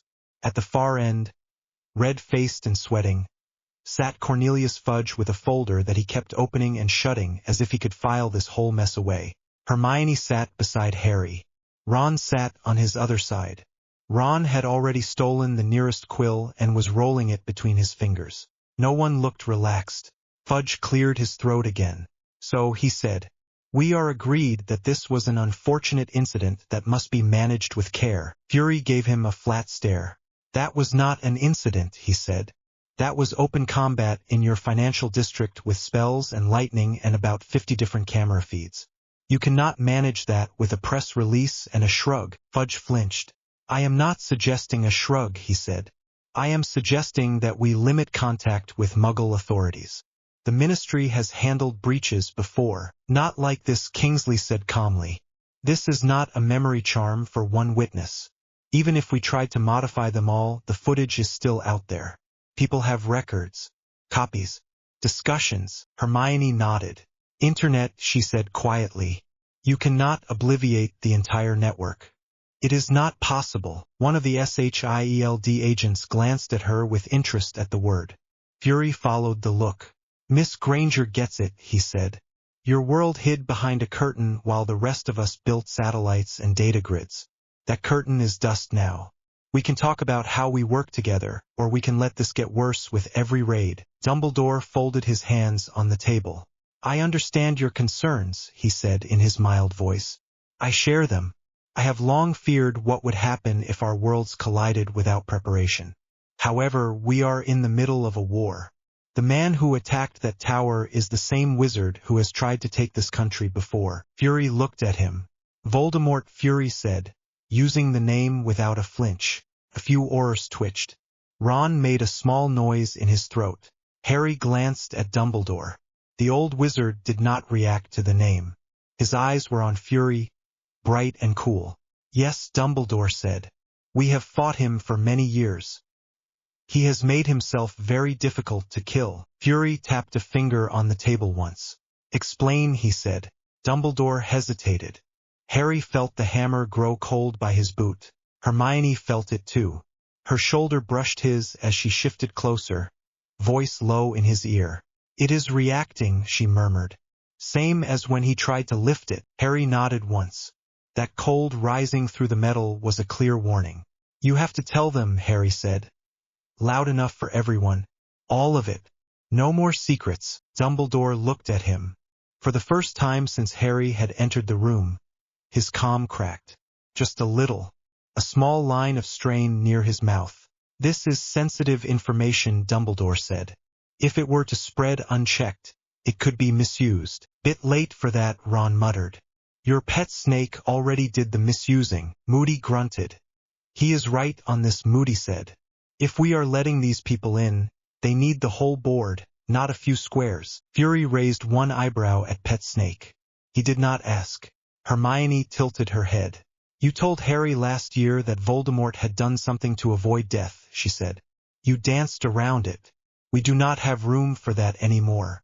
Not with Mjolnir in the picture, and not with the world watching. The hammer hummed again, still against Harry's boot. Felt like a small nod. Dumbledore sighed. Very well, he said. Lord Voldemort tore his own soul apart and hid fragments in objects. They are called Horcruxes. Each one anchors him, keeps him attached to life even if his body is destroyed. Fudge's face went slack. He did what Fudge croaked. Split his own soul, Hermione repeated, voice steady. That is what the diary was. That is what the ring was. The locket, the cup, the diadem, the snake. And once Harry's scar. The room went very quiet. Fury shifted in his chair. Run that last part again, he said. Slowly, Harry swallowed. When I was a baby, he tried to kill me, Harry said. The curse rebounded. A piece of his soul stuck in my head. In the scar. It is gone now. The hammer burned it out when it healed me. He tapped the faded line on his forehead. The skin there felt normal. No pull. No whisper. Hill, on Furious right, wrote something on a pad in neat strokes. So this enemy is not just persistent, she said. He made backups of himself. Pretty much, Harry said. Dumbledore winced at the word backups. The hammer went colder. He experimented in the darkest way possible, Dumbledore said. Each Horcrux cost a life. Perhaps more. I had reason to believe there were 7 fragments in total. I dealt with the ring. Harry dealt with the diary. That left 5-inch. Hermione shot him a sharp look. You said there were 6 when you told Harry about the prophecy, she said. You did not say 7. I was not entirely certain at the time, Dumbledore answered. The hammer pulsed, sharp as a slap. A few quills rattled on the table. Harry stared at Dumbledore. Stop, Harry said. Just stop. You knew. Maybe not the exact number, but you knew enough. You decided what I needed to hear and when. That is why the hammer hates your grip. You keep lying by leaving things out. Dumbledore closed his eyes for a moment. You are correct that I withheld some things, he said. I believed it was kinder to let you grow as a normal student for as long as possible. That worked well, Harry said. Look where we are. Fury watched the exchange with the same steady gaze, like he was recording every turn. So Fury said after a beat, you have an enemy who made these Horcrux things. You had no clear way to destroy them without doing more damage.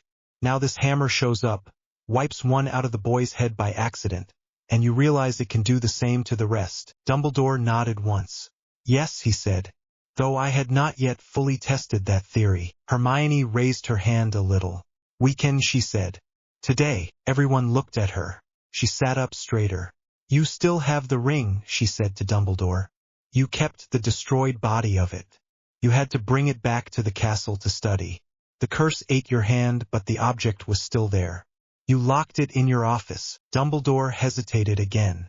The hammer cooled. Yes, he said. It is secure. It is not destroyed until the soul fragment inside it is gone, Hermione said. That is the whole point. The shell is not the problem. The soul is. Harry, she turned to him, eyes steady. You can break it properly. Harry shifted in his chair. He remembered the way the diary had screamed when he stabbed it with the basilisk fang. He remembered the way Ginny had lain pale on the floor. He had not liked that job even then. This is different, Hermione said quietly, reading his face. It is already a broken object. No one inside it, no living person attached. Just a rotten bit of soul. It is the safe one. The test. Fury nodded. A controlled demonstration, he said. We would like to see that. Fudge finally found his voice again. I do not approve of some child swinging a Asgardian weapon around inside ministry walls, he said. There are safety procedures, there are regulations, there is an immortal dark wizard who will not stay dead until we fix this. Ron cut in. Regulations can sit down. Kingsley pinched the bridge of his nose. Minister, Kingsley said. If this works, it ends most of you know whose insurance. It also proves to these people that we are not playing with toys. Let us at least see it. Fudge looked from the Aurors to Fury to Dumbledore to Harry. He mopped his forehead with a handkerchief. Fine, he muttered. Fine. One test. In a secured chamber. With proper records for the file. Moody snorted. Sure, he said.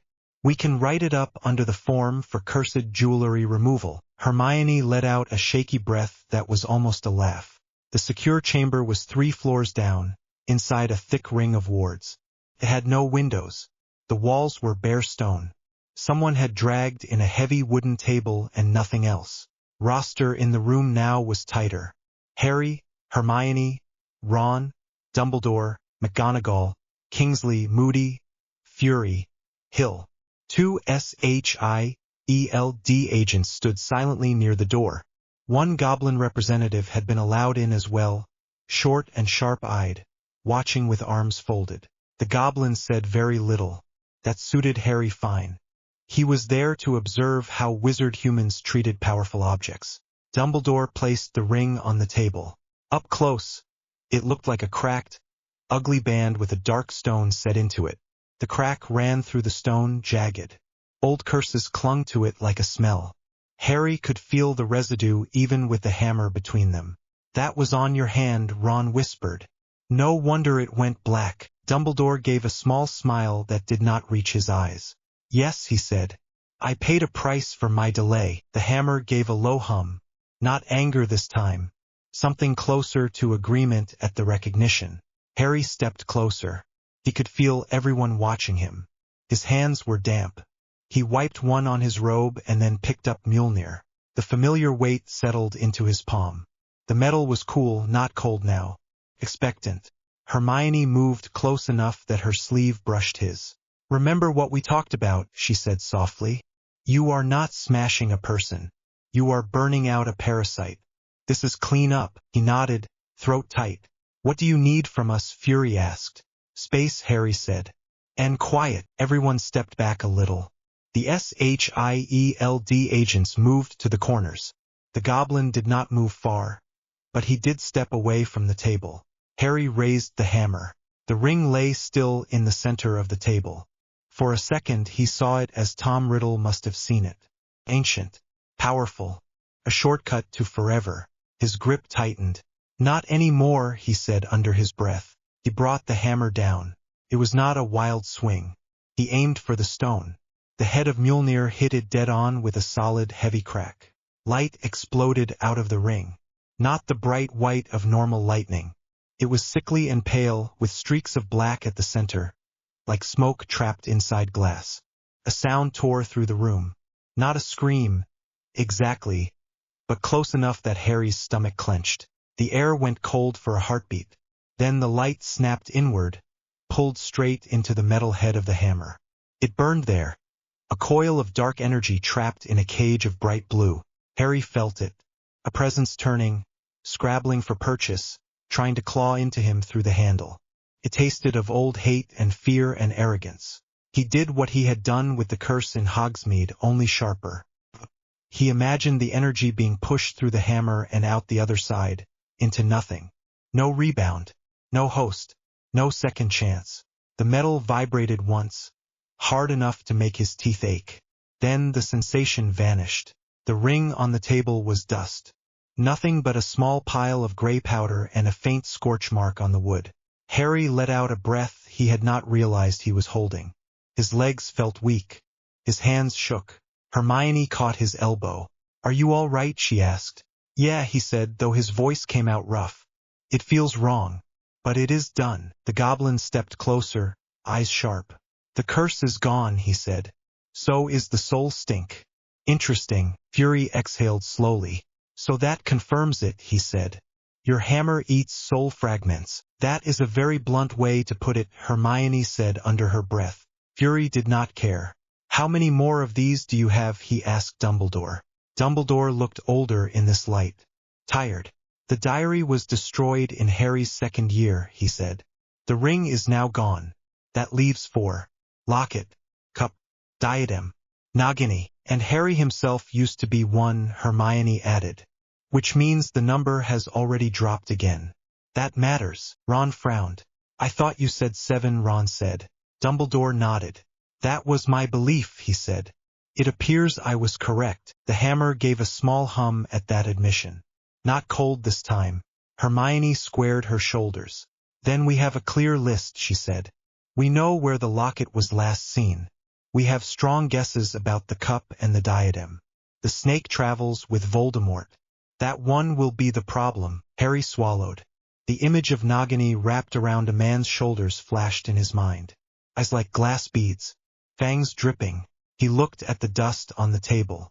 "That one was easy," he said roughly.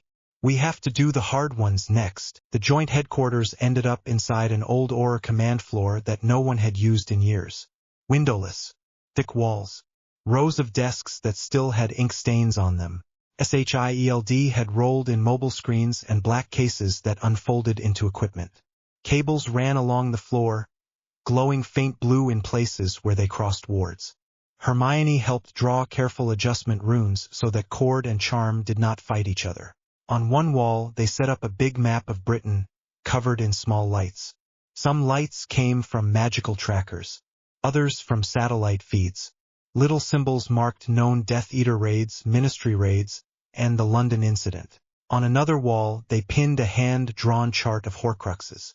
Diary, ring, locket, cup, diadem, Nagini, scar. Next to each word, Hermione had written short notes. Diary gone in second year. Ring dust. Scar healed. For left. Harry stood in front of the map, arms folded, Mjolnir resting against his ankle. Hermione stood beside him, hands on her hips. Ron leaned on a nearby desk, watching agents and Aurors try to work out where to sit. "Feels like a club project that got out of hand," Ron muttered. Hermione snorted. "A club project does not have 3 different governments in one room," she said. On the far side, Kingsley was talking quietly with Hill about response protocols. Moody was checking the wards with his wand and his magical eye. Tonks was walking SHIELD agents through basic differences between a wand and a stick. Dumbledore stood near the back, silent, watching. He had agreed to the joint effort but had not volunteered to lead it. McGonagall was beside him, talking to Fudge in a low, firm voice that sounded a lot like a scolding. Fury walked over to the Horcrux chart. "So these 4 are still hot," he said, tapping the list with one finger. "Which one can you reach fastest?" Hermione answered before Harry could. "The locket," she said. "It was in the office of Dolores Umbridge during 5th year. We do not know where she put it, but she borrowed it from a man at the ministry. That means it is either still there or she took it home." Ron pulled a face at Umbridge. "She had it hanging round her fat neck when she was wandering about," he said. "Looked like something a queen would wear if she was allergic to taste." Hermione pressed on. "We also know that the cup is very likely in the Lestrange vault at Gringotts," she said. "Given how much he trusted that family. The diadem is somewhere in Hogwarts. Nagini is with him." Fury nodded slowly. "All right," he said. "That gives us a set of targets. 1 in your ministry, 1 in your bank, 1 in your school. 1 that moves. Bank and school will not like this. The bank will refuse entry," the goblin said from his chair in the corner. He had insisted on attending planning sessions that touched Gringotts. "No wizard waltzes into a high-security vault and walks out with artifacts. You people have tried before." Hermione took a breath. "What if we bring proof that the item in question is a danger to you as well?" she asked. "The cup is cursed. The soul inside it corrupts. If Voldemort falls, any Horcrux left behind could infect your own people." The goblin tapped clawed fingers on the arm of his chair. "You assume we cannot handle corruption," he said. Harry looked over. "You also saw what the hammer did to the ring," Harry said. "No curse, no trace. If we do nothing, that cup is a live grenade in your vault. If someone else finds it, if they touch it and mean harm, you have another Dark Lord or worse." The goblin watched him for a long second, then gave a short nod. "You may present your case to the director of vault security," he said. "No promises. That is all we ask," Hermione said quickly. Fury looked from map to chart. "Then the order is clear," he said. "First the locket. While we hunt that, you start the paperwork on the bank. Once those are gone, you go for the school trinket. While you do that, my people start building models for how to contain a giant snake." Ron groaned. "Of course they are going to give Nagini her own file," he said. "Mad world." Hermione elbowed him lightly. "This is good," she said. "We have steps. We did not have steps before." Harry nodded slowly. "Umbridge first," he said. "I have wanted to deal with her for a long time anyway." Hermione gave him a look. "Not personal revenge," she said. "We get the Horcrux and we get out. We leave any other payback for later." "I did not say anything," Harry said. "You thought it very loud," she said. Ron snorted. "She knows you too well, mate," he said. Harry did not argue. The locket mission went wrong 5 minutes after it started. It was supposed to be neat. Kingsley had arranged quiet access badges for Harry and Hermione to enter one of the Ministry Annex buildings as visitors. SHIELD supplied a discreet earpiece for each of them. The plan was simple. Get into Umbridge's records office, find the locket, get out. Ron had wanted to come. Moody refused. "You stay on the outside door with me," Moody had said. "If this goes sour, we need a diversion. Not 3 students in the corridor." Now Harry and Hermione stepped out of the lift into a bland hallway on the 3rd floor, trying to look like nervous interns. Hermione carried a folder. Harry carried nothing but Mjolnir, which he could not really hide. When anyone looked at it, he pretended he was as surprised as they were. Left came Hill's voice in his ear. "3rd door on your right. Records." The corridor smelled of paper and polish. A few employees walked past them without much attention, faces wrapped in their own concerns. Hermione reached the 3rd door and knocked. "Come in," a sharp voice called. They stepped inside. The office was lined with filing cabinets. A large desk sat near the window. Behind it sat Dolores Umbridge, pink cardigan buttoned, bow on her head, quill in her hand. Hermione went stiff beside him. Harry's stomach turned. He had seen Umbridge in his sleep for years. That sweet smile, those cold eyes, the bloody words on his hand. He had not expected to face her so soon. Names, Umbridge said without looking up. Hermione found her voice faster. Hermione Granger and Harry Potter, she said. We were told to collect a file, madam. Umbridge looked up at that. The smile that spread across her face was slow and nasty. Harry Potter, she said. And Miss Granger. My. I thought I would never see your ungrateful little faces in my office again. She rose from her chair. The locket was not on her neck. That was something. It might be in the drawers. The wallpaper behind her was still covered in framed kitten plates. Hermione's jaw clenched. We just need one file, Hermione said. We will be out of your way in a moment. Umbridge walked around the desk, hands folded over each other. Oh, I doubt that very much, she said. You see, I always knew you were dangerous, Potter. Now you walk around with that thing. She flicked her eyes at the hammer. And the whole world saw it on Muggle News. You have been very naughty. Harry bit his tongue. He wanted to tell her she had no right to talk about naughty while wearing a blood-cool smile. Hill spoke in his ear. Target has visual on you, Hill said. No sign of the locket yet. Do not escalate inside a public office. You are on camera. Hermione heard the faint voice too. Madam, we are here on order business, Hermione said. Recognized by the minister. We need access to artifacts you collected from your time in this building. Umbridge tilted her head. My personal items are not subject to order inspection, she said. And I have no interest in aiding a group that has been rude enough to call me names in public hearings. Blood traitors. Criminals. Terrorists. Harry felt his temper spike. You carved words into students, he said. You helped a liar stay in power while a killer came back. Now he is here, and that thing you wore around your neck is making him harder to kill. Give it to us and we leave. Keep it, and we will search every drawer in this office. Umbridge smiled wider. No, she said simply. Hermione stepped forward, folder still in her hands. Madam, she said, that locket is cursed. Contains a fragment of his soul. We have proof. It is not jewelry, it is ammunition. Keeping it is treason. Umbridge tooted. You do love big words, girl, she said. Unfortunately for you, this office belongs to the ministry, which means it belongs to me. Any artifacts inside it are under my protection. Fury cut in on the line. Granger, he said, check the lower right drawer. Her body language keeps flicking there. Hermione shifted her weight, eyes never leaving Umbridge. You sound very sure of yourself, Hermione said. Yet you keep touching your lower drawer. Umbridge froze. Her right hand had indeed drifted toward that side of the desk. She snatched it back. I do no such thing, she snapped. Harry stepped forward. Then you do not mind if we open it, he said. Umbridge put her hand on her wand. This is my office, she hissed. You will sit down and wait while I call for security. Hermione moved faster. Harry, she said sharply. He knew that tone. Move now. He closed the distance between himself and the desk in 3 quick steps. Umbridge jerked her wand free, but he slammed Mjolnir down on the floor between them. The impact shook the room. Papers jumped. The kitten plates rattled. The glow from the metal spread across the floor in a small shock wave. Umbridge stumbled. Her wand flew from her hand and skidded under the desk. Sit down, Harry said.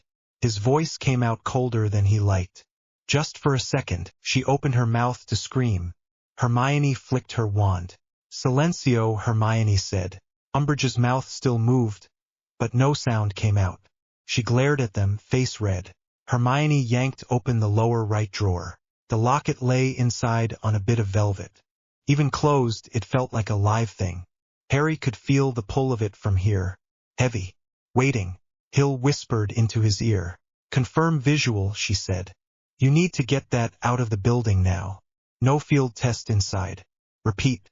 No test inside. Got it, Harry murmured. Hermione wrapped the locket in a spare plaincloth she had folded in her pocket for this exact purpose. She did not touch the metal. Her hands shook a little. They backed toward the door. Umbridge tried to follow. Harry raised the hammer again. The faint blue glow spread across the floor, a small circle that stayed between them. Stay, he said. For once, she obeyed. Back in the secure chamber, They put the wrapped locket on the same table where the ring had died. The room felt heavier than before. Even the goblin frowned at it. Harry could hear it now, a faint whisper at the back of his mind. Not words, just pressure. Hermione stood at his side, face set. Ron hovered near the door, ready to grab anyone who bolted. Fury and Hill watched from their corner. Kingsley stood near the ward line. Moody held his wand ready. Dumbledore looked at the cloth with old pain in his eyes. I failed to remove that one, he said quietly. It cost us much to retrieve. Harry remembered that too. Grey cave walls. Inferi rising from black water. Dumbledore slumped and weak. He pushed the memory aside and focused on the table. Hermione touched his wrist. Same as before, she said. Only stronger. You can do this, he nodded. His palms were slick again. He unwrapped the cloth. The locket gleamed in the dim light. It was beautiful in a cold way. Heavy gold. A letter made of dark stones on the front. The pressure in his head increased. Harry raised the hammer. When he brought it down, the locket fought back. The metal cracked under the first blow. Light burst out, sick and green this time, tangled with smoke. A scream cut through the room. Real now, a high, cruel sound. The smoke swirled and rose. For a moment he saw images sear through his mind. Ron and Hermione turning away from him in the tent. Ginny lying lifeless in the chamber. Hogwarts burning. Hermione in chains, eyes dull. He staggered. The hammer shook in his grip as the Horcrux tried to push through. No, Hermione said sharply beside him. Her voice cut through the images. Harry, look at me. He dragged his eyes away from the smoke and looked at her. Hermione, hair frizzed, eyes bright, real. You know those are lies, she said. You know me. You know Ron. You know Hogwarts. Hold on to that and hit it again. He gritted his teeth. The Horcrux hissed in his mind, promising relief if he just let it in, just lowered the hammer, just walked away. He lifted Mjolnir instead, higher this time. He poured everything into the swing. Anger at the diary, at the ring, at the scar, at Dumbledore, at Voldemort, at all the years this thing had sat close to people he cared about. The hammer came down. The impact shook his bones. Light exploded again, brighter, whiter. The scream cut off in the middle. The air went very cold, then very hot. The energy rushed into Mjolnir. He felt it hit the metal and recoil. This time there was no scrabbling, just a pulse and then nothing. He pushed it out the same way as before, insisting that the power find nowhere in the world to sit. Then it was gone. The locket lay in pieces. The gold was blackened. The stone letter had shattered into tiny shards. There was no pressure in his head. Just a pounding headache and empty space where the whisper had been. Harry sagged. His knees hit the floor before he realized he had dropped. Hermione grabbed his shoulders. Harry, she said. Talk to me. He sucked in a breath. I am fine, he gasped. I am here. It is gone. Ron hurried over and dropped to a crouch beside him. You look like you fell off a broom, Ron said. Again, Harry gave a weak laugh. Feels like it, he said. Fury stepped closer to the broken locket. That thing tried to mess with your head, Fury said. You still finished the job. Harry pushed himself back to his feet. It pushed images, Harry said. Failures. Friends leaving. People dying. It felt similar to Dementors, but sharper. More personal. Hermione nodded. It played on his worst thoughts, she said. Typical dark artifact tactic. The goblin sniffed. The soul fragment is gone, he said. The shell is scrap. That is 2 down today. Dumbledore let out a slow breath. For gone in total, Dumbledore said softly. 3 left. Cup. Diadem. Nagini. Harry looked at him. Plus whatever you planned for me, Harry said. Dumbledore met his eyes. That plan is finished, Dumbledore said. The piece in your scar is gone. That path is closed. The hammer hummed in agreement. Harry felt a small bit of relief at that. Fury nodded once. Good, he said. Because I am not in the business of letting teenagers walk into death on purpose. Even mystical death. He looked at the broken locket again. We can work with this, Fury said. You clear these things out and you cut your enemy off from his cheat codes. Then we deal with him and his snake. Hermione smacked her forehead lightly. You did not just say cheat codes, she said. Ron snorted. It fits, Ron said. Harry leaned on the hammer for a second, breath slowing. Next is the bank, he said. Hermione grimaced. That will be a mess, she said. Vault dragons. Goblin contracts. Old runes. Ron perked up. On the bright side, we might finally see a dragon up close without it trying to eat us, he said. Harry raised a brow. Give it time, he said. Hermione sighed. We will need a proper plan, she said. We have done a full raid on Gringotts once already in another life.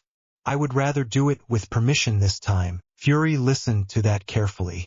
You robbed your own bank, he asked. It was a long story, Harry said. We will tell you later. That night, Grimmauld Place was quiet for once. Most of the order had gone. Moody had stomped off to sleep. Kingsley had returned to the ministry. Shield had set up in a small back room with their own gear and a rotation of agents. Harry sat at the kitchen table with Hermione. The hammer rested on the floor next to his chair.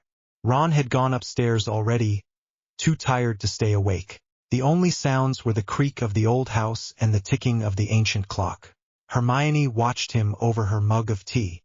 You are not talking, she said softly. I am tired, he said. That is not the same thing, she said. He sighed. They screamed, he said. Not with voices, but they screamed. The ring. The locket. They did not want to go. Hermione nodded slowly. They were pieces of a person, she said. Horrible ones. Twisted. But still bits of thought. You are sensitive to that. The hammer makes it clearer. It feels like killing, he said. Even though I know it is just clearing out rotten bits. That is why it chose you, she said. Because you feel the weight of it. If it had picked someone who enjoyed that, we would have a problem. He stared into his tea. Fury keeps talking about me as an asset, he said. A weapon. Dumbledore used to talk about me as a tool. I do not want to just be that. I do not want this hammer to turn me into something that only thinks about the next target. Hermione reached across the table and took his hand. You are not just that, she said. You are still the idiot who forgets his own homework and worries about house elf wages, and gets nervous when he has to talk to a girl he likes. Heat crept up his neck. I do not get nervous, he said weakly. Really, she said.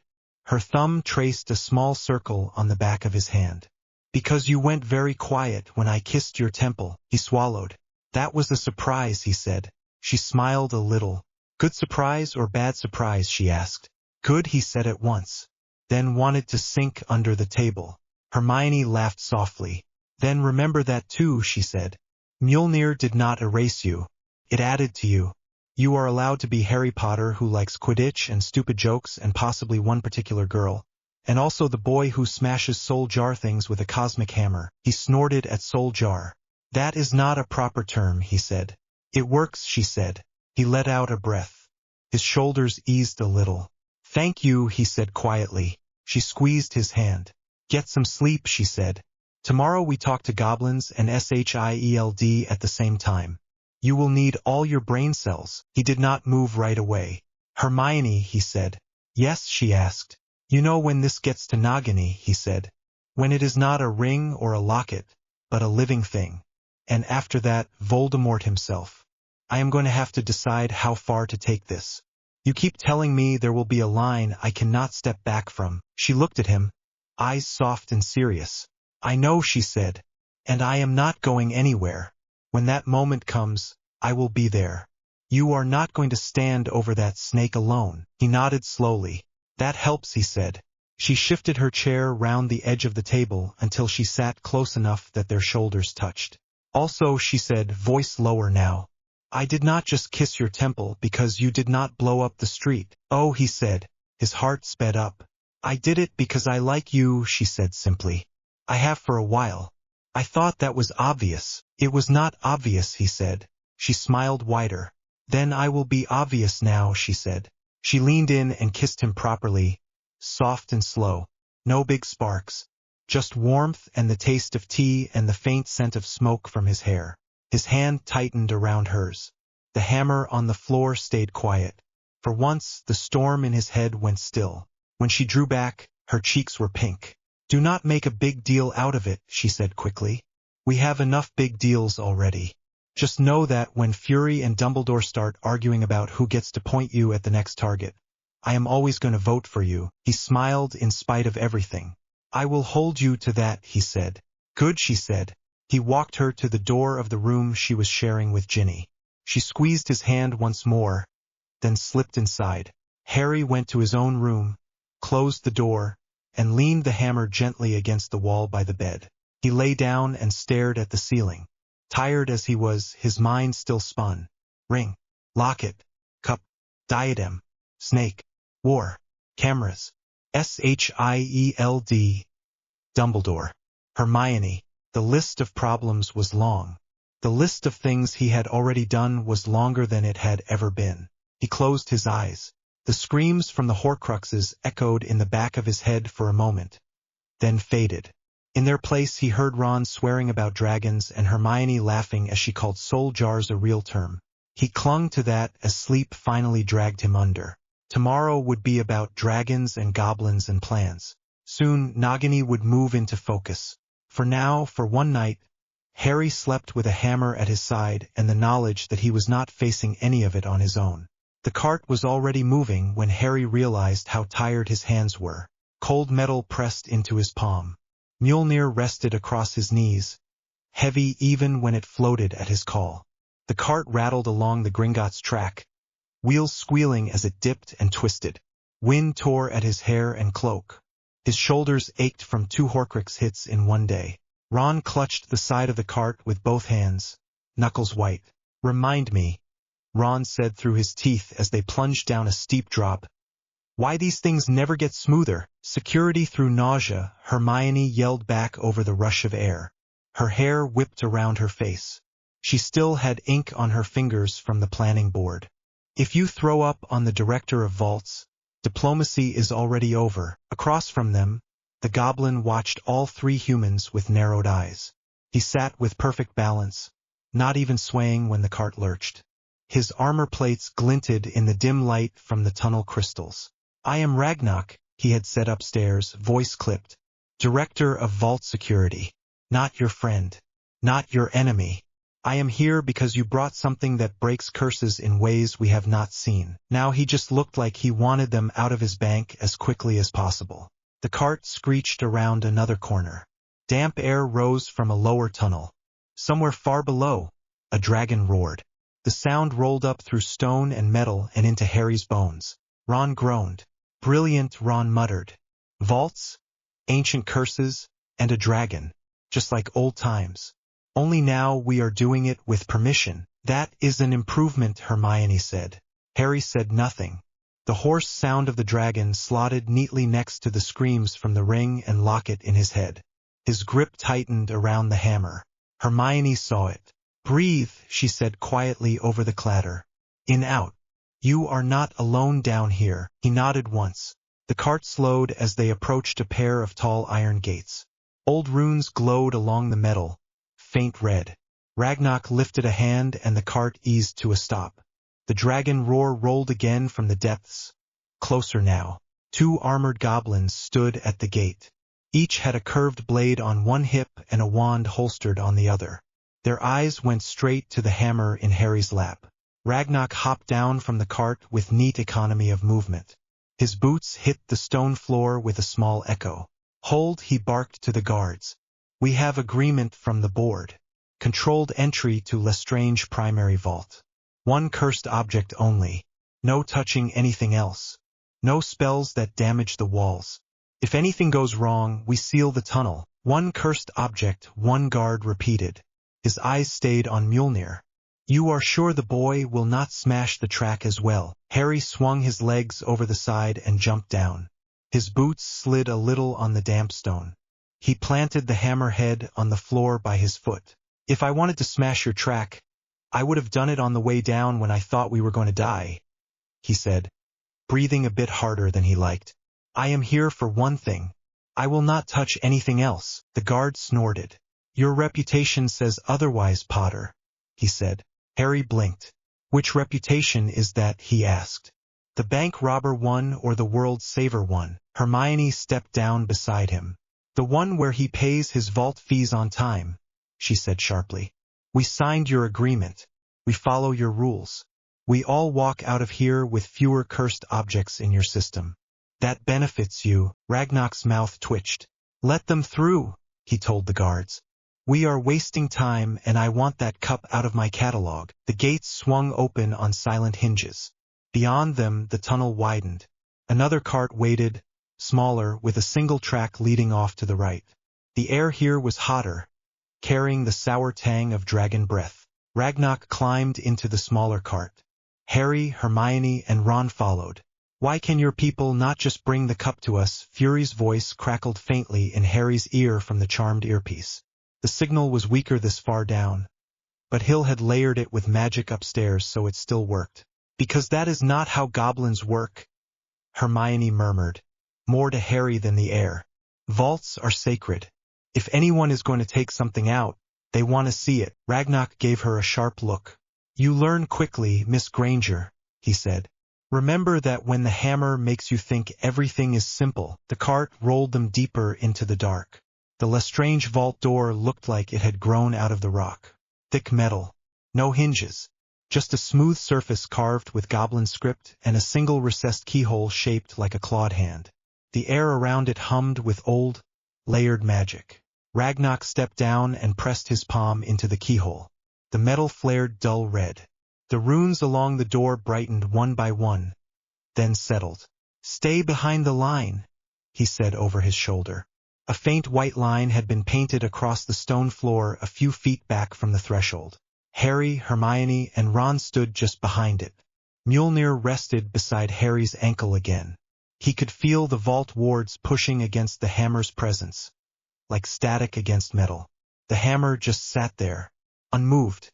Ragnar muttered something in gobbledygook and twisted his wrist. The door split down the middle with a deep, grinding sound and slid apart. Heat washed out. So did the smell of old metal, dust and something sharp and wrong under it. Harry's scar did not burn anymore. The Horcrux in his head was gone. But the part of him that recognized Voldemort's magic still flinched. Shelves lined the vault, stacked with armor, goblets, loose gems, and towering piles of coins. Everything glittered in the light from the wall torches. It was much neater than when Harry had broken into a vault in his other timeline. No multiplying cups, no burning hands, just old wealth. Hermione frowned. That is different, she whispered. No duplication curse. Ragnar heard her. That was installed later, he said flatly, when trust in wizard clients dropped even further. This vault never needed it. The Lestranges were loyal enough to be predictable. Harry stepped up to the line. Where is the cup? He asked. Ragnar pointed at a shelf near the back, half hidden by a tall suit of armor. There, he said. Fourth shelf down.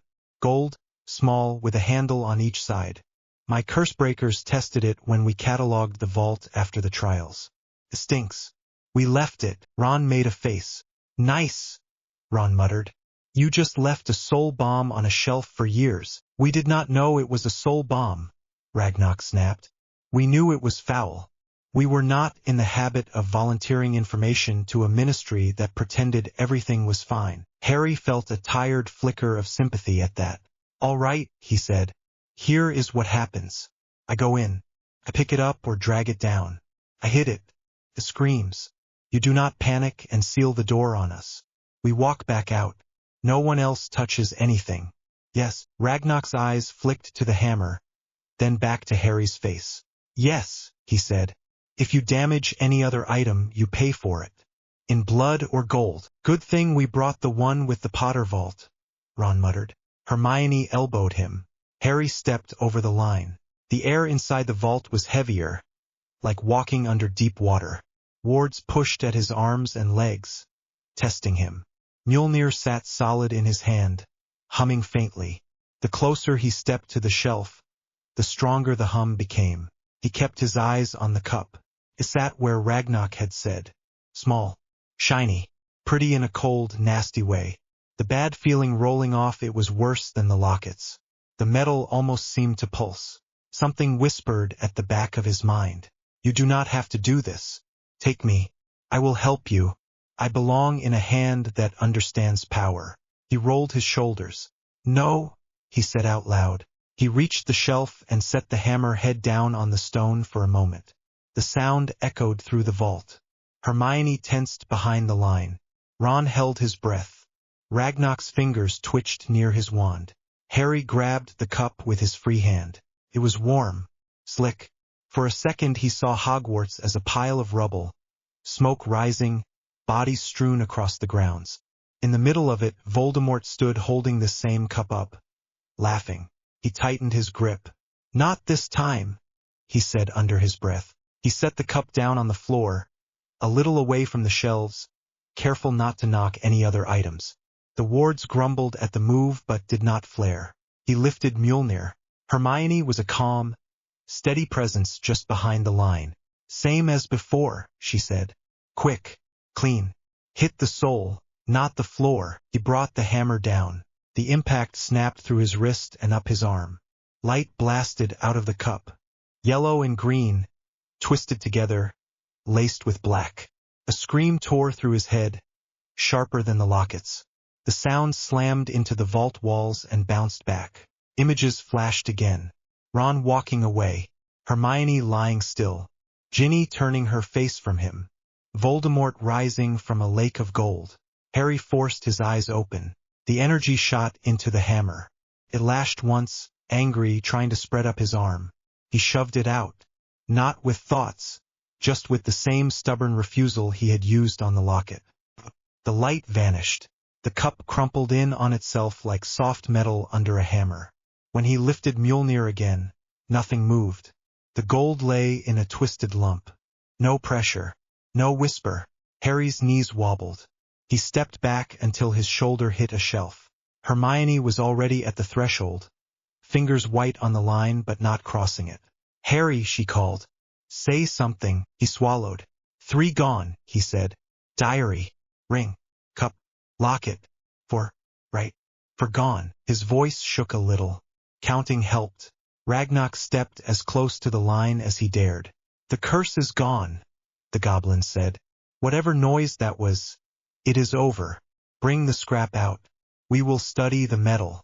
If there is profit in understanding how it broke, we will find it. Harry gave a weak laugh.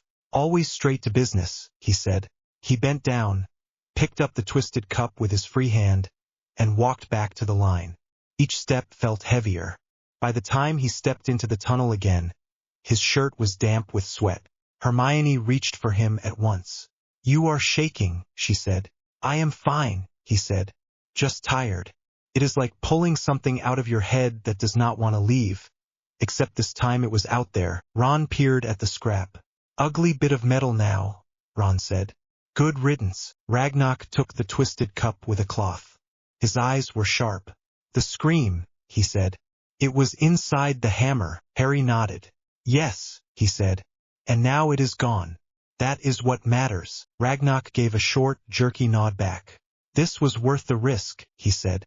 The board will be less angry. Do not expect them to say thank you. Goblins do not thank people for doing work they should have done earlier. Harry did not bother to argue.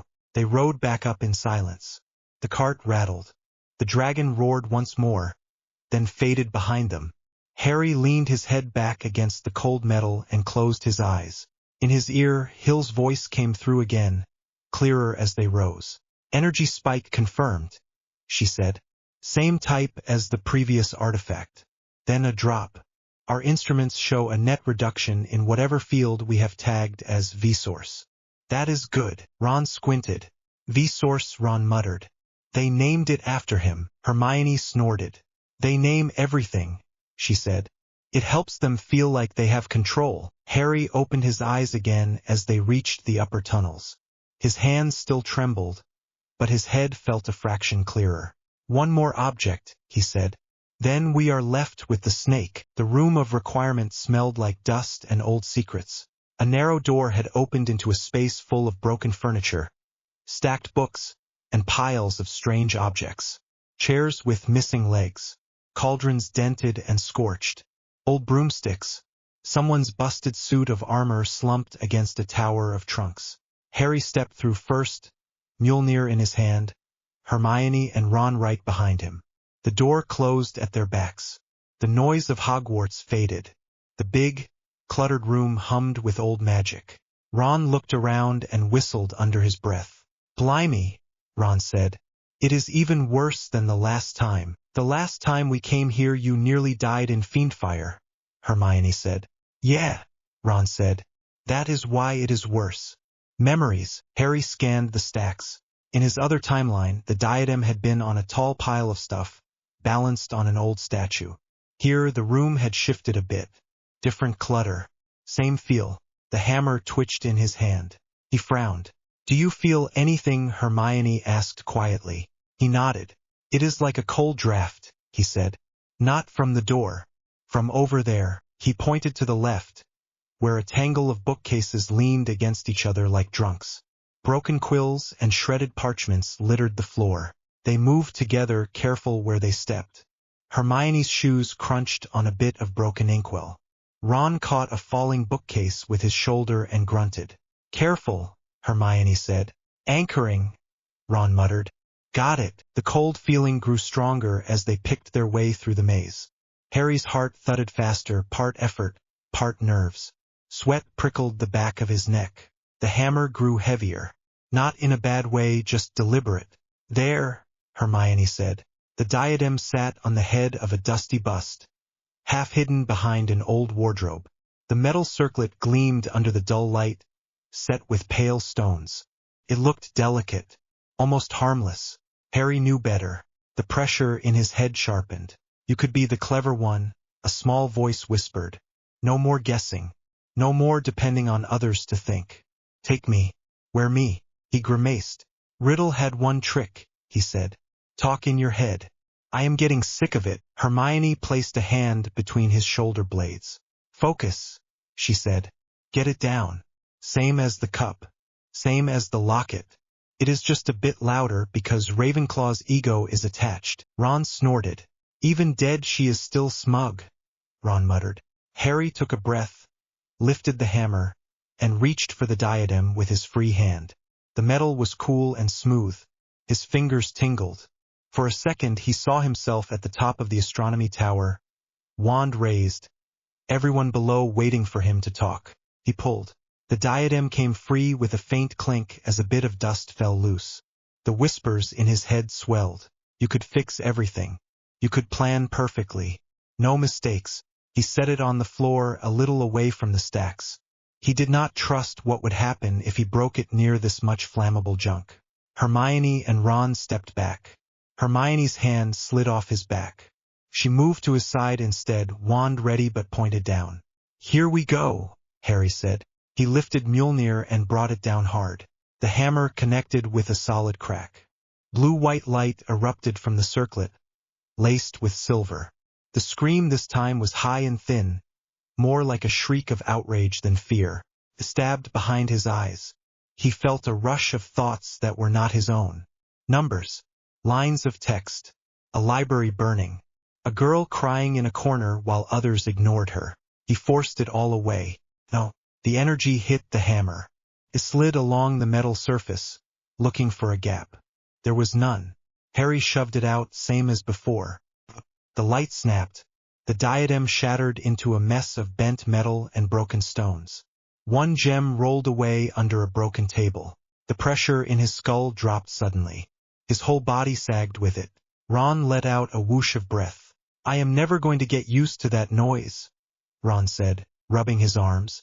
"That one sounded like Percy when you move his ink." Hermione shook out her shoulders. "Fourth Horcrux destroyed," she said. "Diary, ring, locket, cup, diadem. That just leaves Nagini and Voldemort himself." Harry let the hammerhead drop to the floor for a second. Thumped hard. He leaned on the handle. "It is getting easier," he said. "Is it?" Hermione asked. "Not in my head," he said. "But I know what it feels like now. The hammer does too." He straightened slowly. His muscles pulled in protest. His breathing was rough. Hermione watched him. "You are at your limit," she said. "We should go before you fall over and the room decides to hide you with the old Hoovers." Ron shuddered. "Yeah, let us not add Harry lost in junk to the list," Ron said. They picked their way back to the door. Harry turned once and looked at the broken diadem. "No more pieces," he said quietly. The room did not answer. It just hummed. The door opened when they reached it. Cool corridor air spilled in. The sounds of Hogwarts came back at once.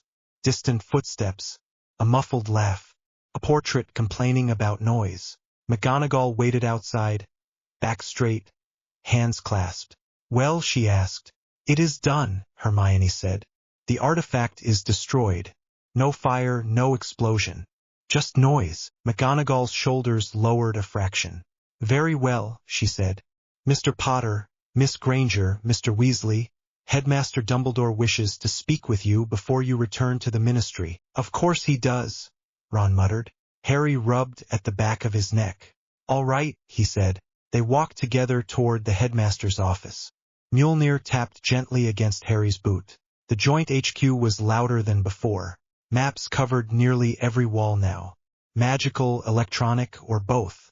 Small colored markers tracked Death Eater sightings. Lines of text updated themselves. SHIELD agent argued quietly with an aura over overlapping patrol routes. A goblin clerk sat in a corner, making notes on a ledger with a feather pen, eyes flicking up every so often to the hammer. Harry stood near the central table, one hand on Mjolnir, the other wrapped around a mug of strong tea.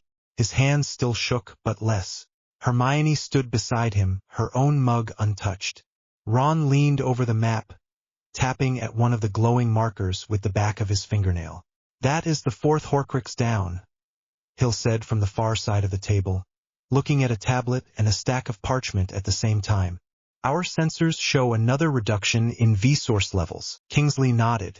"Then we are down to 2, he said. "Nagini and Voldemort." The word Nagini made Harry's stomach clench. Fury leaned over the map, eye moving between dots. "We have seen the snake twice," Fury said.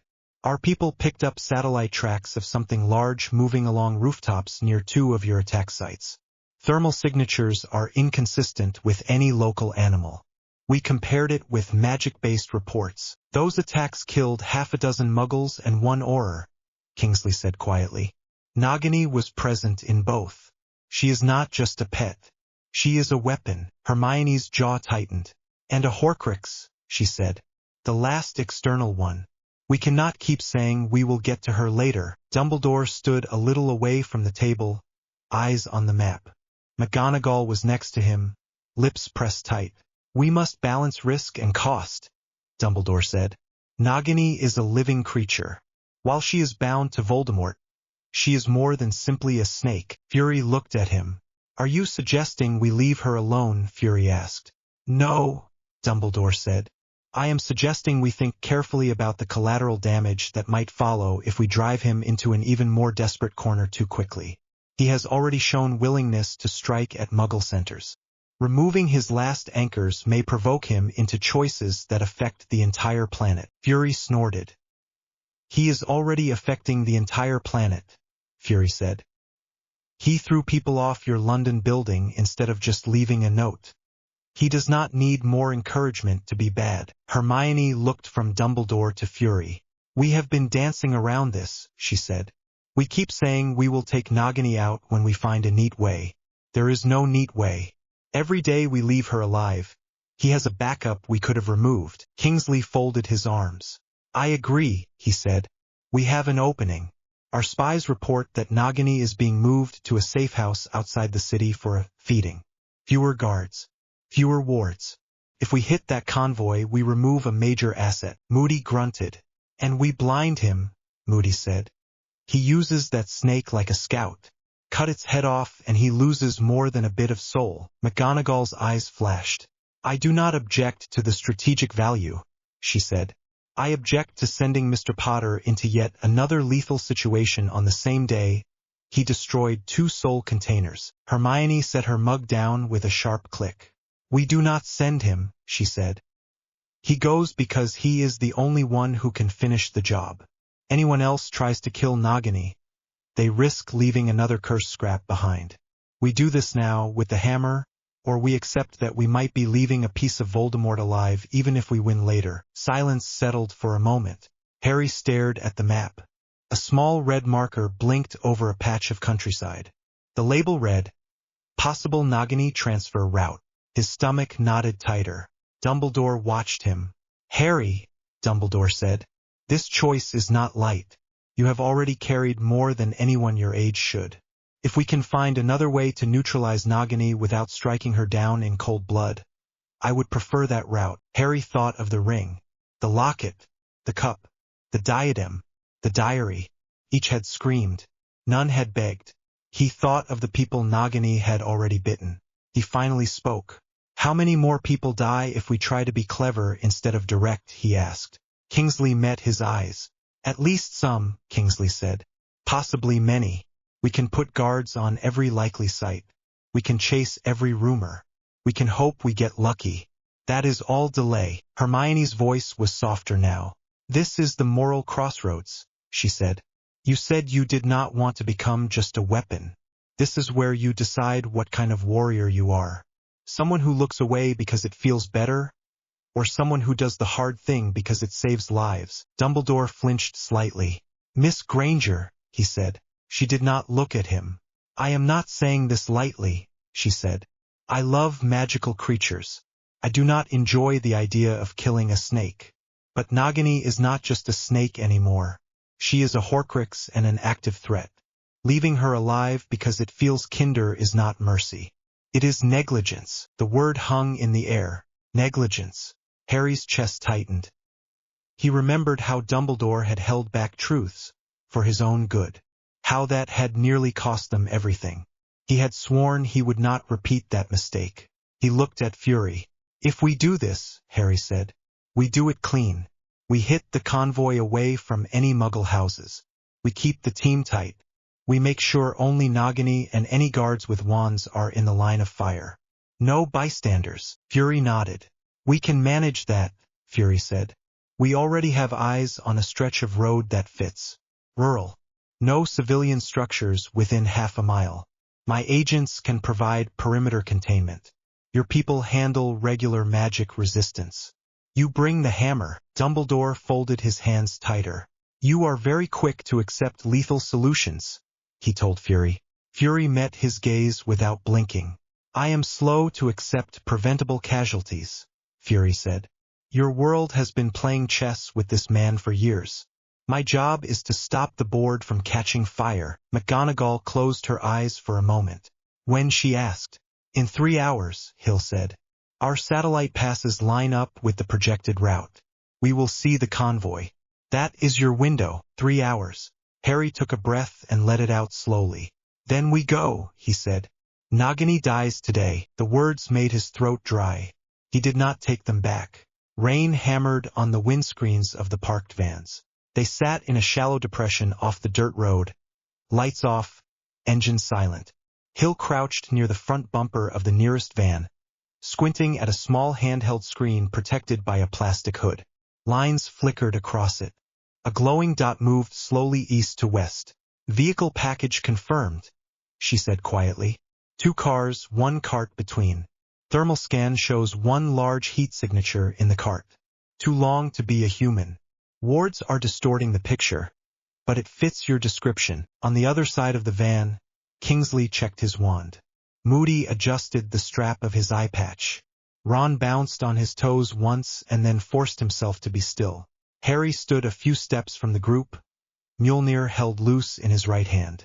The rain slid off the metal without sticking. His hair plastered to his forehead. His clothes were already soaked under his cloak. Hermione moved up beside him, tugging her hood tighter. How is your head? She asked. Loud, he said. Quieter than earlier. The hammer keeps pushing the Horcrux noise away, but it still echoes. She nodded. If at any point you feel like shouting nonsense or turning on us, she said, say so first. He huffed out something like a laugh. I will try, he said. Moody stomped over. All right, Moody said. Here is the roster. Out there on the road we have Nagini, 2 drivers, and at least 4 Death Eater escorts. Maybe more. Our side on the ground is you 3, me, Kingsley. Up in the trees on the ridge, 2 SHIELD snipers with non-magical rifles and 1 with some sort of goop launcher they swear will stick to wands. Hill stays here on comms. We hit fast, we hit hard. We do not let snake or wizard scatter. Any sign of muggles? Hermione asked. Negative, Hill said, checking the screen again. Road is clear both directions for at least 3 miles. Weather helps.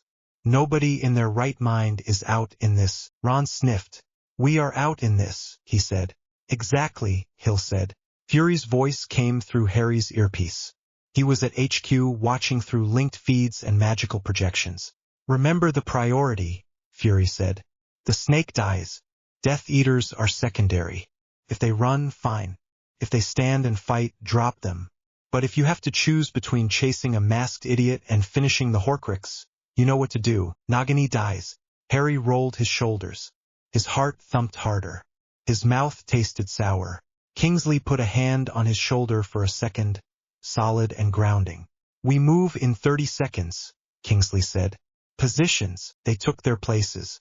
Kingsley and Moody slipped up the shallow bank to the edge of the road and crouched in the ditch. Hermione and Ron moved to the other side, low behind a clump of scrub. Harry stayed near the center a few feet back, where he would have a clear run onto the road. Rain drummed on his hood. The air felt thick. The hammer hummed faintly, picking up on his tension. The sound of an approaching engine grew louder. Convoy in sight, Hill whispered. First car, cart, second car. 10 seconds, headlights cut through the rain. A narrow magical shimmer rode ahead of the first car, a ward bubble hugging close to the metal. The cart behind it had no lights, just a dark shape with a canvas cover. Harry squinted. Through the hammer's senses, he could feel something coiled under that canvas. Heavy. Wrong. Familiar now. On my mark, Kingsley murmured. 3, 2, 1. He rose from the ditch and sent a silent stunner straight into the first car's windscreen. The charm bled through the rain and hit the driver in the chest. The vehicle slewed sideways and stopped. Moody flicked his wand. The ground under the second car softened into a thick, sucking mud. The tires sank. The engine revved uselessly. Hermione and Ron popped up on the other side and fired twin spells at the cart's front wheels. Defindo, Reducto, the wood cracked. The cart lurched. The canvas flipped back. Nagini exploded out of the cart in a rush of scales and muscle. She was bigger than Harry remembered. Thicker. Her hood flared. Her long body coiled on the wet road. Her eyes glowed faint yellow in the headlights. Harry's stomach lurched. She hissed, loud and angry, and lunged straight for Kingsley. Harry moved without thinking. He ran up the slope, boots slipping on the mud, and threw the hammer. It left his hand with a hard pull, cutting through the rain in a blur. It hit Nagini in the middle of her body, lifting her off the road and slamming her into the side of the stalled second car. Metal crumpled. Glass shattered. The snake bounced off and hit the ground again with a thud, coils writhing. Death Eaters appeared behind the vehicles, masks on, wands already raised. Stunners, Kingsley shouted. No fancy spells. Keep moving. Spells cracked through the air. Red, blue, green. Ron ducked under a curse that scorched the hedge. Hermione's shield charm flared in front of her with a firm snap. From the ridge, gunshots popped, quick and precise. 2 masked figures jerked and went down, leg wounds blooming red. Nagini shook off the hit faster than Harry liked. She coiled again, tail lashing, head weaving. Her tongue flicked, tasting the air. She fixated on Harry now, not the others. He felt the Horcrux in her. Not words this time, just hunger and hate. Harry lifted his hand. Mjolnir snapped back to his grip. The familiar weight settled into his palm. Rain flowed over the metal. Keep her busy, Moody shouted, blasting a Death Eater's wand out of his hand. Potter, I know, Harry said. He stepped out onto the center of the road. Mud sucked at his boots. The rain plastered his fringe over his scar. His heart hammered against his ribs. Nagini hissed, mouth gaping, fangs bared. There was a flicker of something like thought behind the Horcrux's weight. Old cold mind. She had been more than a pet before Voldemort twisted her. Harry tightened his grip. The snake struck. He dodged to the side. The wide jaw snapped past his shoulder. He swung the hammer down in a short, brutal arc. It connected with the thick part of her body just behind the head. Bones cracked. The impact jarred his arm. Nagini screamed. Not a normal hiss. A warped, horrible sound that made the hairs on his arms stand up. She writhed, body slamming into the road, tail lashing. Her head whipped toward him again, slower this time. Hermione fired a spell at her. Impedimenta. The beam hit Nagini's side. Her movement stuttered, slowed as if she were wading through syrup. Harry stepped closer. Now, he heard Fury's voice in his ear. You will not get a cleaner shot than this. He raised the hammer. Nagini's eyes met his. For a moment, under the Horcrux weight, he saw a memory. A man talking to a small snake in a zoo. A woman feeding a thin, pale snake in a dark room. Hands catching a wild creature, putting it in a cage, twisting it with magic. His stomach turned. He could chain her. He could ask Dumbledore to build a prison. He could delay. Try to find a way to separate the soul piece from the animal. And in the meantime, people would die.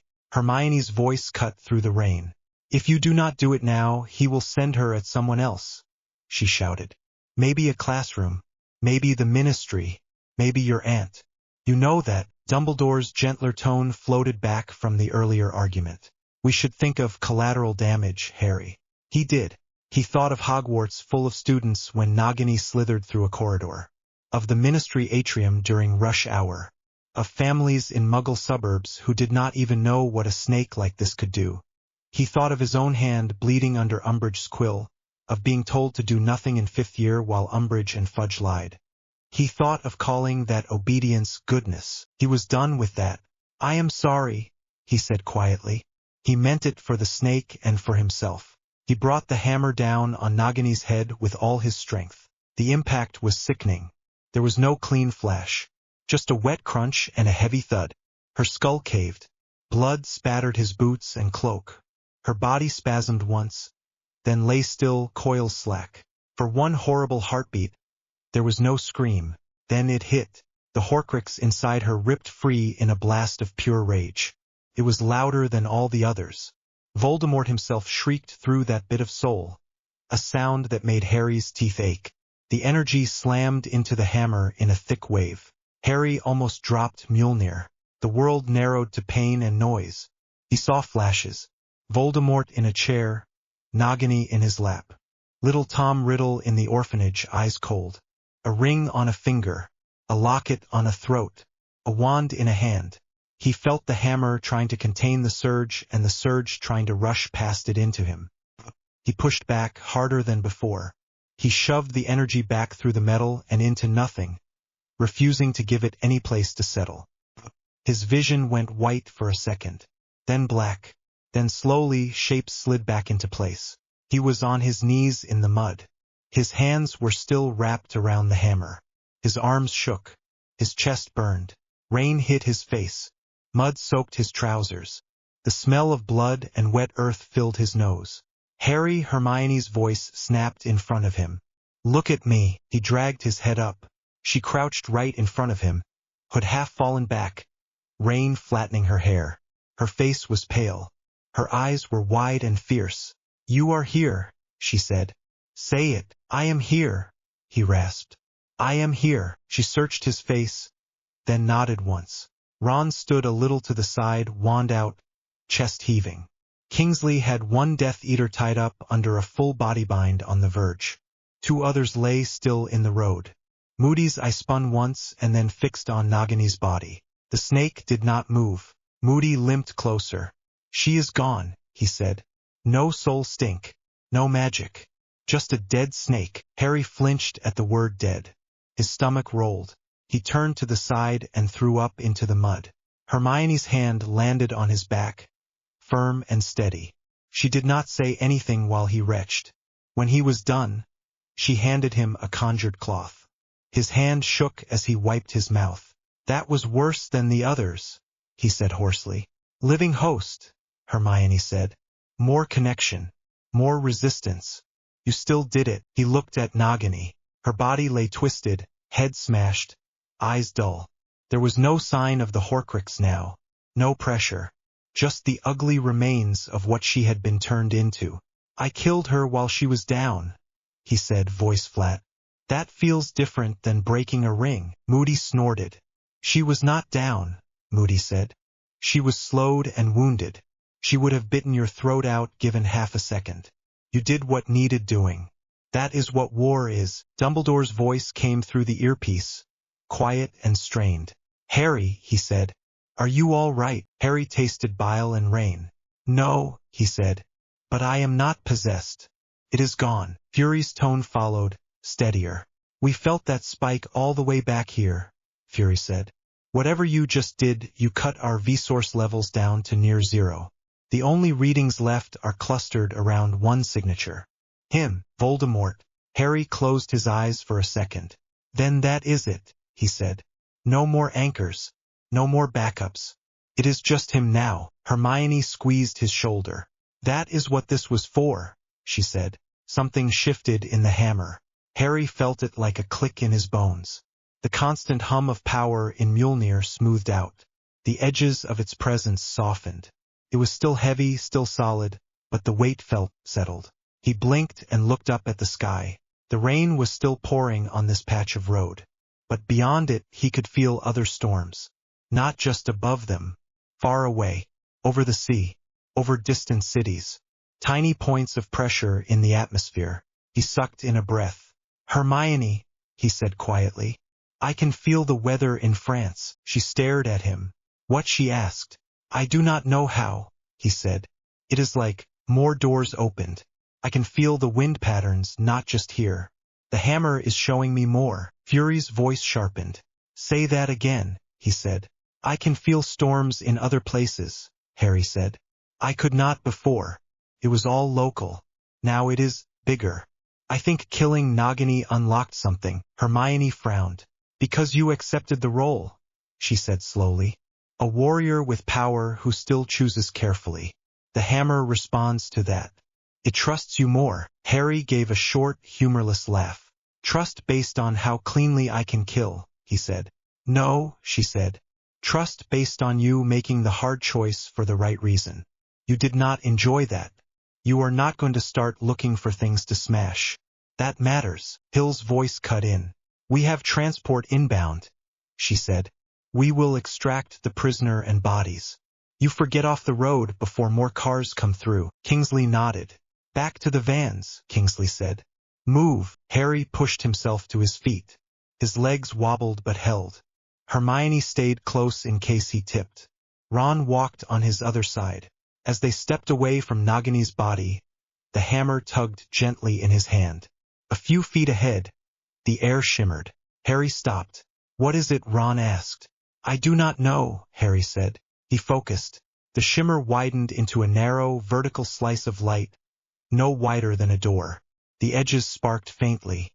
He could see the interior of the Ministry Joint HQ through it, as if someone had cut a hole in space and aimed it into their operations room.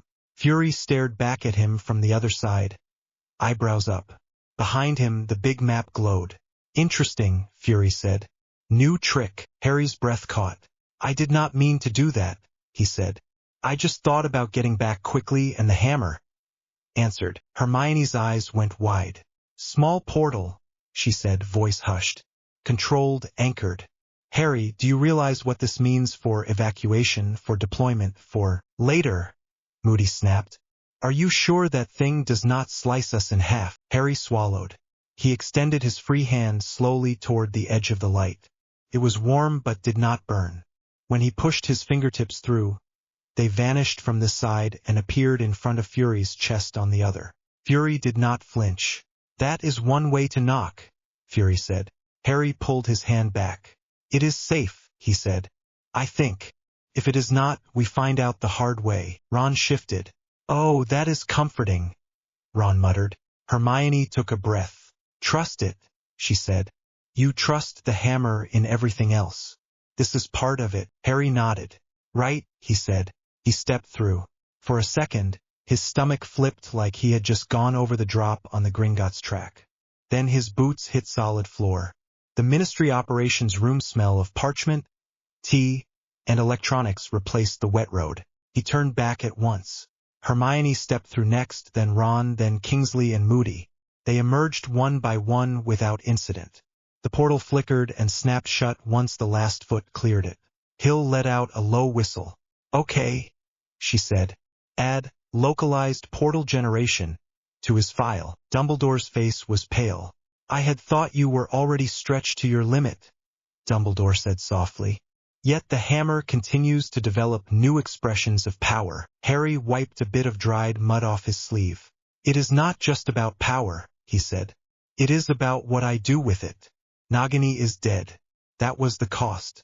Now we use what this gives us to end this as fast as we can." Fury nodded once. "That is the warrior talking," Fury said. "Not the weapon. We will take that." Hermione stepped closer to Harry. "You did it," she said quietly, low enough that only he and Ron could hear. "You crossed the line without losing yourself." He let out a breath that felt like something loosening in his chest. "For now," he said. "Ask me again after we face him." She squeezed his hand. "I will," she said. "Probably every day." Ron rolled his eyes. "Can you two save the emotional debrief for later?" Ron said. "I am soaked and we just walked out of a hole in space. I need a sandwich." Harry laughed then, a rough, tired sound that still felt real. Around them, Aurors and Shield agents moved into new patterns. Someone updated the Horcrux chart on the wall. Diary, ring, locket, cup, diadem, Nagini, scar. Every entry now had a mark through it. Only one line remained without a strike. Tom Riddle/Voldemort. Harry looked at it. His arm still ached. His throat was raw. Mud caked his boots. Blood stained the hem of his cloak. His head buzzed where echoes of screams had been. He tightened his grip on Mjolnir. "Next," he said. The alarms in the joint headquarters started shrieking before Harry reached the map table. Red lines flared to life across the big wall display. Small glowing markers jumped and jittered like fireflies in a jar. The usual quiet murmur of Aurors and Shield agents snapped into sharp orders and running footsteps. Hermione was already at the main console, fingers flying over a row of enchanted dials and a flat muggle screen. Her hair was tied back in a messy knot, quill tucked behind one ear. Fury stood at her shoulder, eye on the map.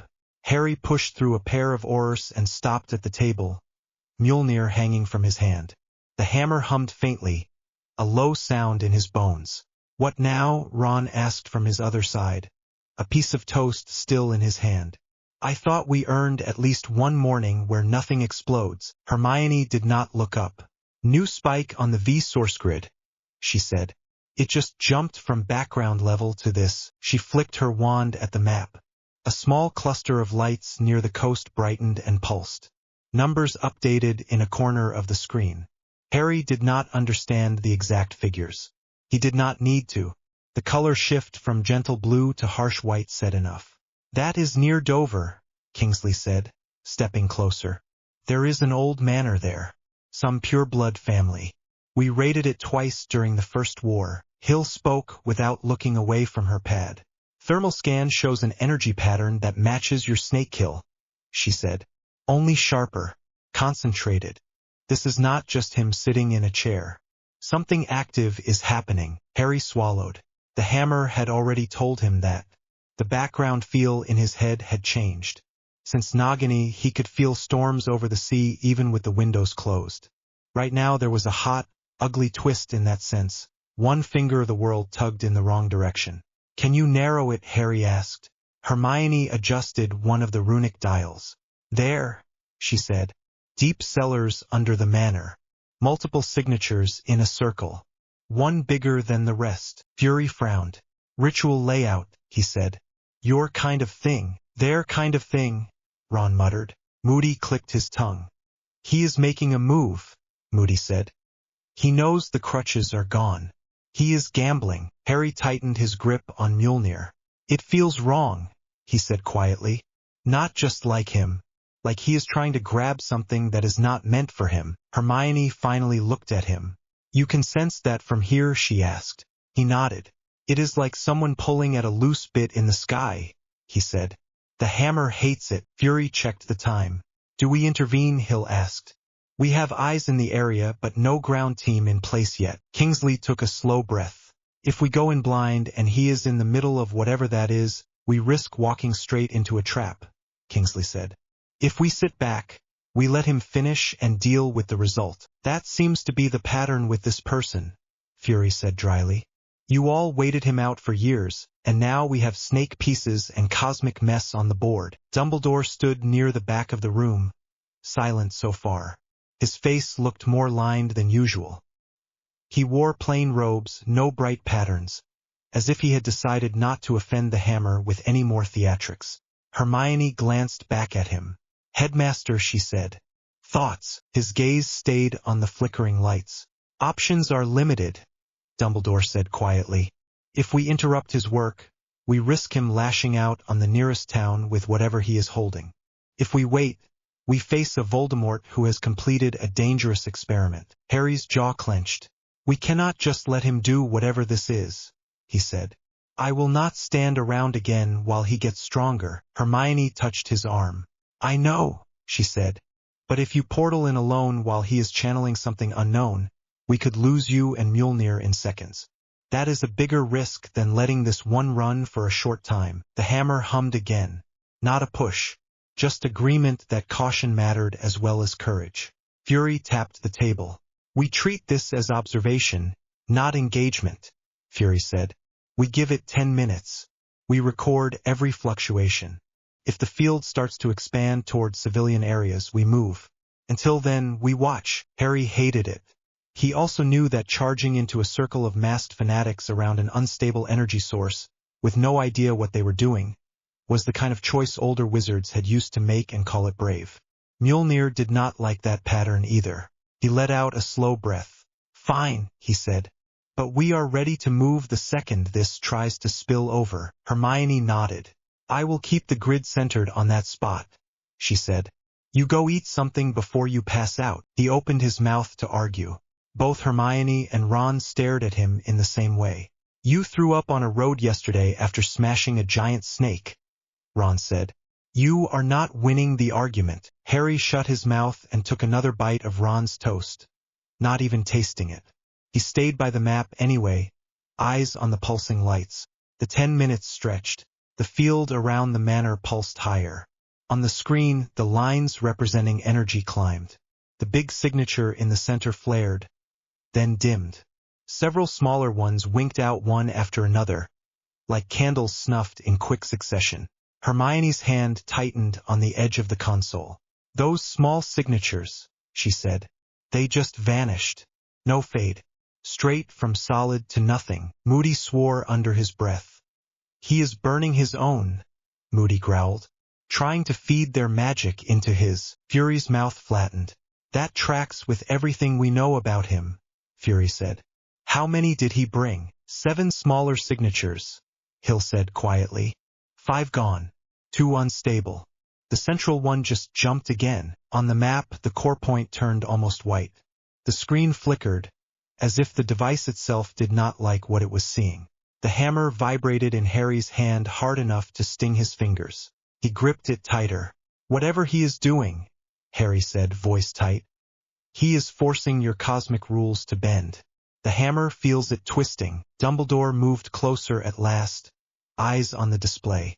He has nothing left to lose, Dumbledore said. No pieces of soul to protect him from the consequences. A desperate man with full power and no anchor is the most dangerous enemy of all. The light on the map flared one more time. Then it snapped down, shrinking back to a smaller, sharp point. Hill checked her pad. V-source now stable at a higher level than before, she said. Not spreading. No spill into nearby areas. Whatever experiment that was, it is done. Hermione swallowed. So he succeeded, she said. At something, or he thinks he did, Ron said. He also just killed 5 of his own to test it. That has to shake the others. Moody shook his head.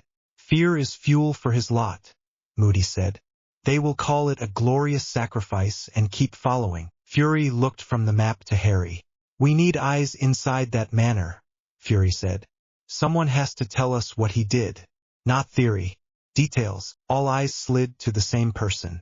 Harry felt the weight of the looks and grimaced. Snape, he said. If he is still playing both sides, Dumbledore's mouth tightened. I have asked Severus to remain in place for as long as he safely can, Dumbledore said. He is our best source. I cannot promise any report will be quick. Hermione folded her arms. We cannot build plans around maybe, she said. We need at least an outline of what Voldemort has done before the next move. Fury nodded once. Then we use both paths, Fury said. We press your spy for details and we read the grid.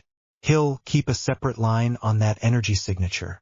Anything odd, you call Potter in his sleep if you have to. Harry did not argue with that.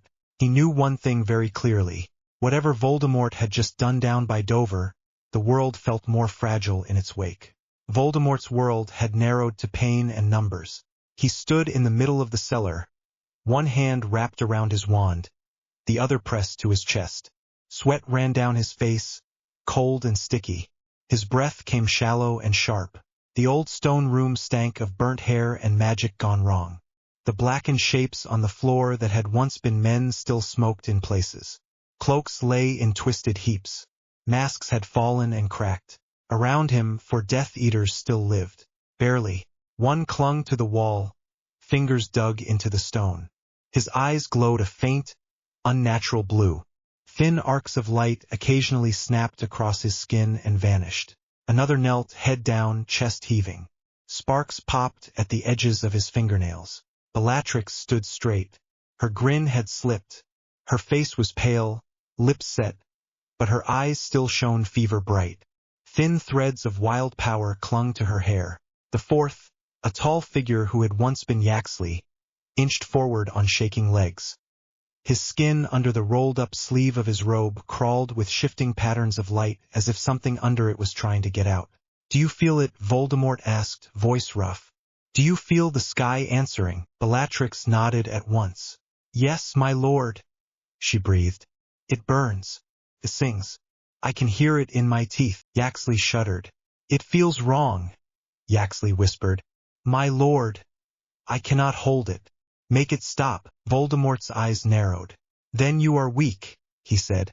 "And the weak do not deserve gifts." He flicked his wand. The unstable light under Yaxley's skin surged, twisting. For a moment, Yaxley's scream drowned out the crackle.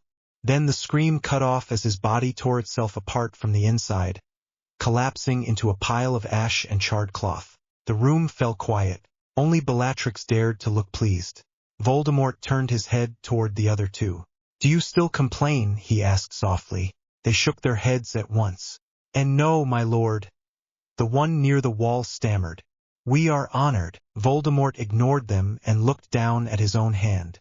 The pale skin between thumb and first finger had darkened. Faint lines of gray shot through with threads of unnatural light. When he had reached out to seize the lightning that had torn through London, when he had dragged that wild power into his rituals, it had not left him untouched. It did not matter. He could feel something now that he had never felt before. Not just magic flowing through his wand. Something larger. The movement of air in the upper sky. The pull of tides. The flicker of electrical storms miles away. He had watched from afar as the boy swung that ridiculous hammer and bent storms to his will. For the first time since his rebirth, he had felt true fear. He did not accept fear. He adapted. "Your sacrifice will be remembered," he told the remains on the floor without emotion. "The others will learn from your failure." Bellatrix smiled again, too eager. "They will be honored to burn for you, my lord," she said. "Then they are useful," he said. He turned away from her and walked toward the center of the circle. His legs trembled with each step. He refused to show it. The mark carved into the floor glowed faintly under his feet. Runes twisted around it, some his own design, some stolen from half-remembered Asgardian script Scabier had snatched from the rubble of the tower.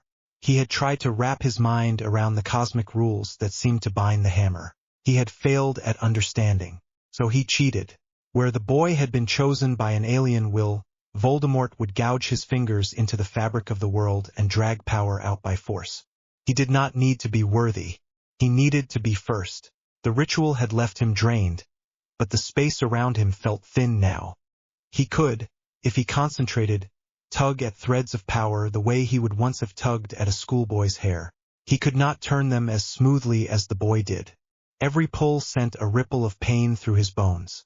It was still power. "Leave," he said without looking back. "Rest. Tell the others that their master has touched the storm and lived." 2 sets of footsteps dragged toward the stairs. Bellatrix stayed.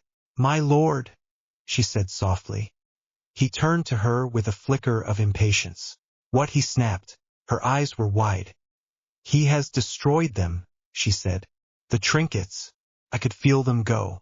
One after another. The ring. The cup. The locket. The diadem. Nagini." Her voice caught on the name. Voldemort's jaw tightened. He felt the same empty spaces. Places inside himself that had once been heavy, now hollow. The last one had been the worst. The tearing apart of the bond with the snake had sent him to his knees. He had thought he was prepared. He had been wrong. "Do you think I do not notice my own soul, Bella?" he asked quietly. She bowed her head at once. "No, my lord," she whispered. "I only mean that he is coming. He will think you weak now. He will strut around with his Asgard toy and his allies and his foolish moral speeches." Voldemort's hand tightened on his wand until the wood creaked. "Then he will be surprised," he said. "I am not the same man he faced in a graveyard. I am more." Bellatrix's gaze flicked to his hand. "The hammer still judged you," she said carefully. "It refused you like a house elf refusing a sock from the wrong master." The memory of that burned.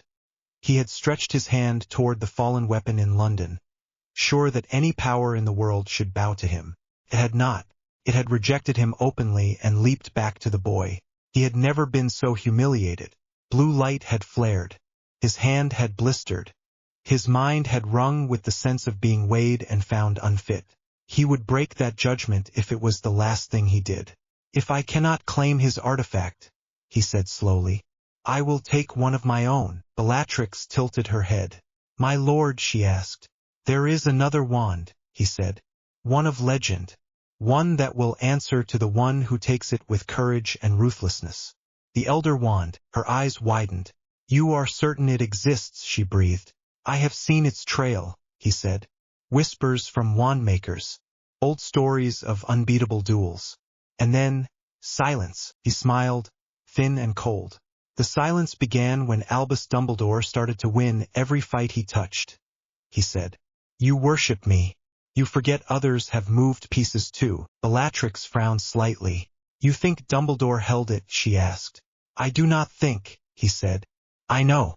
I felt something old in his magic when we fought long ago. He is dead now, buried with his secrets." Bellatrix's grin returned.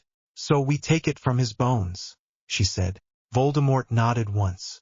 "Tonight," he said, "while they still fuss over their shattered trinkets, while they still believe their hammer makes them safe." He looked down at the glowing mark on the floor one last time. He had touched a new power and lived. He would add an older one to his hand. Let the boy bring storms. Tom Riddle would bring death. Rain hammered against the enchanted windows of the headmaster's office. Harry stood in front of Dumbledore's desk, Mjolnir at his side. Hermione and Ron flanked him. McGonagall stood near the fireplace, arms folded. Behind her, Fawkes watched from his perch with bright, steady eyes. The air smelled of parchment, lemon drops, and something sharp under it that Harry now recognized as old power. Dumbledore looked tired. He had called them back to the castle as soon as the first report came in from the groundskeeper. "The tomb was warded," Dumbledore said quietly. "Layer upon layer. Goblin stone.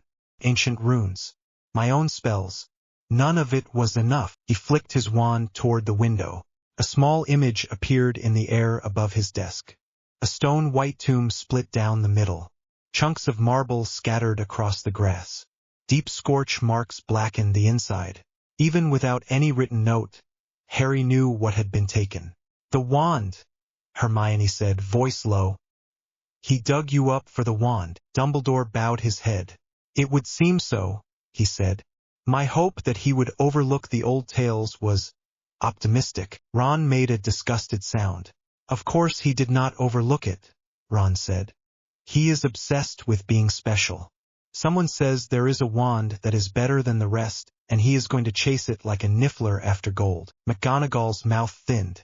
We had protections, she said. The wards should have alerted us. Harry looked at the scorch marks.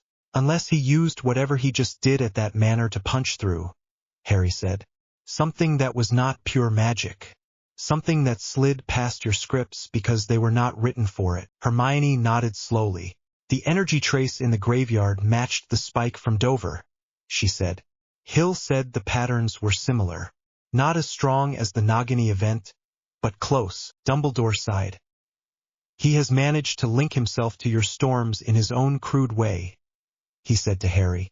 Enough to warp my protection, at least. The hammer gave a faint, unhappy hum. Harry clenched his jaw. So now he has the Elder Wand and some sort of knockoff version of cosmic power, Harry said. Still tied to the same mad mind. That is comforting. Hermione shot him a look at the word comforting. It makes sense, she said. As much as anything does. He cannot stand that there is a power he does not control. So he tries to steal some and plug it into the next toy that promises dominance. Dumbledore opened one of the drawers and placed a smaller wand on the desk. This was my original wand, he said. Before I claimed the Elder Wand. It has waited here for years. It looks at me now with some reproach. Harry stared at it. You just kept the unbeatable thing in your hand and put the normal one away, Harry said. Yes, Dumbledore said simply. Why, Harry asked. Dumbledore folded his hands. At the time, I believed that I could use its strength to win battles quickly and thus shorten suffering, Dumbledore said. I told myself that any risk was worth it if it meant fewer graves. Harry's fingers tightened around the hammer. And now, Harry asked, now I see that I was not strong enough to handle its temptation without bending the truth around me, Dumbledore said. I became too comfortable with the idea that I could decide what others should know and when, because I held the biggest wand in the room. Ron winced. That sounded rude even without you meaning it, Ron muttered. McGonagall flicked him a look, but her lips twitched. Harry did not smile. Voldemort is not going to wrestle with temptation, Harry said. He is going to enjoy every second of it. That thing in his hand plus whatever he stole from the sky is going to make him feel unstoppable. Hermione stepped closer to the desk, eyes on the image of the broken tomb. We cannot put the wand back, she said. We cannot pretend this did not happen. So we treat it as data. What does he gain exactly? Not legends. Mechanically, Dumbledore seemed to consider that. The Elder Wand amplifies the power of its owner, he said. Spells cast through it hit harder. Wards woven with it are more difficult to break. It does not create skill from nothing, but it pushes any existing might to new heights. Hermione nodded. And if you combine that with him tapping into Asgard energy in that reckless way, you get Avada Kedavra on a larger scale, she said. Possibly not just one target. Maybe whole rooms. Ron swallowed. Brilliant, Ron muttered. Greedy snake man with death storms. Harry turned the hammer in his hand. He still does not understand the rules he is poking, Harry said. The hammer does. That is our edge. Dumbledore's eyes flicked to Mjolnir. The hammer responds to your intent, Dumbledore said. So far, you have used it to protect, or to destroy things that should not exist. Horcrux fragments. A snake bound to an evil mind. Harry's stomach clenched at the memory. Right, he said. If you face him when he is channeling both his old dark arts and this new stolen energy, Dumbledore continued, you must not react out of fury. If you lash out to punish, the hammer may refuse. It will not be turned into a weapon of petty revenge. Hermione's gaze softened. He is saying do not let Voldemort drag you down to his level, she said. Even while he swings at you with his shiny death stick. Ron blinked. That might be the first time I have heard anyone call the Elder Wand a shiny death stick, Ron said. McGonagall rubbed the bridge of her nose. If we are finished naming artifacts, she said, perhaps we should return to the matter of not allowing the headmaster to be dug up again. A faint, strangled laugh escaped Harry despite himself. Faded quickly. What is he going to do with it first? Harry asked. He did not steal that wand just to look at it. Dumbledore's expression grew distant. He will make a statement, Dumbledore said. He has always enjoyed displays. A grand assault on a symbolic target. Something that says to both worlds that he is still the center of the story. Hermione looked at Harry. The Ministry, she said. The Atrium. It is still his favorite stage. Harry nodded. He already tried once, Harry said. With that first raid. Now he has a bigger stick and less to lose. Ron grimaced. So we batten down that place, Ron said. Ward it with everything we have. Bring in SHIELD guns and oars and anyone with a wand. Already in motion, McGonagall said. Kingsley and Fury are moving assets as we speak. The next time he tries to grandstand in the atrium, he will find a welcome party waiting. Harry looked at the broken tomb image again. So chapter 2 of this mess is him gambling with stolen storms and ancient wood, he said. Chapter 3 is us meeting him on ground he thinks he owns. Hermione's hand found his wrist. We will be ready, she said. He hoped she was right. The first sign of Voldemort's new tricks came 3 hours later. Harry stood in the training room they had carved out inside an unused Auror testing hall. The space was long and bare, with scorch marks on the stone and charm residue buzzing in the air. SHIELD had set up a row of metal obstacles at one end. Moody had added animated targets that wandered around and occasionally flung weak curses to keep trainees alert. Hermione had insisted Harry test the new reach he had gained since Nagini on something that did not scream. He stood in the center of the room, Mjolnir in his hand, eyes closed. Tell me what you sense, Hermione said from the side. Quill in her hand, notes floating beside her. He focused. The hammer stepped up with him, so to speak. It opened things. He could feel the small storm forming above the North Sea, the wind over the highlands, the pressure systems over France. If he concentrated, he could nudge a cloud, pull a bit of moisture, shift a gust. He had tried earlier to see if he could call lightning down inside the room, but the wards had flickered in protest. Now he focused on a different task. Can you move a local gust without touching the wider pattern? Hermione asked. He nodded and lifted the hammer slightly. Wind stirred in the room. Soft at first, then stronger.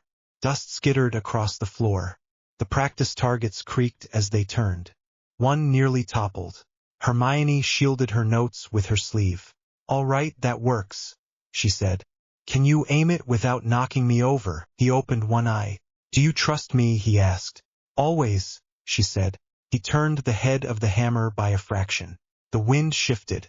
It funneled down the center of the room, leaving the sides mostly calm. The moving targets bumped into each other and spun. The metal obstacles rattled. Hermione's hair barely stirred. She smiled. You are getting precise, she said. Ron clapped from the doorway. Look at you, weather boy, Ron said.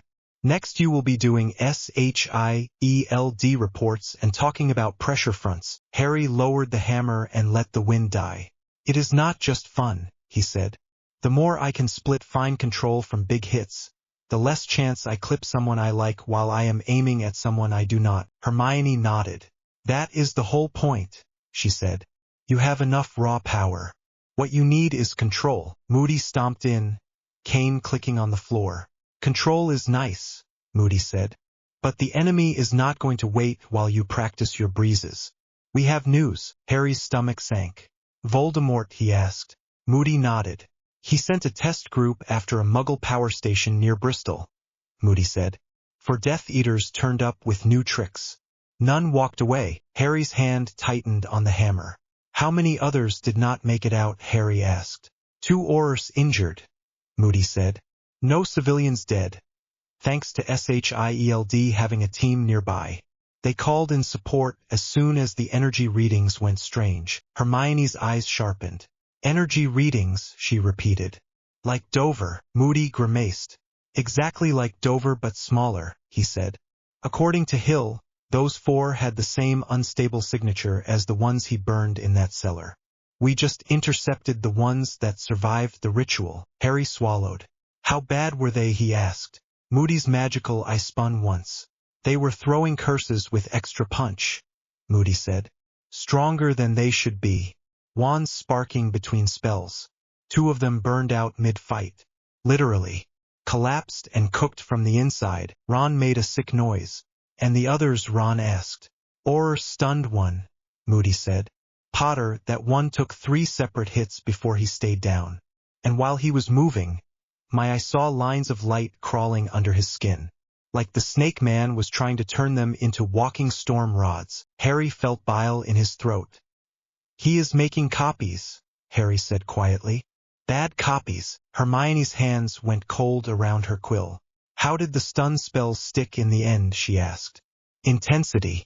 Timing. Kingsley timed his to hit between surges, Moody said. He said it felt like striking when the tide went out instead of when it came in. I do not like that we are now talking about tides inside humans. Harry scrubbed a hand over his face. The hammer can handle that kind of mess, he said.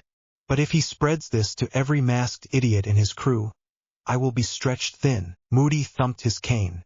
Which is why you train now and hit hard later, Moody said. Fury wants you ready to damp down any spillover when he makes his main move. And Dumbledore wants a word with you again. Ron groaned. Of course he does, Ron muttered. Does he ever sleep? Hermione tucked her notes away. Let us go, she said. Harry followed, hammer heavy in his grip, the faint feel of distant storms pressing at the back of his mind. Dumbledore was in the war room when they arrived, standing near the Horcrux chart that now had every item neatly crossed out. Beside the list, someone had added a new column that simply read, V Source Spikes, Dover Ritual Hogwarts Tomb Breach Bristol Power Station. Hermione's handwriting. No decoration, just facts. Dumbledore looked up as they entered. Thank you, Alastair, he said to Moody.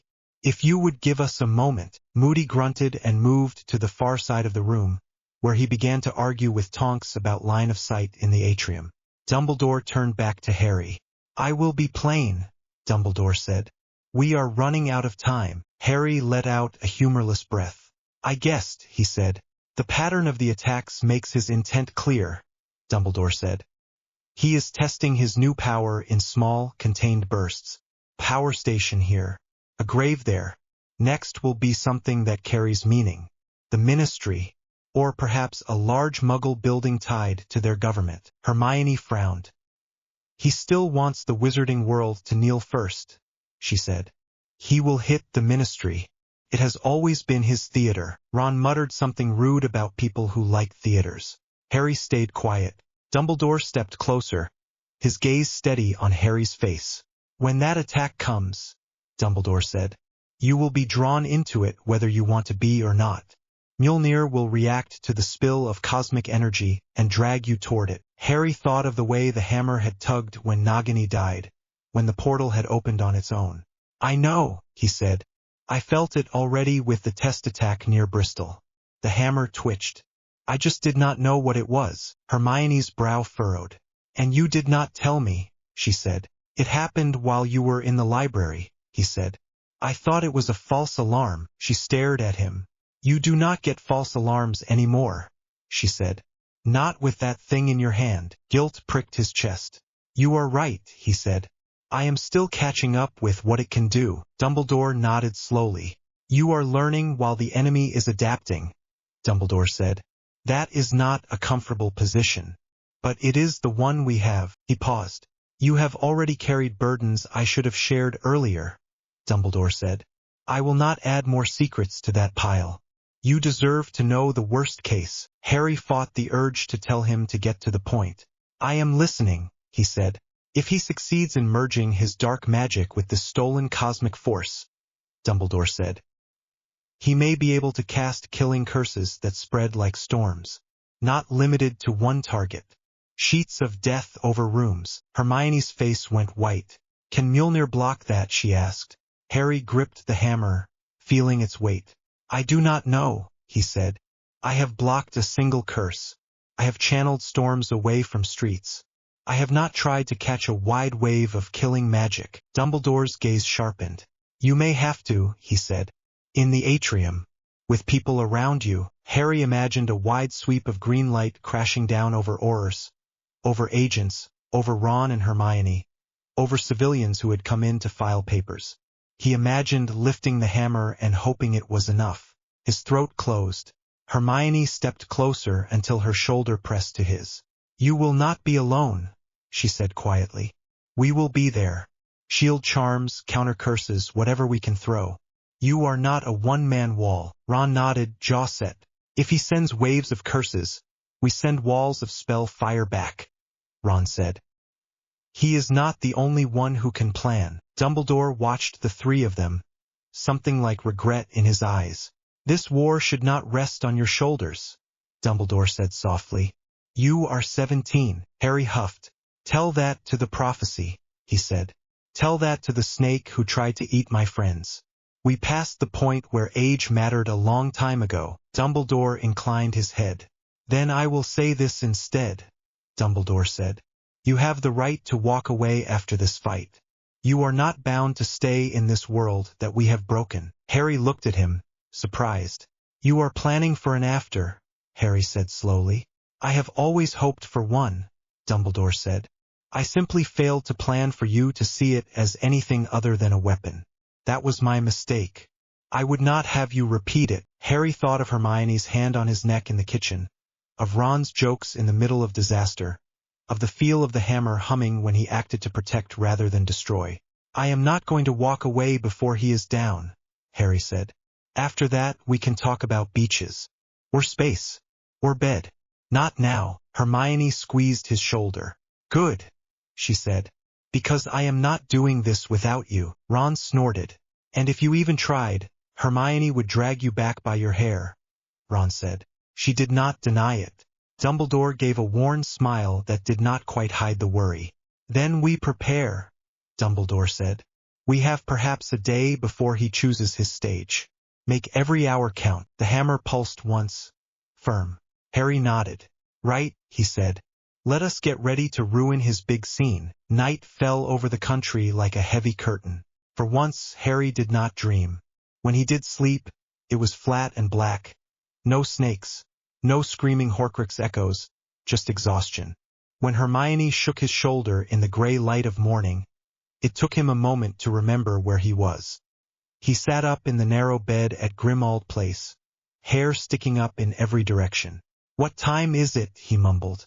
"Too early," Hermione said. "Hill says the grid is twitching again. The atrium wards just lit up like a Christmas tree. Kingsley wants us there now." Harry swung his legs over the side of the bed. "All right," he said. "Where is Ron?" "In the other room," Hermione said. "Already complaining. I told him he could complain on the way." Harry grabbed his glasses and his wand, then lifted the hammer from where it rested against the wall. The weight settled across his palm like an answer. They joined Ron in the corridor. "This is it," Ron said. "Final dance, yeah." Hermione made a face. "Do not call it a dance," she said. "That makes it sound fun." Ron attempted a grin. "Fine," he said. "Final horrible messy thing where we hopefully do not die." "Better," she said. Harry focused on the feel of the ministry. He had walked those corridors often enough by now. The atrium had a unique echo in his mind.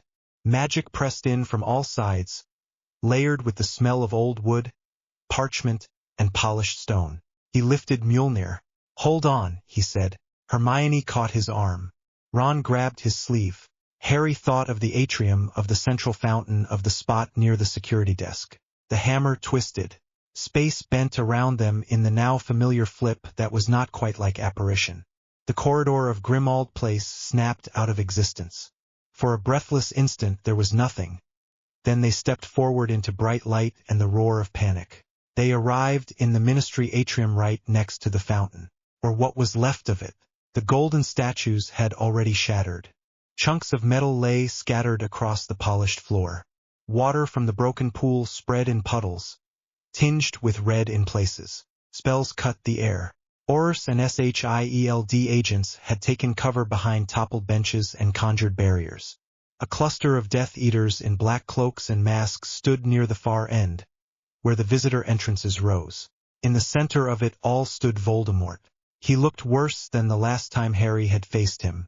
Thinner, paler, the skin around his eyes stretched tight. A faint, unnatural light crawled under the veins in his hands. In his right hand gleamed a wand Harry had never seen before. Pale wood, long, It seemed to drink the light around it. The Elder Wand. As Harry appeared, the air changed. The hammer howled in his bones. Not with sound, with pressure. Voldemort's head snapped around. "Potter," he called, voice carrying over the noise. "How kind of you to come to your own execution." Harry lifted Mjolnir, heart hammering. Around him Aurors rallied. Kingsley shouted orders. Ron moved to the side with his wand raised. Hermione stepped up near Harry's shoulder, eyes already tracking incoming curses.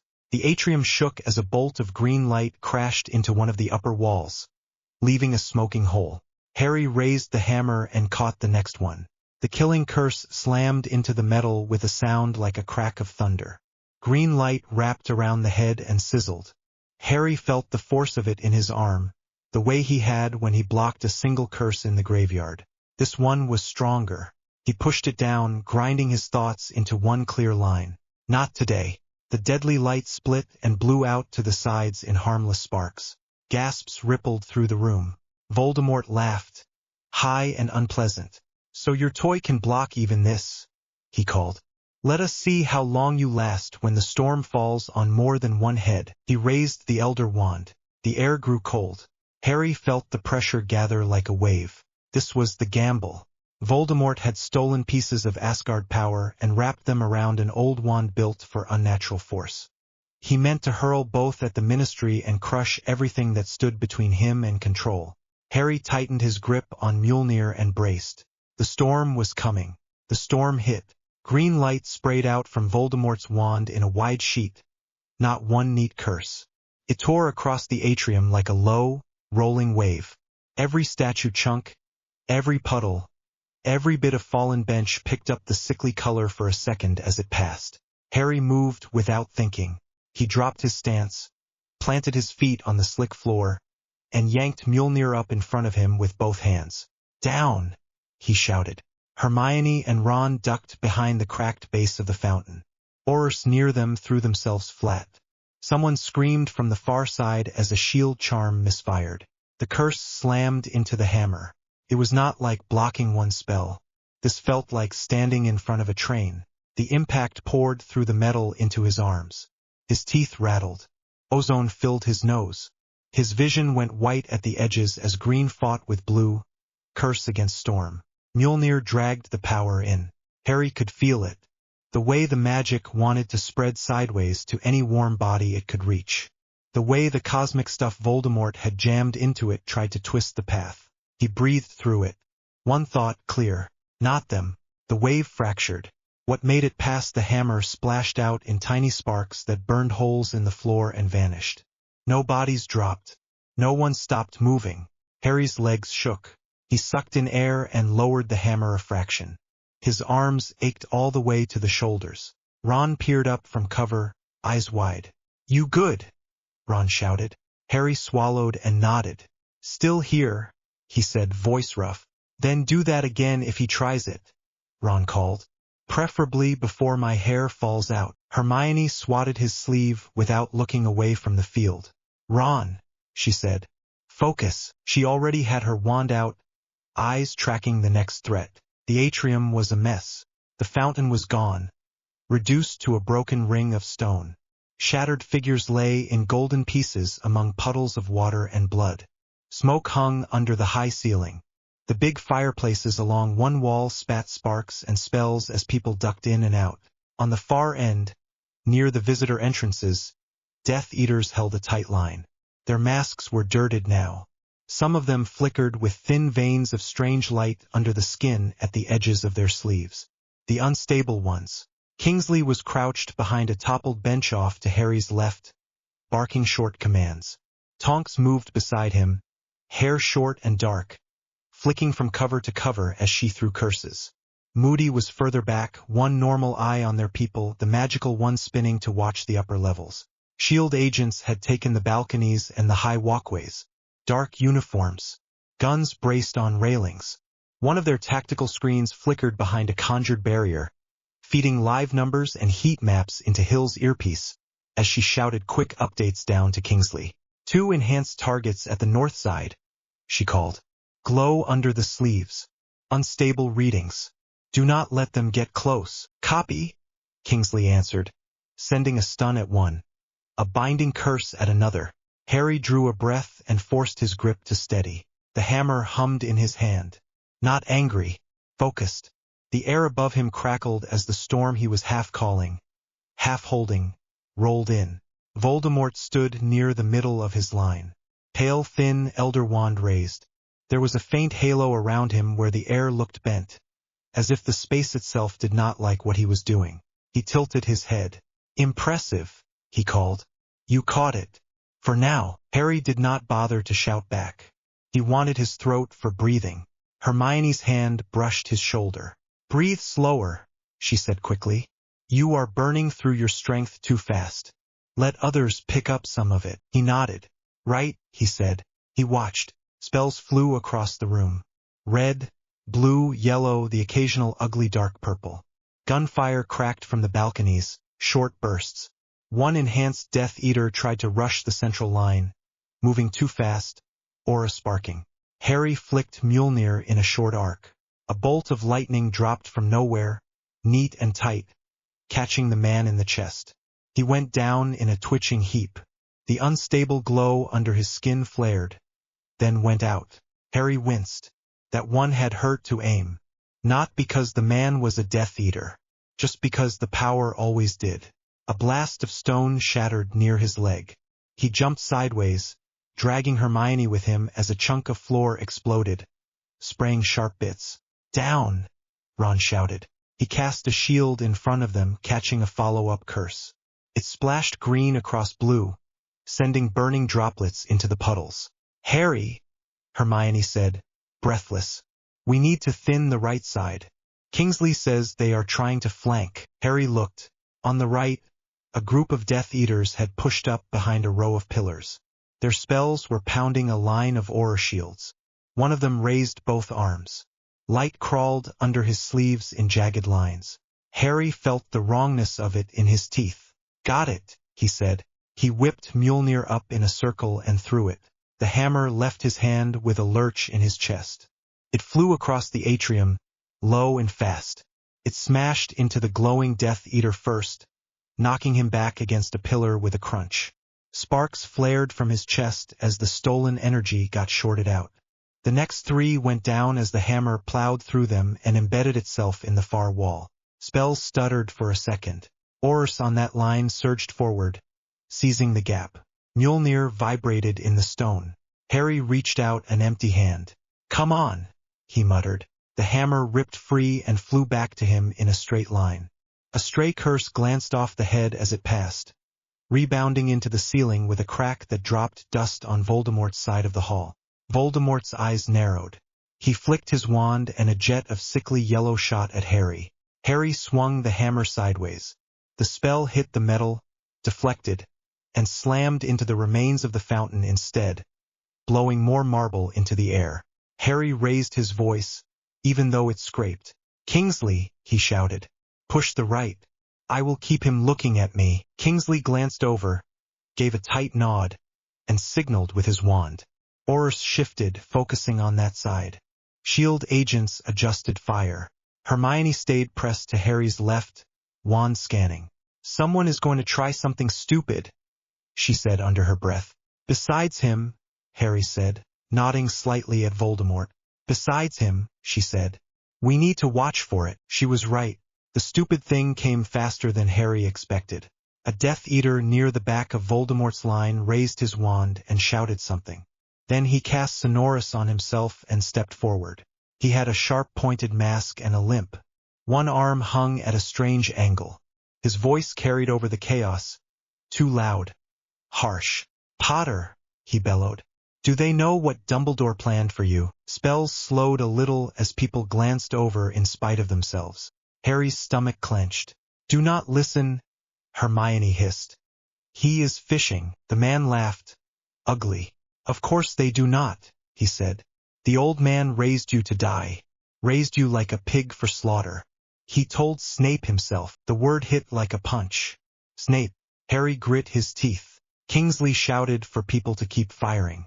Moody swore and tried to hex the man, but a shield sprang up around him, cast by someone else in the Death Eater line. The masked man kept talking. He fed you half-truths, he shouted. He kept you alive only because he needed you to walk willingly to your death, to serve as a pretty symbol while he kept his own hands clean. Hermione's fingers dug into Harry's sleeve. Harry, she said sharply. He sucked in air. Memories flashed up hard. Dumbledore's calm voice, the talk about the prophecy, the way the older man had always looked just a bit too pleased when Harry did something dangerous and survived. He thought of the Horcrux in his scar, the way the hammer had burned it out, the way Dumbledore had never told him it was there in plain words. The hammer rested heavy and steady in his hand. He had already had this fight with himself. In Grimmauld, in Dumbledore's office, in the quiet spaces when sleep would not come. Dumbledore had made awful calls, had kept too much back, had tried to move everyone like pieces on a board, and Harry had decided that it did not matter right now. He stepped forward so the Death Eater and everyone else could see him clearly. Yeah, Harry shouted back. I know, the man faltered. You know, he repeated. Snape showed me, Harry called. In his way. Dumbledore told me the truth late, and it was a mess, and I hated him for it for a while. There was a stir on their side. Aurors and Order members traded quick looks. McGonagall, who had just arrived through a side fireplace, stared up at him from behind a shield. Harry lifted the hammer a little. But here's the bit you are missing, he said, voice rough but steady. I am not here because Dumbledore told me to be. I am here because you lot murder people. Because you carved pieces out of souls and shoved them in objects.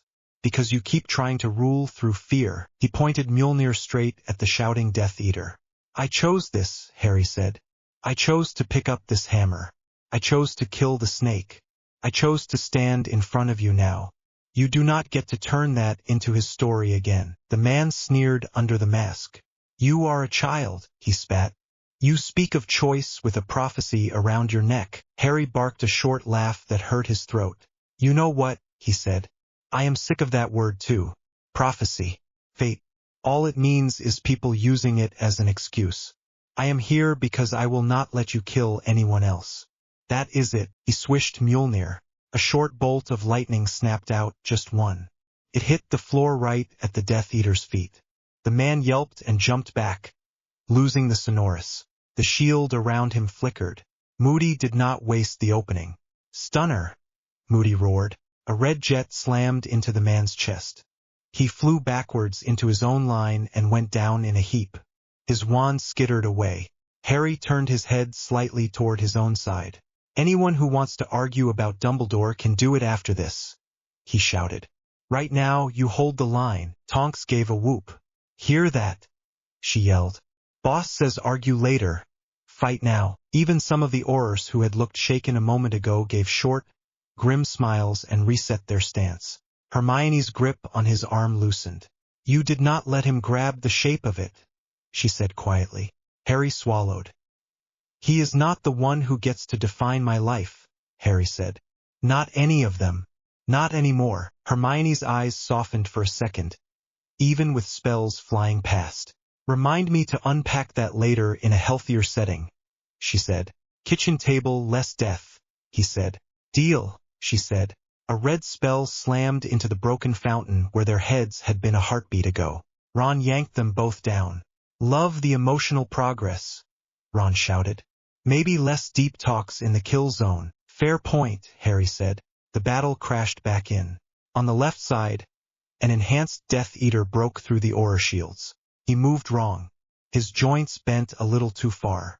Light crawled under his skin like insects. Every step left a faint scorch on the floor. He flung curses with both hands. Spells hit stone and exploded harder than they should. One Auror caught a grazing shot and went down screaming, cloak smoking.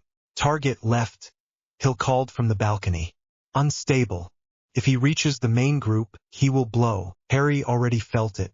The wrong pressure. The nasty tug in his storm sense where the stolen cosmic mess tangled with normal air. He made a call. Hermione, Ron, stay low, he said. I am going up. Before they could answer, he bent his knees and swung Mjolnir.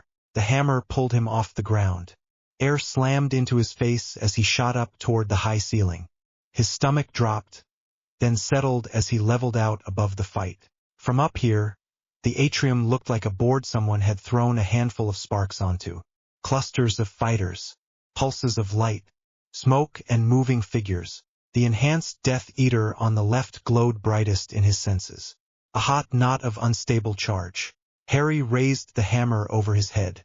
"Come on," he muttered. "Precision." He called a tight funnel of wind around the man from above. It hit like a sideways punch, knocking him off his feet and dragging him away from the aura line, toward an empty patch of floor. The man shouted and tried to throw spells up at him. One hit the wind, curved, and went off to the side. Harry dropped. He aimed to land between the enhanced Death Eater and the nearest cluster of allies. Mjolnir pulled him down like a stone. He hit the floor hard, knees jarring, but kept his footing. The Death Eater skidded to a stop only a few steps away. Up close, the man's eyes were wild. Flecks of light shimmered in his irises.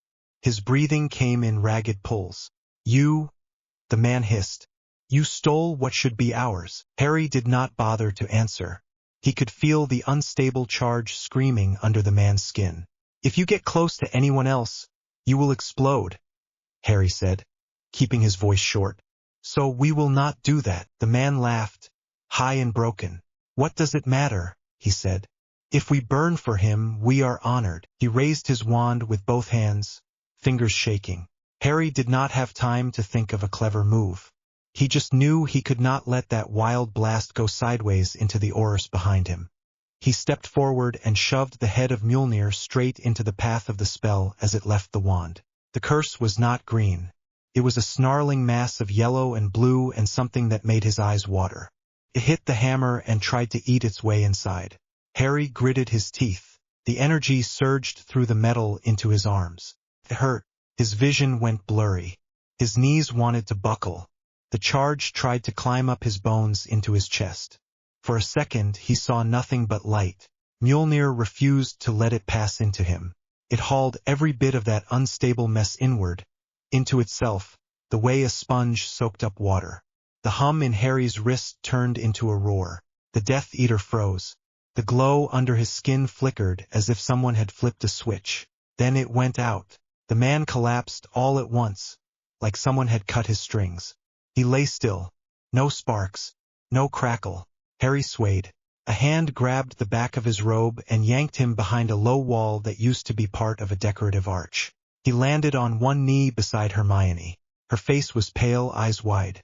"You idiot," she said, voice shaking. "You could have taken that straight through your heart." "Good morning," he said weakly. She smacked his shoulder. Then her hand stayed there. "Do not do that without telling me," she said. "I need notice before you throw yourself in front of magic bombs." "Thought it was better to ask forgiveness," he said, then winced as pain finally caught up with him. His arms trembled. His fingers tingled. Hermione's glare softened. Her thumb brushed the back of his neck where his hair was damp with sweat. "Hands," she said. "Let me see." He held them out. They shook a little. The skin was red, but not burned. The hammer sat in his right palm, cool now, weight steady. "It took most of it," Harry said quietly. "Inside itself." "Then you let it," she said. "Which is what worries me." He met her eyes. "If that blast had hit anyone behind me, they would not be there anymore," he said. "I had to." She took a breath and nodded. "I know," she said. "I am not saying you were wrong. I am saying I need you alive at the end of this." Her voice cracked on the last word. He reached up with his left hand and wiped a streak of soot off her cheek with his thumb. "I am planning on it," he said. She let out a short, shaky laugh. "You and your plans," she said. Another curse slammed into their cover. Stone chipped away. Dust rained down on their heads. Hermione flinched, then did something that surprised him. She leaned in and kissed him. It was quick, clumsy, and tasted like ash and adrenaline. Her hand curled in the front of his robe. His fingers tightened around the hammer and her shoulder at the same time. For a moment the chaos outside blurred. She pulled back a little, breathing fast. "In case someone blows up the room," she said. He stared at her for half a second, then huffed out a breath that was almost a laugh. Yeah, he said. Good call. Ron dropped into cover beside them so suddenly that all three of them collided. Oi, Ron said, panting. If you two are going to snog, at least tell me so I can look the other way. Hermione went red. Battle first, she snapped. Comments later. Ron peered over the wall, wand ready. Fine, he said. But I am putting that on the list of things we talk about when we survive. We do not have a list, Harry said. We will make one, Ron said. A shrill noise cut through the air. Someone on the Death Eater side had tried the same sonorous trick again. Harry risked a glance. A woman stood near Voldemort, long hair flying, mask knocked slightly askew. Bellatrix, of course. She was laughing, head thrown back. Look at you, she shouted. Little Potter playing hero with borrowed thunder. Look at your oars. Look at your mudblood and your blood traders. All thinking you can win because you have a shiny toy. Hermione tensed at the slur. Ron muttered something rude under his breath. Harry pushed himself back up, muscles protesting, and looked straight at her. Bellatrix, he called. You are still talking. I thought your master liked results, not speeches. She bared her teeth. You have killed our snake and smashed his trinkets, she said. You think that makes you strong. You think a hammer makes you worthy. The word rolled strangely around the room. Worthy. Harry's hand tightened on the handle. The hammer thinks so, he said. That is enough for me. Bellatrix's eyes glittered. Then let us see what your worthiness does when he stops playing, she said. She turned her head toward Voldemort. Show him, my lord, she cried. Show them what real magic looks like. Voldemort finally stepped forward. Up until now he had hung back a little, letting others test their new tricks. Now he moved into the open space, away from his line, toward the center of the atrium. The ground around his feet darkened where the space still held burn marks from the earlier curse. The faint glow under his skin was brighter now, pulsing in time with his heartbeat. He lifted the Elder Wand high. The noise in the room dropped. Spells still flew on the edges, but the central fighters slowed. Horus lowered wands a fraction. Death Eaters shifted aside. Even the guns on the balconies went quiet as Hill held up a hand. Hold fire, she shouted. He is about to do something big. We need clear lines. Harry stepped out from behind the broken wall. Hermione and Ron came with him, one on each side, close but not in front. Kingsley called something to the Horus. They started to pull back, forming a wider circle around the center. McGonagall moved with them, lips thin. Tonks dragged a wounded Auror behind cover, then rejoined the line. Moody limped closer on his bad leg, wand up, eye whirling. On the balconies, shield agents adjusted, pointing their guns outward, covering the Death Eaters rather than the middle. Hill kept one eye on Harry, one on her screen. For the first time since the fight started, Harry saw the whole room clearly. Broken fountain in the middle, cracked floors, scorch marks on the walls, fallen bodies still and covered with cloaks where people had managed. Lines of fighters all around. Him and Voldemort standing in the open space, facing each other. Voldemort smiled. It was a thin, unpleasant thing. This is what it should have been from the start, Voldemort said, voice carrying without any charm now. You and I, power against power. None of these insects in the way. Harry's grip on Mjolnir tightened. They are not insects, he said. They are the reason I am still standing here. You will not touch them. Voldemort tilted his head. You throw yourself in front of curses for people who would run from you if they knew what you carried inside, he said. You do not understand magic, boy. You treat it like a burden to share. It is a throne. He gestured with the Elder Wand. This wand, he said, forged in elder wood, fed on blood and legend. The most powerful focus in your small world. It chooses the one who takes it, who seizes it. That is what magic is. Claiming, owning. He flicked a glance at Mjolnir. That is a toy made by alien brutes, he sneered. It does not answer to will. It answers to rules set by dead things in the sky. You have chained yourself to their judgment. Harry swallowed, then let out a slow breath. Maybe, he said, but their rules kept me from using it to do what you do. That is the point. Voldemort's eyes narrowed. You could be a god with that weapon, he said. You could rule both worlds. You could bend every wand and every machine to your whim. Yet you stand there and talk about restraint. You are wasting potential. Harry thought of Nagini, of the weight of the hammer when he had hesitated, of the way it had refused him until he had accepted that killing her was the only way to save others. I learned something, Harry said quietly. Power that does not cost you anything is dangerous.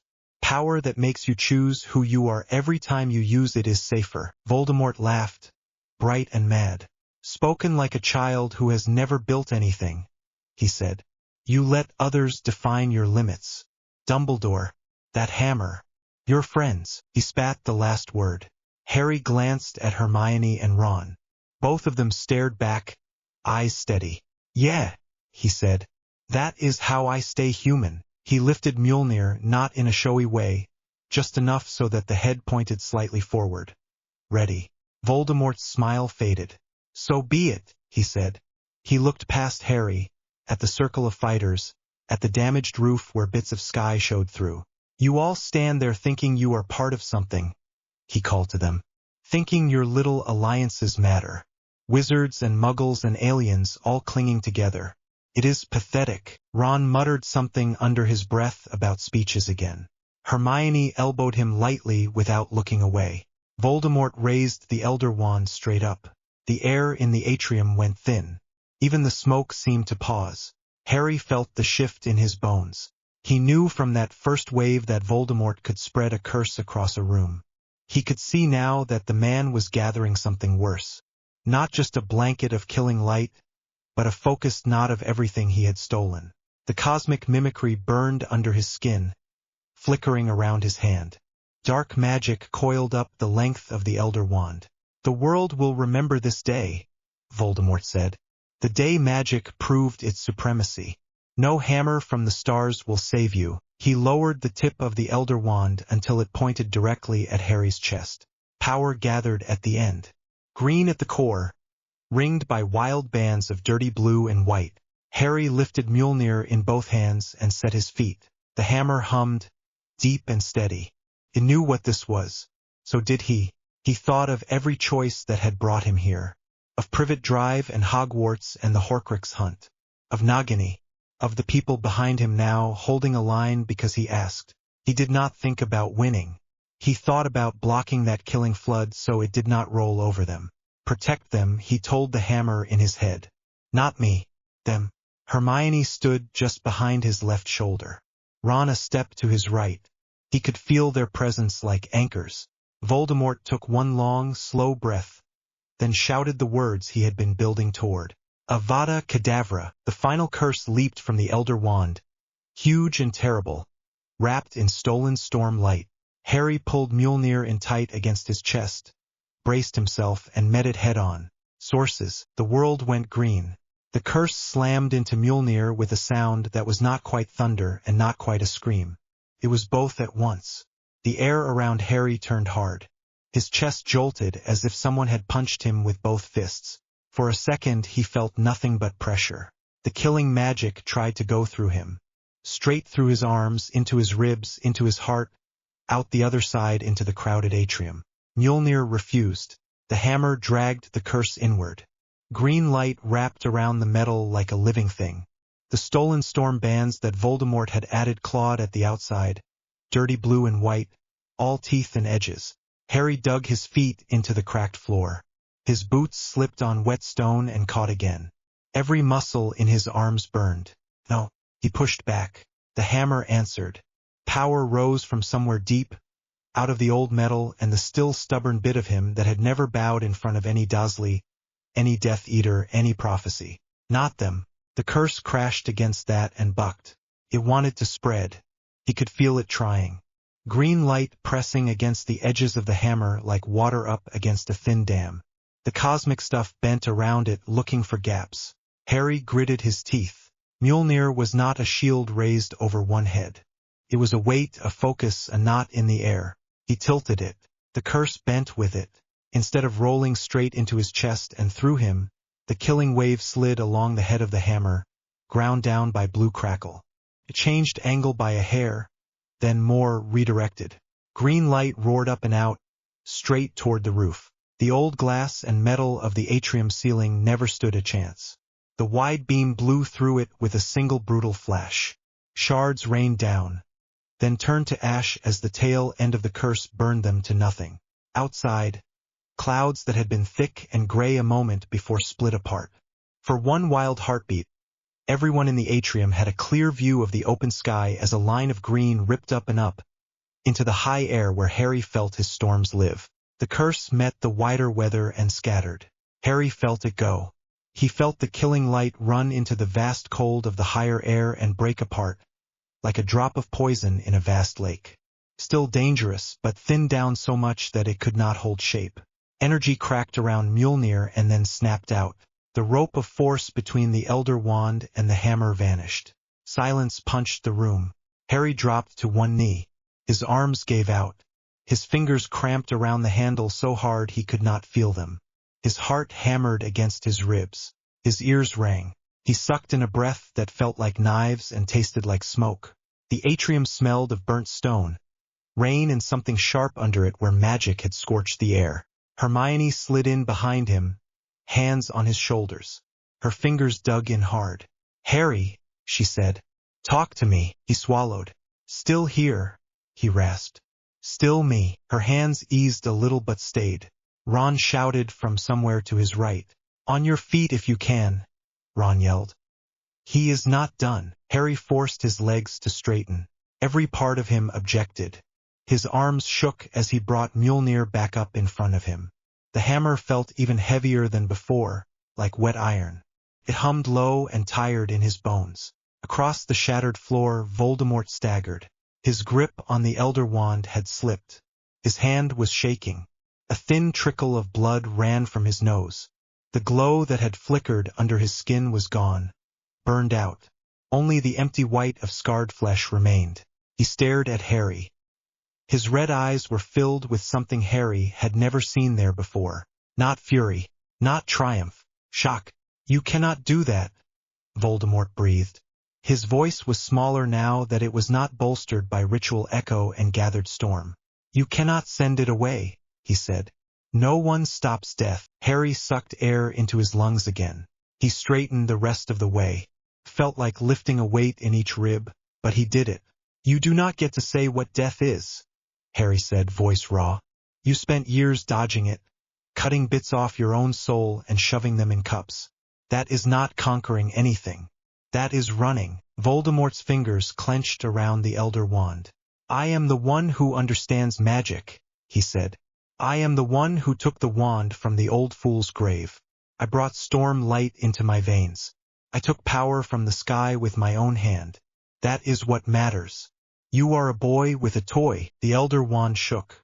Green sparks spat from the tip, uncontrolled this time. Harry could feel the thing in the air around it. The wand did not like what had just happened. It had drunk in a curse that had been twisted with a foreign power, pushed through it beyond design. It had hit the limit of what it would allow any hand to do. It held. For now. Voldemort took a step forward. The circle of fighters around the central space shifted. Oars tightened their line. Wands came up. Shields glittered. Shield agents on the balconies reset their aim. Kingsley's voice cut over the low noise. "Hold!" he shouted. "Do not fire across Harry. Wait for openings." Voldemort's gaze flicked once around the circle, took in the number of wands and guns pointed his way, and came back to Harry. "You hide behind them," he sneered. "You always have. Friends, teachers, muggles. You drag them all into your story." Harry let out a breath. "I do not hide behind them," he said. "I stand with them. That is the difference you never understood." Hermione's hand at his shoulder tightened again at the word with. He felt her there. Ron at his other side. The 2 points that had not left his back since the first curses flew. Voldemort's lips pulled back. "Then watch them die," he hissed. He snapped the Elder Wand up and flung a spray of curses out, fast and sharp, not just at Harry now but at the lines on either side. Green, red, yellow, ugly black. a mix of death, pain, and spells Harry did not even know names for. Harry moved. He did not try to catch each one neatly. There was no time. The hammer could not eat so many things head-on without burning him out completely. So he moved the air. He swung Mjolnir in a fast arc. Wind snapped across the atrium, hard and sudden. It caught the curses and shoved them off course. Some hit stone. Some hit conjured shields. Some vanished into empty air. One scraped past his ear close enough to leave it ringing. Another clipped an Auror on the shoulder. She grunted but stayed standing. The charisma of the Elder Wand had thrown the spell harder, but their wards held. Hermione sent a series of quick shield charms to patch the gaps as soon as the wind died. Left side, Hill shouted from the balcony. Push left. Their line is thin there. Aurors on that flank surged forward on Kingsley's hand signal. Death Eaters scrambled to adjust. One dropped his wand when a bullet from above took his forearm. Another spun to throw a curse at an agent and caught a full body bind from Tonks instead. Harry did not chase them. He kept his eyes on Voldemort. The man who had once been Tom Riddle circled slowly, pale face set, wand in hand. His robe dragged through the water and ash. His bare feet left faint gray footprints where they stepped in dust. "Do you feel it?" Voldemort called. "The way the hammer strains. It is not limitless. It will tire. Your body will fail long before mine." Harry rolled his shoulder. His muscles screamed. "Maybe," he said. "Or maybe the hammer belongs in this world and that wand does not." Voldemort frowned. "The wand is magic," he said. "It is ours. It obeys those who take it." "Are you sure?" Harry asked. "You stole it from a tomb. You did not win it." The words landed like a pebble in a pond. Ripples went out. Some of the older witches and wizards around the circle hissed in breath. McGonagall's face tightened. Even Ron's eyes flicked to the wand in Voldemort's hand. Hermione's voice was low by his ear. "Say it," she said. "Make him doubt." Harry swallowed and raised his voice. "You think the Elder Wand cares about your story?" he called. "It came to Dumbledore through a duel. It left him when he passed its loyalty on. It never chose you." Voldemort's grip tightened. "Lies," he spat. "I took it from the place where he hid it. It lies in my hand. That is all that matters." "Then why did it not break the hammer?" Harry asked. "If it is the greatest wand in the world and you are the greatest wizard, why did that last curse not kill me? Why did it run away into the sky?" The Elder Wand shuddered. A crack appeared near the handle. Thin as a hair, but it was there. Voldemort looked down at it and ignored what he saw. "I am still more than you," he said. "Wand or no wand, you do not have the stomach for what it takes." He drew in a breath. This time, when he raised the Elder Wand, the air around it clenched. He was not feeding it cosmic light now. That link had burned out with the last curse. This was pure dark magic, honed over years, poured through the wood. He pointed the wand not at Harry, at the line behind him. "Avada Kedavra," he hissed. Green erupted again, not as wide as before, not boosted by Stolen Storm, but still thick and fast. Harry made a choice in less than a heartbeat. He could throw himself in front of it and catch it with Mjolnir. Again, his arms felt like they might snap if he did. Or he could try something he had not done yet. He stepped to the side and swung the hammer, not as a shield this time but as a hook. The curse curved. Mjolnir tugged the magic off its straight path, forcing it to bend. Green light arced, trailing a streak across the air, and whipped back around toward Voldemort. His eyes widened. For a second he looked like a man watching a snake turn its head toward him. He tried to twist the wand to break the connection to turn the curse aside. The Elder Wand did not respond the way he expected. Its loyalty was frayed, its core strained. It was tired of killing for those who took it by theft instead of true combat. The green light snapped back along the path of least resistance, straight into the hand that held it. There was no neat bounce. The curse met the Elder Wand at full force. Magic exploded. The wand shattered in Voldemort's grip. Pieces of Elder Wood spun out, smoking. A surge of lethal green light rushed back into his arm, into his chest. There was no Horcrux left to shield him from it now. No spare soul piece tucked in a ring or cup. It hit all of him, For the first time in his life, Tom Marvolo Riddle took the full weight of his own killing curse. He did not fly backwards. He did not hang in the air. He simply dropped. His body hit the wet stone with a flat sound. His pale skin went dull in an instant. His mouth was open, eyes staring at nothing. No smoke rose. No ghost. No scream. Nothing stirred at all. Harry stared. His heart was thudding so loud in his ears he almost did not hear the first voice. "Is he dead?" someone whispered. Silence held the room for a few long breaths. Kingsley took a cautious step forward, wand up. He moved toward the fallen body with the careful, wary walk of someone approaching an unexploded curse. Moody moved on the other side, magical eye whirling. Death Eaters still standing looked frozen. Some had wands half raised, hands shaking. Others had dropped theirs without thinking. Hill called quietly from the balcony. "Do not fire unless fired upon," she said. "Eyes on all masks. We do not know what they do when he falls." Kingsley reached Voldemort's side. He pointed his wand at the prone figure and muttered a detection charm. Nothing. He tried a different one. The kind that revealed lingering soul bits, curses, magical traps. Nothing. He knelt, pressed 2 fingers to the pale throat, then to the inside of the thin wrist. He looked up. "He has no pulse," Kingsley said. His voice carried across the atrium. "No spell trace. No soul anchors. Nothing on our sensors either. He is gone." The words landed. They did not make the whole room cheer at once. That would have felt false. It was more like a wave of breath going out of 100 chests at the same time. Sound came back slowly. A sob from somewhere near the back. A laugh that sounded half like a cry. Someone collapsed to their knees, wand still in hand.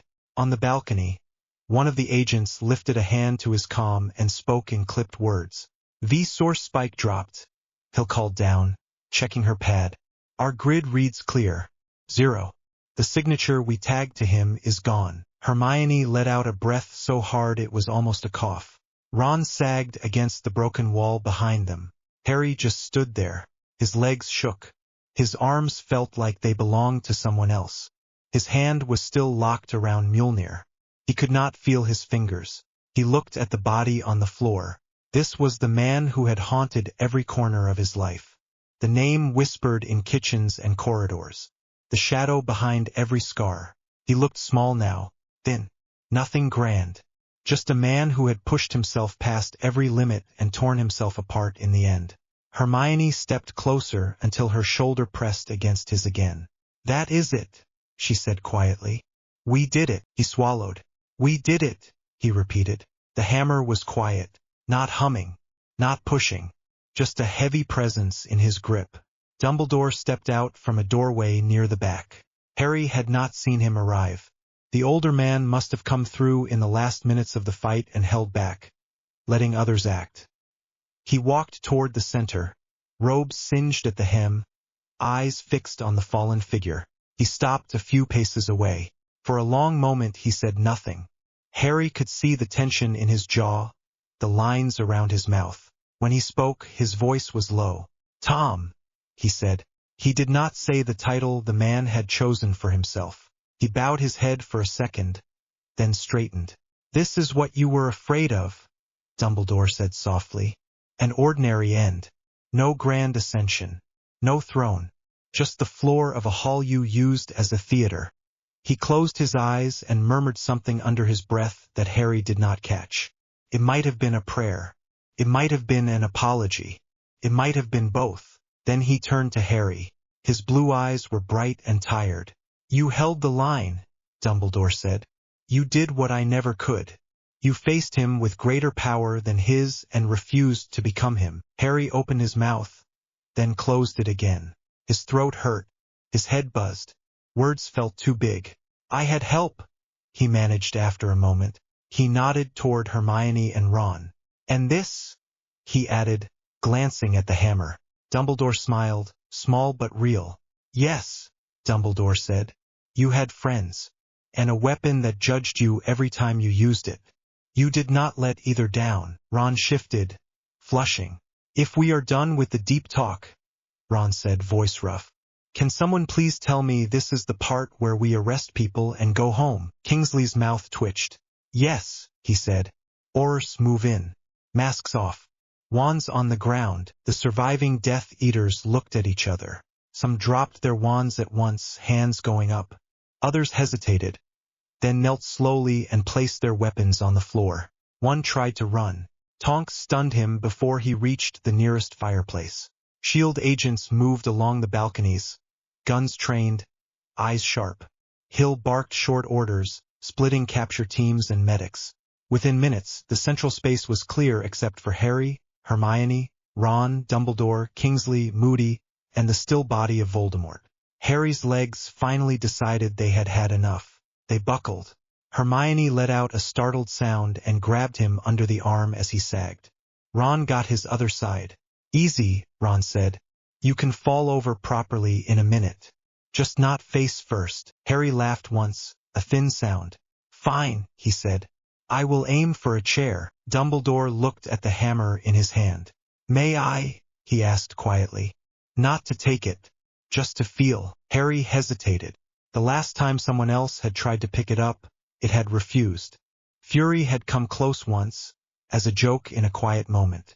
The hammer had not moved. He glanced at the metal. Mjolnir sat heavy and calm. No sense of anger. No pull away. All right, Harry said.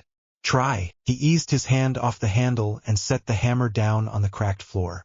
It sat upright, head resting on the stone, handle tilted.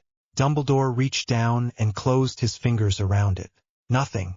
He frowned, lips pressing together. He tried to lift. The hammer did not move. His shoulders tensed as he pulled a little harder. His face did not show strain, but the effort was there. Still nothing. He let out a breath and released it. It seems I am not the right hand for this, he said calmly. Harry picked it back up. It came without resistance, as if it had been waiting. Hermione watched the movement. It chose, she said. And keeps choosing. Dumbledore nodded. The hammer was never meant for me, he said. Nor for Tom. Nor for any of us who spent too long convinced that we alone knew what was best. It chose someone who kept asking if he should swing it at all. Harry looked down at the metal.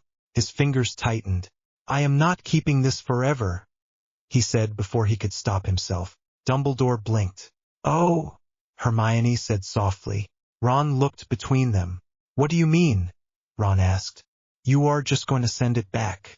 Put it in an umbrella stand. Harry exhaled slowly. He had not known he was going to say it until the words came out. But now that they had, they felt solid. I will not be the world's hammer for the rest of my life, he said. I am not going to be the person every government drags out every time there is a storm or a war. I did not fight to replace one Dark Lord with a nervous teenager in a cape. Hermione's mouth quirked despite the way her eyes shone. You would look terrible in a cape, she said. All that wind and hair. Ron laughed once, tired. Imagine the posters, he said. Harry Potter, professional weather. Harry snorted. Exactly, he said. I will help where I can until we know no one else is going to try something like this again. After that, we find a way to send the hammer home. Or let it sleep. Dumbledore studied his face. That is a heavy decision, he said. You may change your mind in quieter days. Maybe, Harry said. But I know this. I want a life that is not just battles. I want friends. Maybe a job that does not involve shouting over curses. Maybe to sit in a kitchen and argue with Hermione about books while Ron steals toast. Hermione sniffed. I do not steal toast, Ron said. I borrow it. For long periods. You eat it, she said. They bickered lightly for a moment, the way they always had. The sound of it in the ruined atrium made Harry's chest ache in a better way. Dumbledore inclined his head. Then we will help you find that life, he said. You have paid enough for everyone's mistakes. Kingsley stepped closer. There will be trials, he said. Statements. People will want to know what happened here. They will try to drag out every detail. Harry grimaced. Can you field some of that? He asked. Tell them the broad strokes. Evil wizard went down. World did not end. Kingsley almost smiled. I think I can manage that, he said. We will need your testimony eventually. But not today. Good, Harry said. Because if someone asks me about the shape of the curse wave right now, I am going to fall asleep on them. Hermione squeezed his arm. Hospital wing first, she said. You have nerve strain, magical exhaustion, possibly shattered something in your shoulders, and your ribs sound like they are complaining. I feel fine, he started. She raised her eyebrows. He stopped. Fine, he corrected. I feel dreadful. Can we go now? Ron hooked an arm around his back. Come on, Thunder Boy, Ron said. You have earned a lie down. Harry let himself be led away, Mjolnir resting against his shoulder, weight still heavy but no longer crushing. As they walked toward the nearest fireplace, he glanced back once. Voldemort's body still lay on the floor. No one rushed to it to mourn. Aurors stood around it with grim faces. A pair of ministry clerks quietly covered it with a sheet. That was all the ceremony Tom Riddle would get. Harry stepped into the green flames with his friends and let the heat and color take him away. The world did not reset overnight. There were days in the hospital wing where everything blurred. He slept more than he woke. When he was awake, Madame Pomfrey made him drink potions that tasted worse than any Dursley cooking. His muscles cramped, then slowly eased. His hands tingled for days where the hammer had channeled the wildest curses. Hermione set up camp in the chair beside his bed. She brought ink and parchment and called it catching up on lost notes. She still jumped up every time he shifted too much. Ron came in and out with news. Kingsley says they have about 40 of them in cells, Ron reported one afternoon. Half nearer here, half at the joint base. Some are already trying to claim they were under Imperius. Same old song. And the others? Harry asked. Ron's face flickered. Dead, he said. The ones who took the storm mess inside themselves. Their bodies could not hold it. They burned out. Even the ones we caught in time. St. Mungo healers said there was nothing to do. Harry stared at the ceiling for a moment. They chose it, he said at last. Does not make it less horrible. No, Ron said. But it makes it less on your head. Hermione looked up from her notes. He is right, she said. You did not put that inside them. You stopped it from spilling into the rest of us. Harry let out a slow breath. I know, he said. It just all sits on the same shelf in my head. Hermione put her quill down and slid her hand into his under the blanket. Then we make more shelves, she said.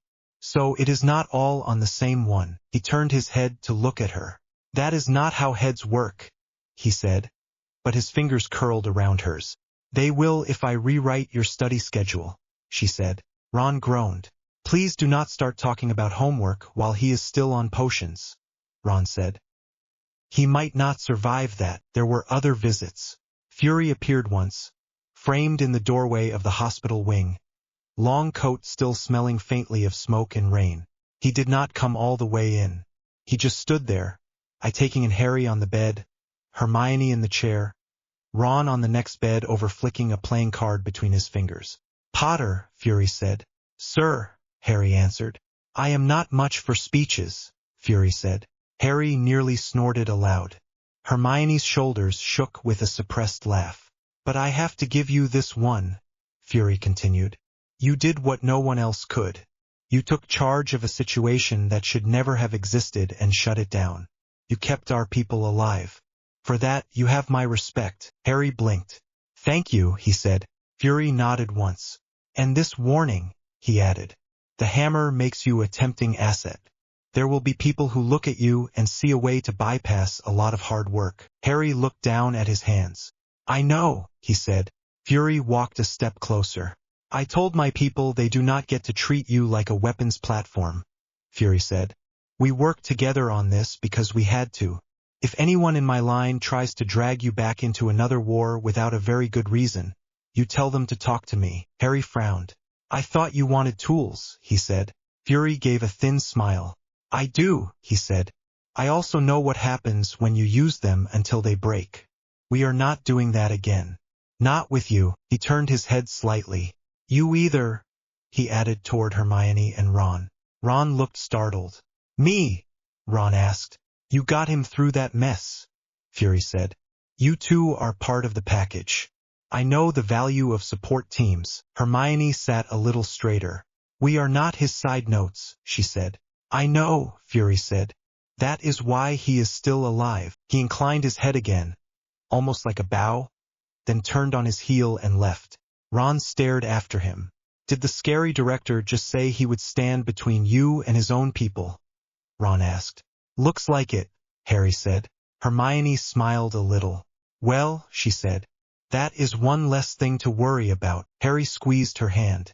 Only a few hundred left then, he said. They all laughed at that, which helped. Dumbledore came as well.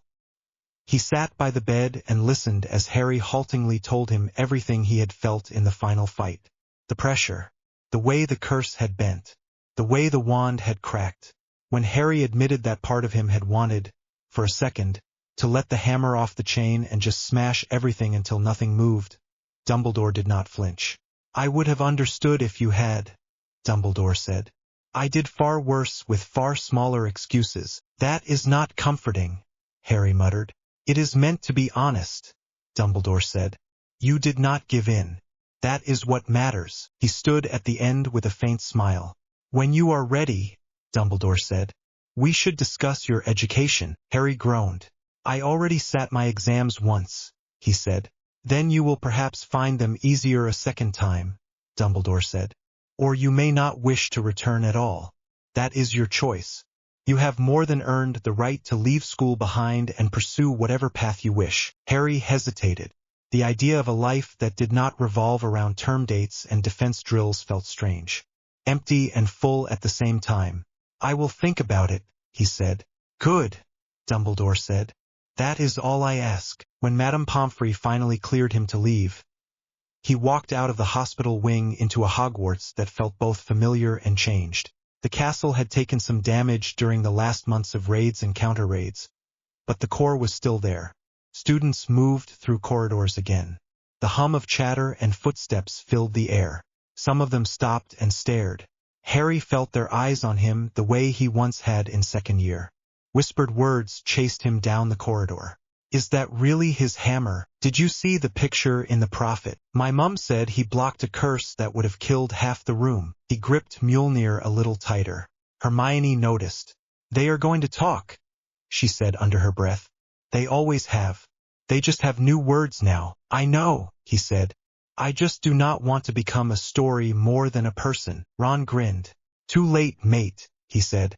You are already a book series, but you are still also a person who needs lunch. Come on. They ended up in the Great Hall. McGonagall insisted on a small speech. It was shorter than Dumbledore's old ones, which helped. She thanked everyone who had fought. She named those who had not come back. The room bowed its head. When she said Harry's name near the end, there was scattered applause. Not a roar, more of a strong wave. Some students who had lost family members did not clap. He did not blame them. He raised a hand in acknowledgement and sat back down. Hermione leaned over. How does it feel?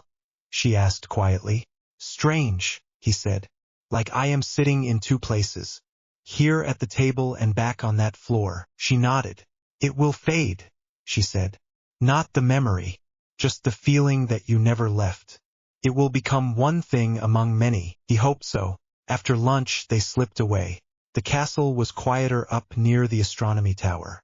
The roof over part of the tower had a fresh patch where something had once blasted through. Harry did not ask which battle had done that. There had been enough. They ended up at one of the low walls that overlooked the grounds. The air was cool. The sky was clear. He could feel every moving current without reaching very far. Small breezes that ran along the lake. A stronger wind tugging at the trees near the edge of the forest. Hermione sat on the stone and swung her feet. Harry leaned his back against the wall beside her, hammer resting against the stone. For a while they said nothing. It was a comfortable quiet. Eventually Hermione spoke. So, she said, what does the world feel like now? He closed his eyes and checked. Quieter, he said. There is no wrong not anymore. No sour spot where he was pulling at the sky. Just normal storms. Normal pressure. And you? She asked. He thought about that. Tired, he said. Scared. Relieved. All at once. and still buzzing with too much power in my hands. She nudged his leg with hers. We will figure that part out, she said. You do not have to carry it alone, even if I am the only one who can hold this, he said, nodding at Mjolnir. Especially then, she said. Power does not just sit in metal. It sits in choices. And those can be shared. He smiled, small. How do you manage to make everything into homework about ethics?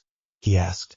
It is a talent, she said primly, then ruined it with a grin. He looked at her. The lines of worry around her eyes were lighter today. Her hair was still everywhere in the breeze. There was ink on her fingers. This was the person who had stood at his side in every mess. Wand in hand, rules in her head, heart on the line. He reached out and took her hand. Thank you, he said. She tilted her head. For what? She asked. For dragging me back every time I swung too hard, he said. For telling me when I was about to do something stupid. For staying, even when it meant watching me do things that made you sick. Her throat moved as she swallowed. Of course, she said. That is what we do. He squeezed her fingers. I mean it, he said. I know you did not sign up to stand next to living lightning. She made a face. I did, she said. The day I met you on the train, I signed up for something. I just did not know there would be this much storm. He laughed. That is one way to put it, he said. She hesitated, then shifted closer on the stone until their shoulders touched. What about after? She asked. You said in the atrium you want a life that is not just battles. What does that look like? He thought about it seriously. I do not know yet, he said. Maybe I finish school. Maybe I do not. I know I want to see what the world looks like when it is not on fire. See a beach that is not surrounded by wards. Eat dinner without checking the door twice. Good start, she said. And you? He asked. What do you want? She looked out over the grounds. I still want to fix things, she said. Laws, rights, the way our world treats anyone who is not from an old family. I want to use what we have seen to stop the next war starting in the first place. He smiled. That sounds like you, he said. Do you want to do that here? Ministry? Or with Fury and Hill? She made a face at the thought of ministry goblins and jackets at the same time. Maybe both, she said. For now, I know I want to finish this year. Sit exams. Prove I can write about magic without blowing up the page. After that, we see. He nodded. And in all that? He asked quietly. Us. She looked at him. For a second, the serious activist face slipped and the girl from the hospital wing was there again. Hand in his, kiss still on her lips. I would like that to be part of it, she said. If you want it too. He did not answer with words. He leaned in and kissed her. This time there was no ash in the air. No curses flying past. Just the soft brush of her mouth. The steady way she held his face in both hands. The way his stomach flipped and settled. He pulled back a little, breath warm in the cool air. Yeah, he said. I want that. She smiled. Good, she said. We can work the rest out. They sat there a while longer. Eventually Ron found them. He came up the last steps sounding mildly out of breath, carrying a paper bag. There you are, he said. I spent 10 minutes walking the wrong floor. Staircases still hate me. He flopped down on the other side of Harry and pulled a sandwich out of the bag. I nicked these from the kitchen, he said. House elves practically begged me to take extra. Apparently feeding saviors is a hobby now. Harry took a sandwich and bit into it. Tasted like bread and cheese and tomato. Ordinary. Safe. Real. He chewed slowly. Do we know what happens to the hammer? Ron asked with his mouth half full. I mean, are the sky gods going to show up and ask for it back? Hermione rolled her eyes. Ron, she said. Do not call them that. That is what they are, he said. Tall, shiny, shouty. Sky gods. Harry swallowed his bite. They have not sent anyone yet, he said. Fury says there has been contact. Formal grumbling. Something about unregistered weapons in the hands of wizards. He is handling it. And you? Hermione asked. I told him what I told Dumbledore, Harry said. The hammer stays with me for now. Only used when there is no other way. Then, when the world is quieter, it goes home. Ron raised an eyebrow. And if it does not want to, he asked. Harry looked down at the metal where it rested against the stone. We talk, he said. You talk to it, Ron said. Not in words, Harry said. It is more like a feeling. Sometimes it pushes. Sometimes it waits. Right now it feels like it is curious. It wants to see how we handle things without swinging it at every problem. Hermione snorted. It would be disappointed if it lived at number 4 for a week, she muttered. Harry gave a short, surprised laugh. Imagine Uncle Vernon trying to use it as a doorstop, he said. All three of them laughed then properly. The sound floated out over the grounds. Below, near the lake, a group of younger students were playing with a conjured ball. Somewhere near the forest edge, Hagrid's huge shape moved, checking fences. On the far side of the grounds, work crews were repairing a broken wall. Life, messy and stubborn, went on. Harry let the feeling of it soak in. The war had taken too many. It had left scars on stone and skin. But Voldemort was gone. The Horcrux chart was finished. The sky felt normal. The hammer was heavy and quiet in his hand. He looked at his two best friends. Ron, already reaching for a third sandwich, crumbs on his chin. Hermione, hair wild, eyes bright, hands still half resting against his. He breathed in. For the first time in years, the air did not taste like waiting for the next blow. Do you hear that? He asked. Hear what? Ron asked, chewing. The nothing, Harry said. No alarms. No shouts. No someone saying his name. Hermione listened. For a moment, they all sat and simply heard the normal noises. Wind in the trees. Distant laughter. A door slamming somewhere in the castle. A bird. No, Hermione said at last. That is not nothing. That is peace. Harry smiled. Then I will take it, he said. He leaned back against the wall, Mjolnir resting upright beside him. The sky open and calm overhead. For now that was enough.